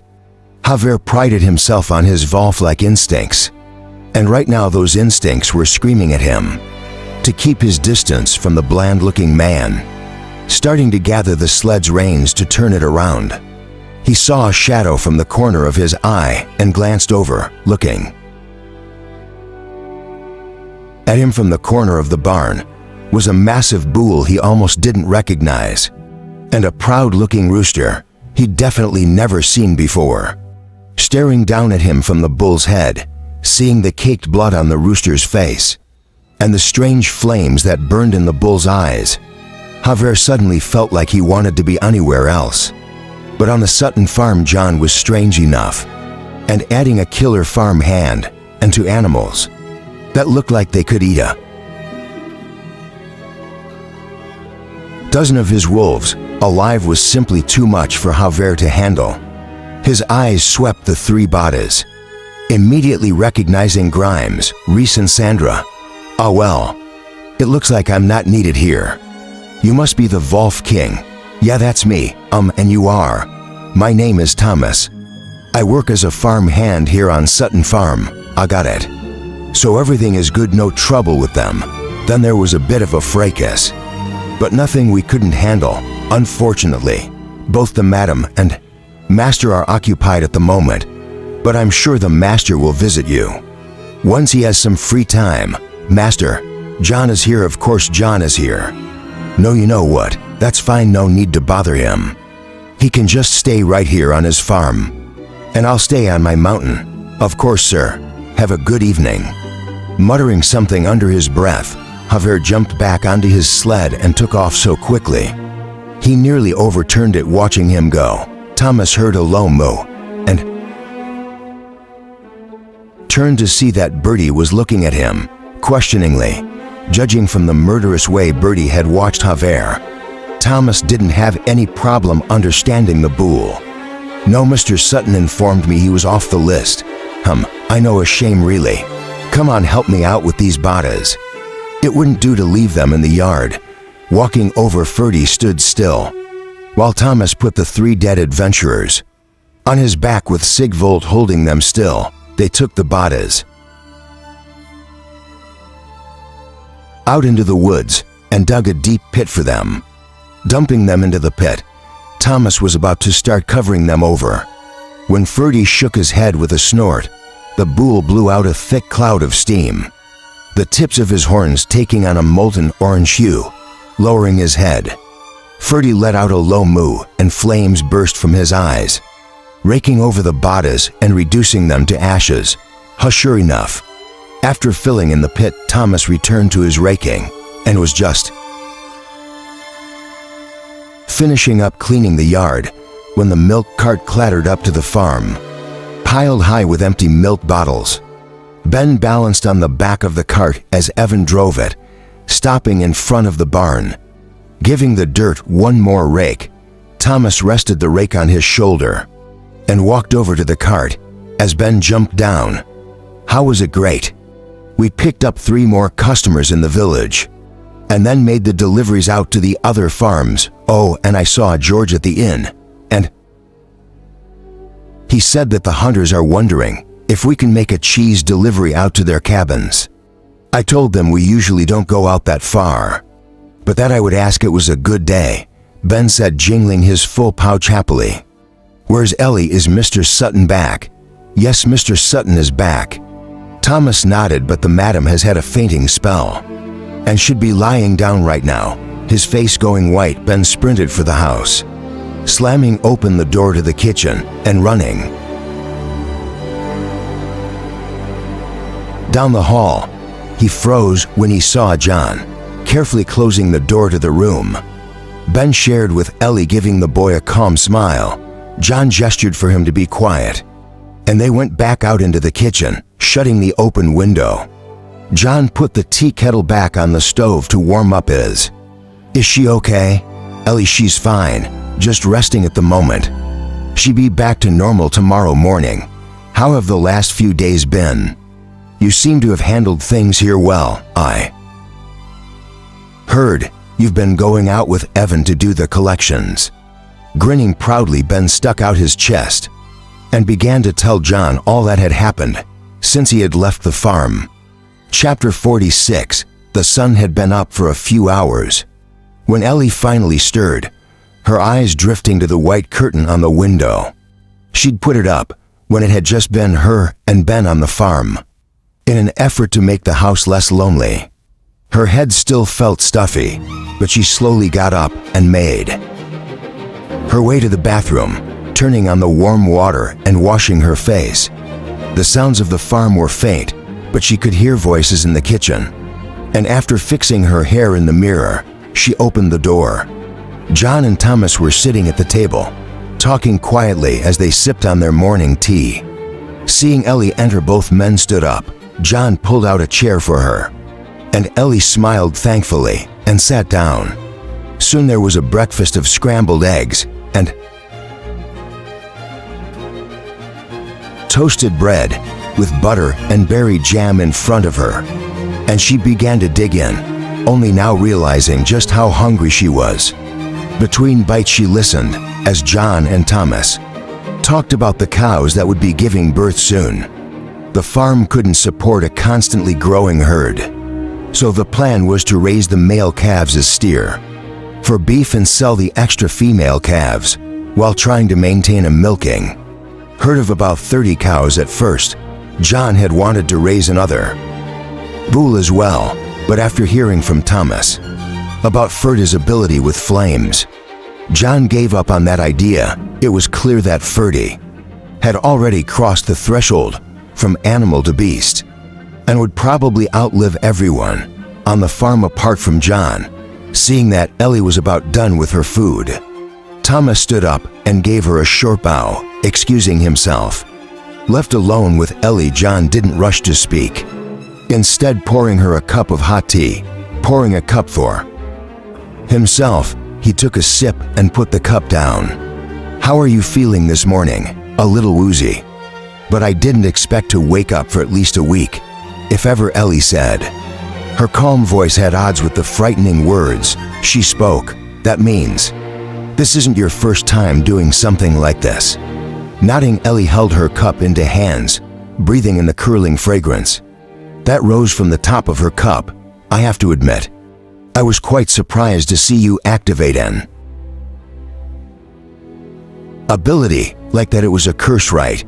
Yes, my grandmother was a witch, and she'd intended to pass down her class to me. There was a problem though, and I lacked the aptitude.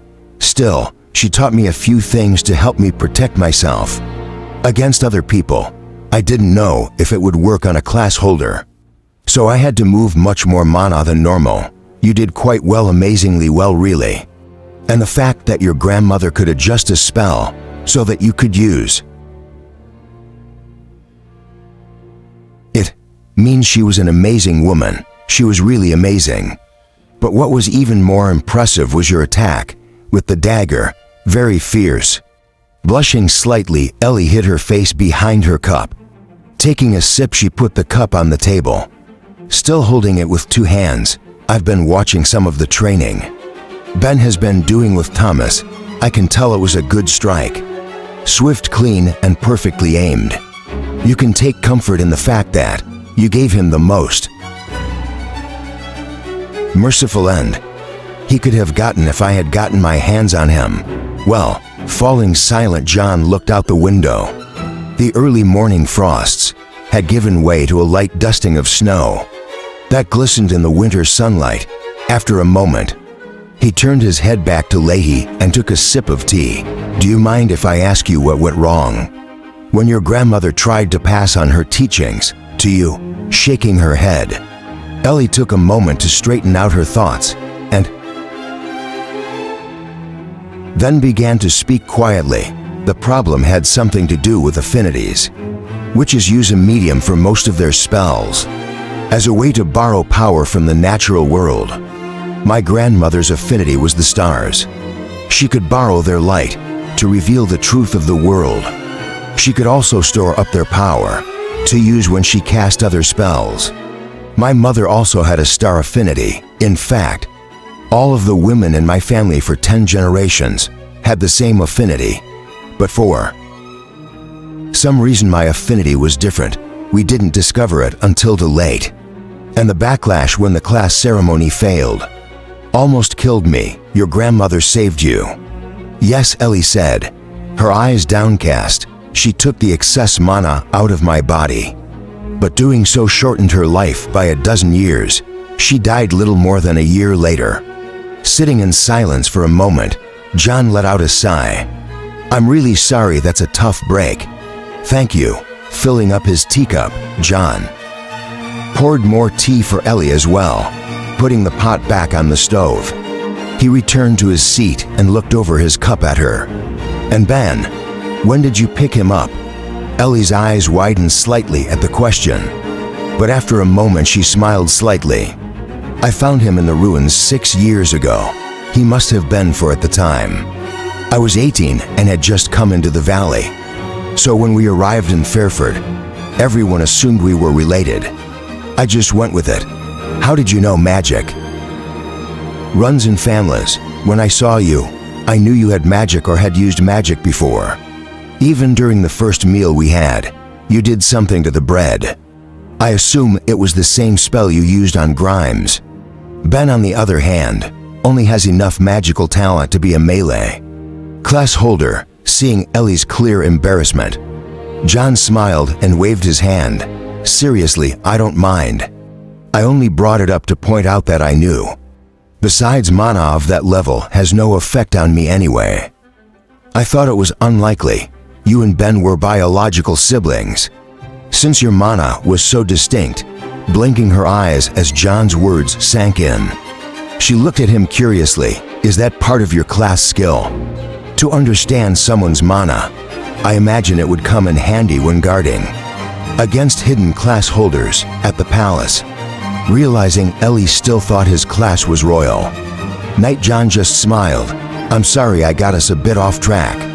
You were telling me what happened with your class ceremony.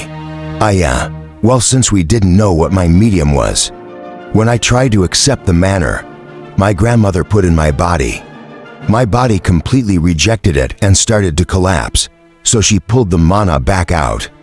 However, the mana had already been infected by my body, and it was destructive. His eyebrows rising, John looked at Ellie in astonishment. Hold on, you mean your ceremony didn't actually fail? It just stopped halfway through, scrunching her forehead. Ellie shrugged her shoulders. I don't know anything about it, apart from what my grandmother told me. No wonder you can use mana, John said, his eyes lighting up. You're actually still in the middle of your class ceremony. Wow, what a strange situation. Seeing that Ellie was looking totally lost, John laughed and jumped up. Getting a large bowl from the cupboard, grabbing the kettle, he brought both to the table and set them down, draining the tea from his cup. He placed it in front of Ellie. Imagine that this is a regular person. Their capacity for holding mana is this teacup. What would happen if we were to try to force this entire pot of water into the teacup?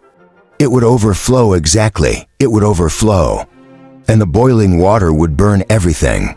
Around the cup now, when someone undergoes a class ceremony, the first thing the bestower does is use some of their mana to construct a bigger cup for the person in the ceremony. Moving the teacup aside, John put the big bowl in the center of the table. Now what would happen if you filled the person up with this entire pot of water? It would fit just fine, and if the ceremony succeeds, the new class holder would have taken that extra mana, the water in our example, and used it to make the bowl their own. That way they could hold mana from that point on. When a class ceremony fails, the temporary bowl that was created vanishes, and the teacup cracks, making it virtually impossible for that person to ever try again. But your situation is still at the halfway point. Your grandmother's temporary bowl is still inside you, allowing you to use mana to a very small degree, almost like a brand new class holder. If you can figure out your medium or learn to control mana, you could make that bowl your own, and you would be a mana manipulating class holder. Staring at John in complete shock, Ellie didn't notice the tears that began to drip from her eyes. It had been her wish from as early as she could remember to follow her grandmother's footsteps, so to hear from John that it might actually be possible was almost too much for her heart. Taking a deep breath, she realized she was crying and quickly wiped her tears. "I am sorry, nothing to be sorry for," John said seriously, resting his arms on the table and leaning forward. "The big question is, how do we determine what your medium is?"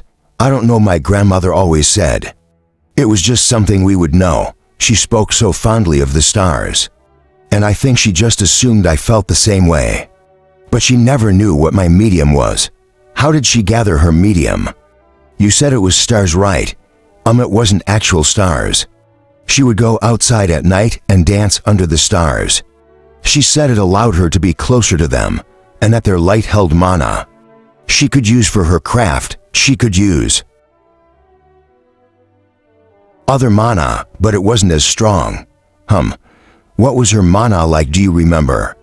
Closing her eyes for a moment, Ellie's face relaxed as if she could feel her grandmother's mana all around her. It was beautiful, glimmering. It looked like diamond rain set against a soft, navy blue sheet. Rubbing his chin, John began to think back over the feeling of the mana he had pulled out of Ellie the day before. It was clear to him her mana had a particular feeling to it, but nailing down exactly what that feeling was proved difficult. Suddenly, struck with an idea, John opened up his skill list and selected his new skill, Mental Model 01.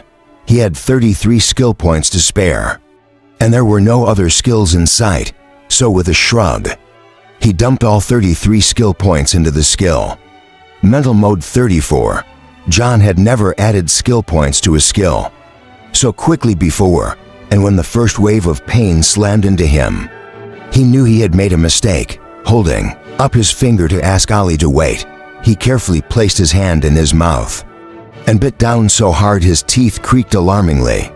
As the waves of pain pounded into his brain, he continued to bite down, focusing as best he could on the pain in his hand, and not the fact that his brain was being reduced to mush and rebuilt from the spinal cord up.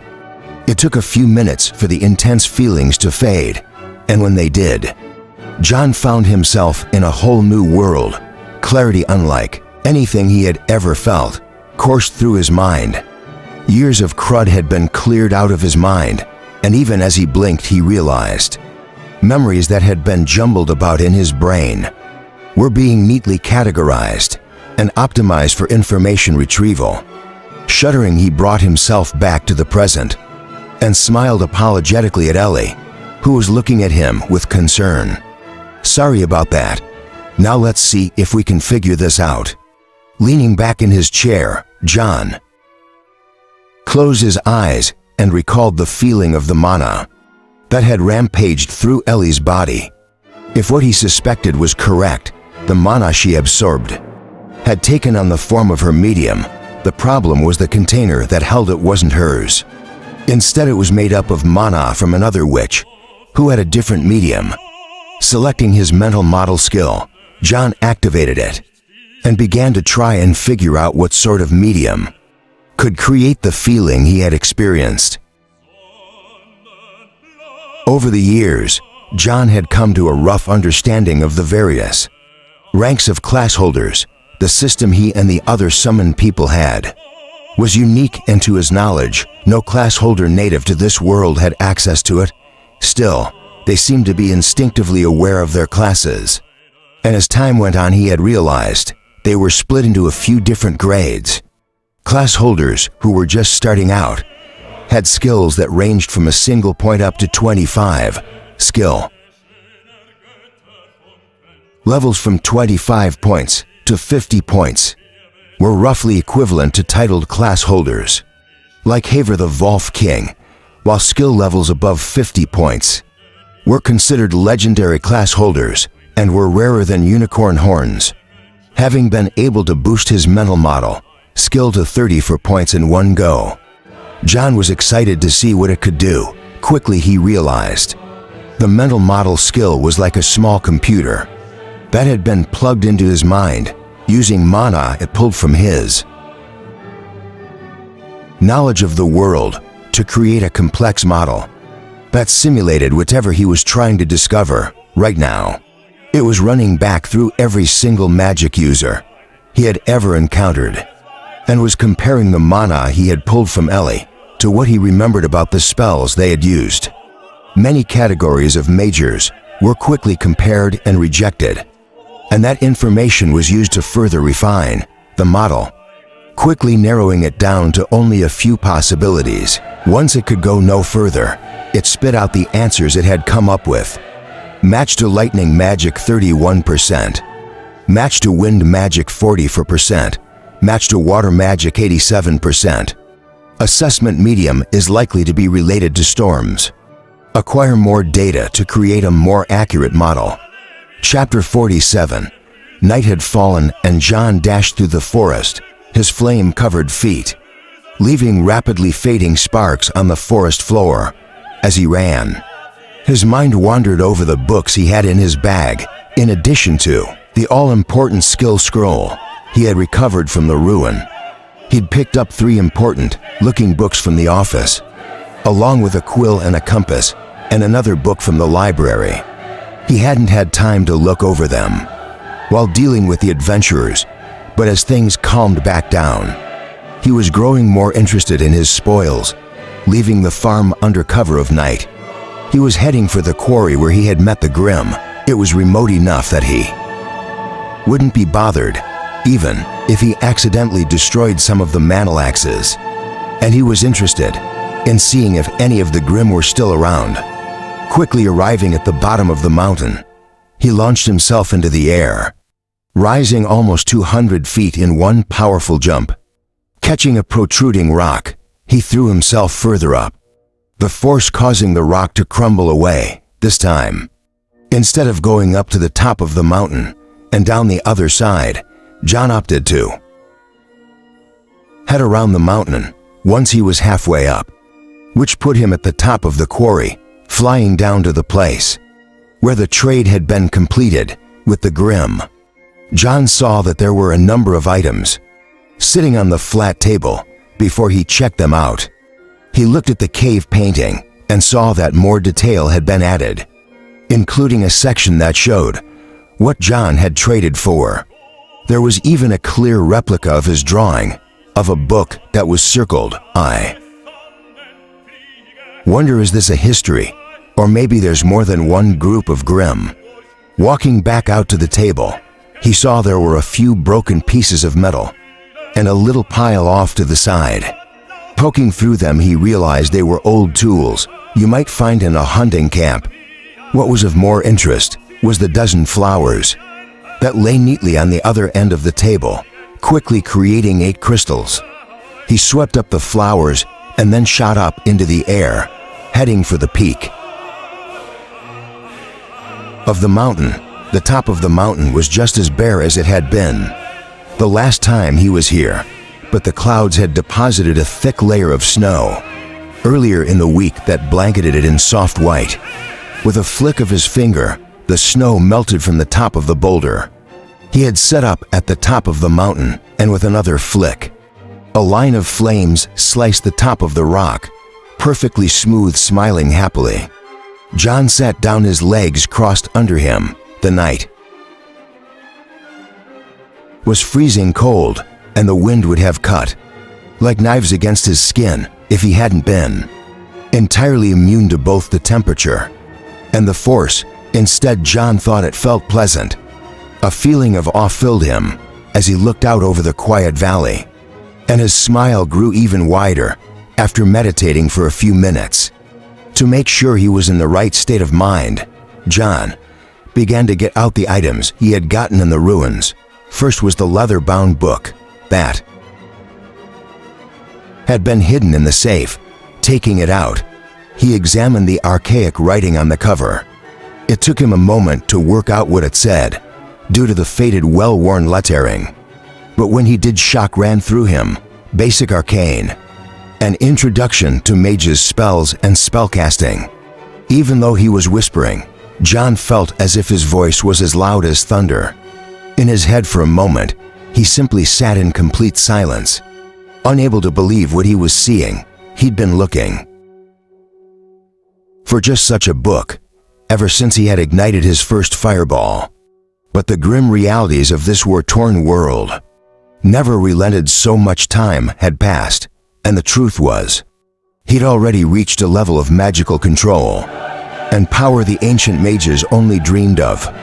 Even the legendary mages, who could cast forbidden-level magic, were little more than a nuisance in John's eyes. Yet even the most basic magical knowledge was completely foreign to him. A wave of his hand could crush mountains, and yet in many ways the newest mage of the bygone era was probably more useful than he was. Taking a deep breath, John stabilized his surging emotions and began to undo the manlock on the leather-bound book, maybe because he was afraid of damaging it. It took him nearly 3 times as long as it should have before the lock was removed, and the book fell open. Swallowing nervously, John opened it up and began to read, written in the same archaic lettering. The text took a while for John to get through, but with each word he figured out, he could feel his arcane tongue skills sucking up bits of mana as it magically enhanced his understanding of the writing system. By the end of the first page, he was reading with hardly any trouble, and by the bottom of the second page, it was no different than reading any modern book.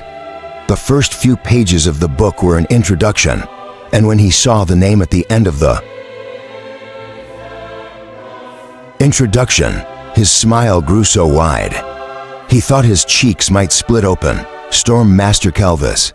So the ruins were the tower the journal describes. That means that it's highly likely the other books and artifacts I got are from the Tower Master's room.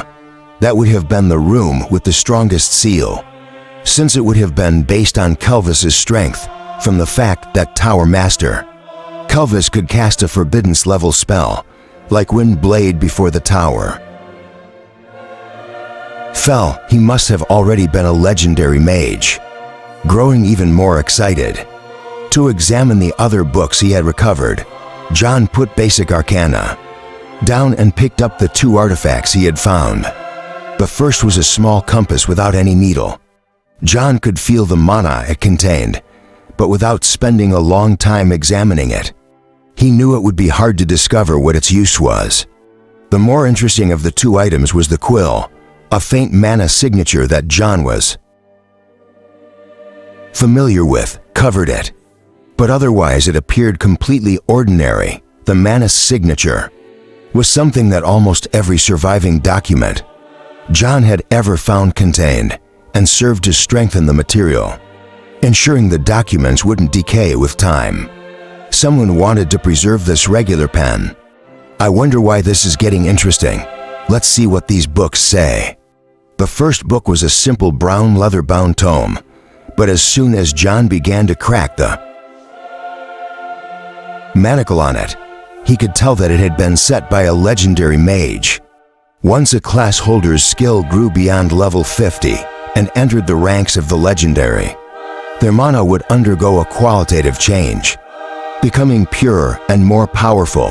The increase in its purity meant it was much more resilient than the mana of class holders who had not yet reached that legendary status, and the increase in power allowed it to dominate mana it came into contact with that wasn't as strong. This mana is at the same level that Storm Master Kelvis had when he died, and it feels like it matches. Hold on. Plugging the mana into his mental model skill, John waited for a moment while his mind whirled. Query: was the Manalock on this book created by Storm Master Kelvis? Answer: 99.7% match. Purity of mana in memory is slightly higher than the Manalock. Pausing, John put the leather book down and stared into the distance. That means that Tower Master Kelvis and Storm Master Kelvis were the same person. Maybe the stories of legendary class holders being immortal are right. Wait, that means Thomas wouldn't be aging either. And he's clearly older than he was 3 years ago when he crossed the threshold, though in his case we can't rule out stress. Anyway, could it be that Storm Master Kelvis had actually reached the sage level? Crazy. Shaking his head, John got down to work on the lock, slowly adjusting his mana until he saw the Manalock fall apart. With a light click, the book opened, and he saw a loose piece of paper tumble out. Catching it, he narrowed his eyes when he saw archaic writing and began to read. Martis to 53. To think that it would be almost the anniversary of the day I first set out for the valley. So much has changed, so much has gone, and we go with it. My life will come to an end within 2 years. I can feel it, with the same certainty I feel when I cast my spells. I had thought I could escape the pull of time, but though it beckons me toward death, more slowly than most it beckons me still. Forgive me. I am old, and my mind wanders more than it used to. If you are reading this, you must be a descendant of mankind in the future, when my seal has faded, or maybe you are another race entirely. It does not matter. Let this be considered the final will and testament of Storm Master Elmer Kelvis, the greatest and most feared legendary mage known to the world. In 1 week we will attempt a spell that has not been used for 1,000 years, and it will either save our world or damn it further. But at this point there is no other choice. War has raged too long, the damage has been too great. There are few left who understand magic, and those that do hoard their knowledge with lethal jealousy. Even I, the most powerful being in this world, do not dare to share what I know, for fear that it will be turned to make more weapons of war, or bent to the destruction of mankind, rather than our salvation. This book and the other 2 books I leave here contain the research I am the proudest of. Laughably, it is research I did well before I ever developed the deadly wind spells I am so known for. It was with the intent of furthering this research that I originally accepted my banishment to this out-of-the-way valley. But before real progress could be made, war started. The only saving grace was that no one, not even the Academy's master mages, knew that I had become a legendary mage. Because of that, I was able to create another tower, hidden in the mountains, to ensure the research was able to survive the war. To continue the research, I sent my most promising student to the tower, hoping I would be back when it finished, and yet even now I dare not go to the true tower. Lest others find it, I cannot speak much of it, as there exist those who can peer into the truth of the world and discover secrets hidden to all, but just know that I am not the only, or even the most powerful of beings in this world. There are others, whose thirst for immortality far surpasses mine. But none of that should matter to you by the time you read this. I expect that so much time will have passed that not even the memory of the wars that destroyed our world will be remembered. Only then will my manner fade enough that the seal can be opened. So to you who read this, I beg a favor. Seek out the inverted tower I built. Seek out the remains of my student and use it to restore this world. You will find 2 items on top of these books that will help you discover the path to the tower. The spell for using them is hidden between the 3 books. I have stalled long enough. It is time that I go. We will attempt the summoning and pray that it brings us salvation. I fear that it will bring us destruction instead. To those who survive us, I can only express my regret that I contributed more to the destruction of this beautiful world than I did to its preservation. My earnest wish is that the research I left might play some small part in contributing to its restoration. Looking down at Storm Master Kelvis's broad signature, John couldn't help but remember the warm-looking man with the salt and pepper beard who had taken Katrin as his apprentice, though he had died only a year later after a truly terrifying fight with 3 other legendary mages who had appeared from the south. John had never imagined that Kelvis had such a complex history.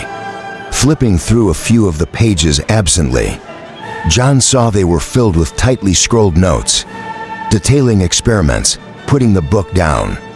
John wasn't quite sure what he thought. Those involved in the summoning of people from Earth had been one of the most tightly guarded secrets of the nations involved, and the little bit that John had discovered had indicated that everyone involved had died as the spell completed. But if what he read was true, Storm Master Kelvis had not only known about the summoning, but even played a major part, which would certainly explain why he was on hand to accept Katrin as his apprentice. We all just assumed he had been passing by, but he must have known exactly what was going on. Wait, that means that the others letting out of breath. Fury began to grow in John's heart, but he hurriedly suppressed it before he got another doom point. He already had 74 from his mana use in the ruins, and he didn't want any more if he could help it. Calming down, he did his best to examine his memories rationally. All of us were taken in hand and taught by class holders. Almost as soon as we arrived, my teacher was Thomas, while Katrin became Storm Master Kelvis's disciple. Of the 6 mages who were summoned, the 2 of us were the only ones who survived. The first 2 years, all the others died in assassinations. Katrin survived because her master was so powerful, and I survived because, well, Thomas is a cockroach, and I learned really quickly. It's clear they knew exactly what was going on. I wonder if there is anyone else who was involved, who's still alive. Shaking his head, John knew there was no reason to continue dwelling on it. Taking out the last item he'd received, John held it up and looked at it. The ornate box gleamed in the starlight, giving off an alluring sense of mystery. For this little box, 6 people had died, and John had a feeling they weren't the last. If he was going to be drawn into problems in the future, John wanted to know what he was dealing with. Catherine had said that the box contained the secret of how to become a mage, and if that was true, there would be others, many others coming after it. With a soft click, the man lock fell apart and the top of the box opened. A crack, sensing nothing dangerous, John carefully lifted the lid, his eyes going wide, as he saw a set of 6 glowing spell scrolls. New spell summon water detected. New spell water arrow detected. New spell downpour detected. New spell raging waters detected. New spell greater storm detected. New spell apocalyptic flood detected. The end.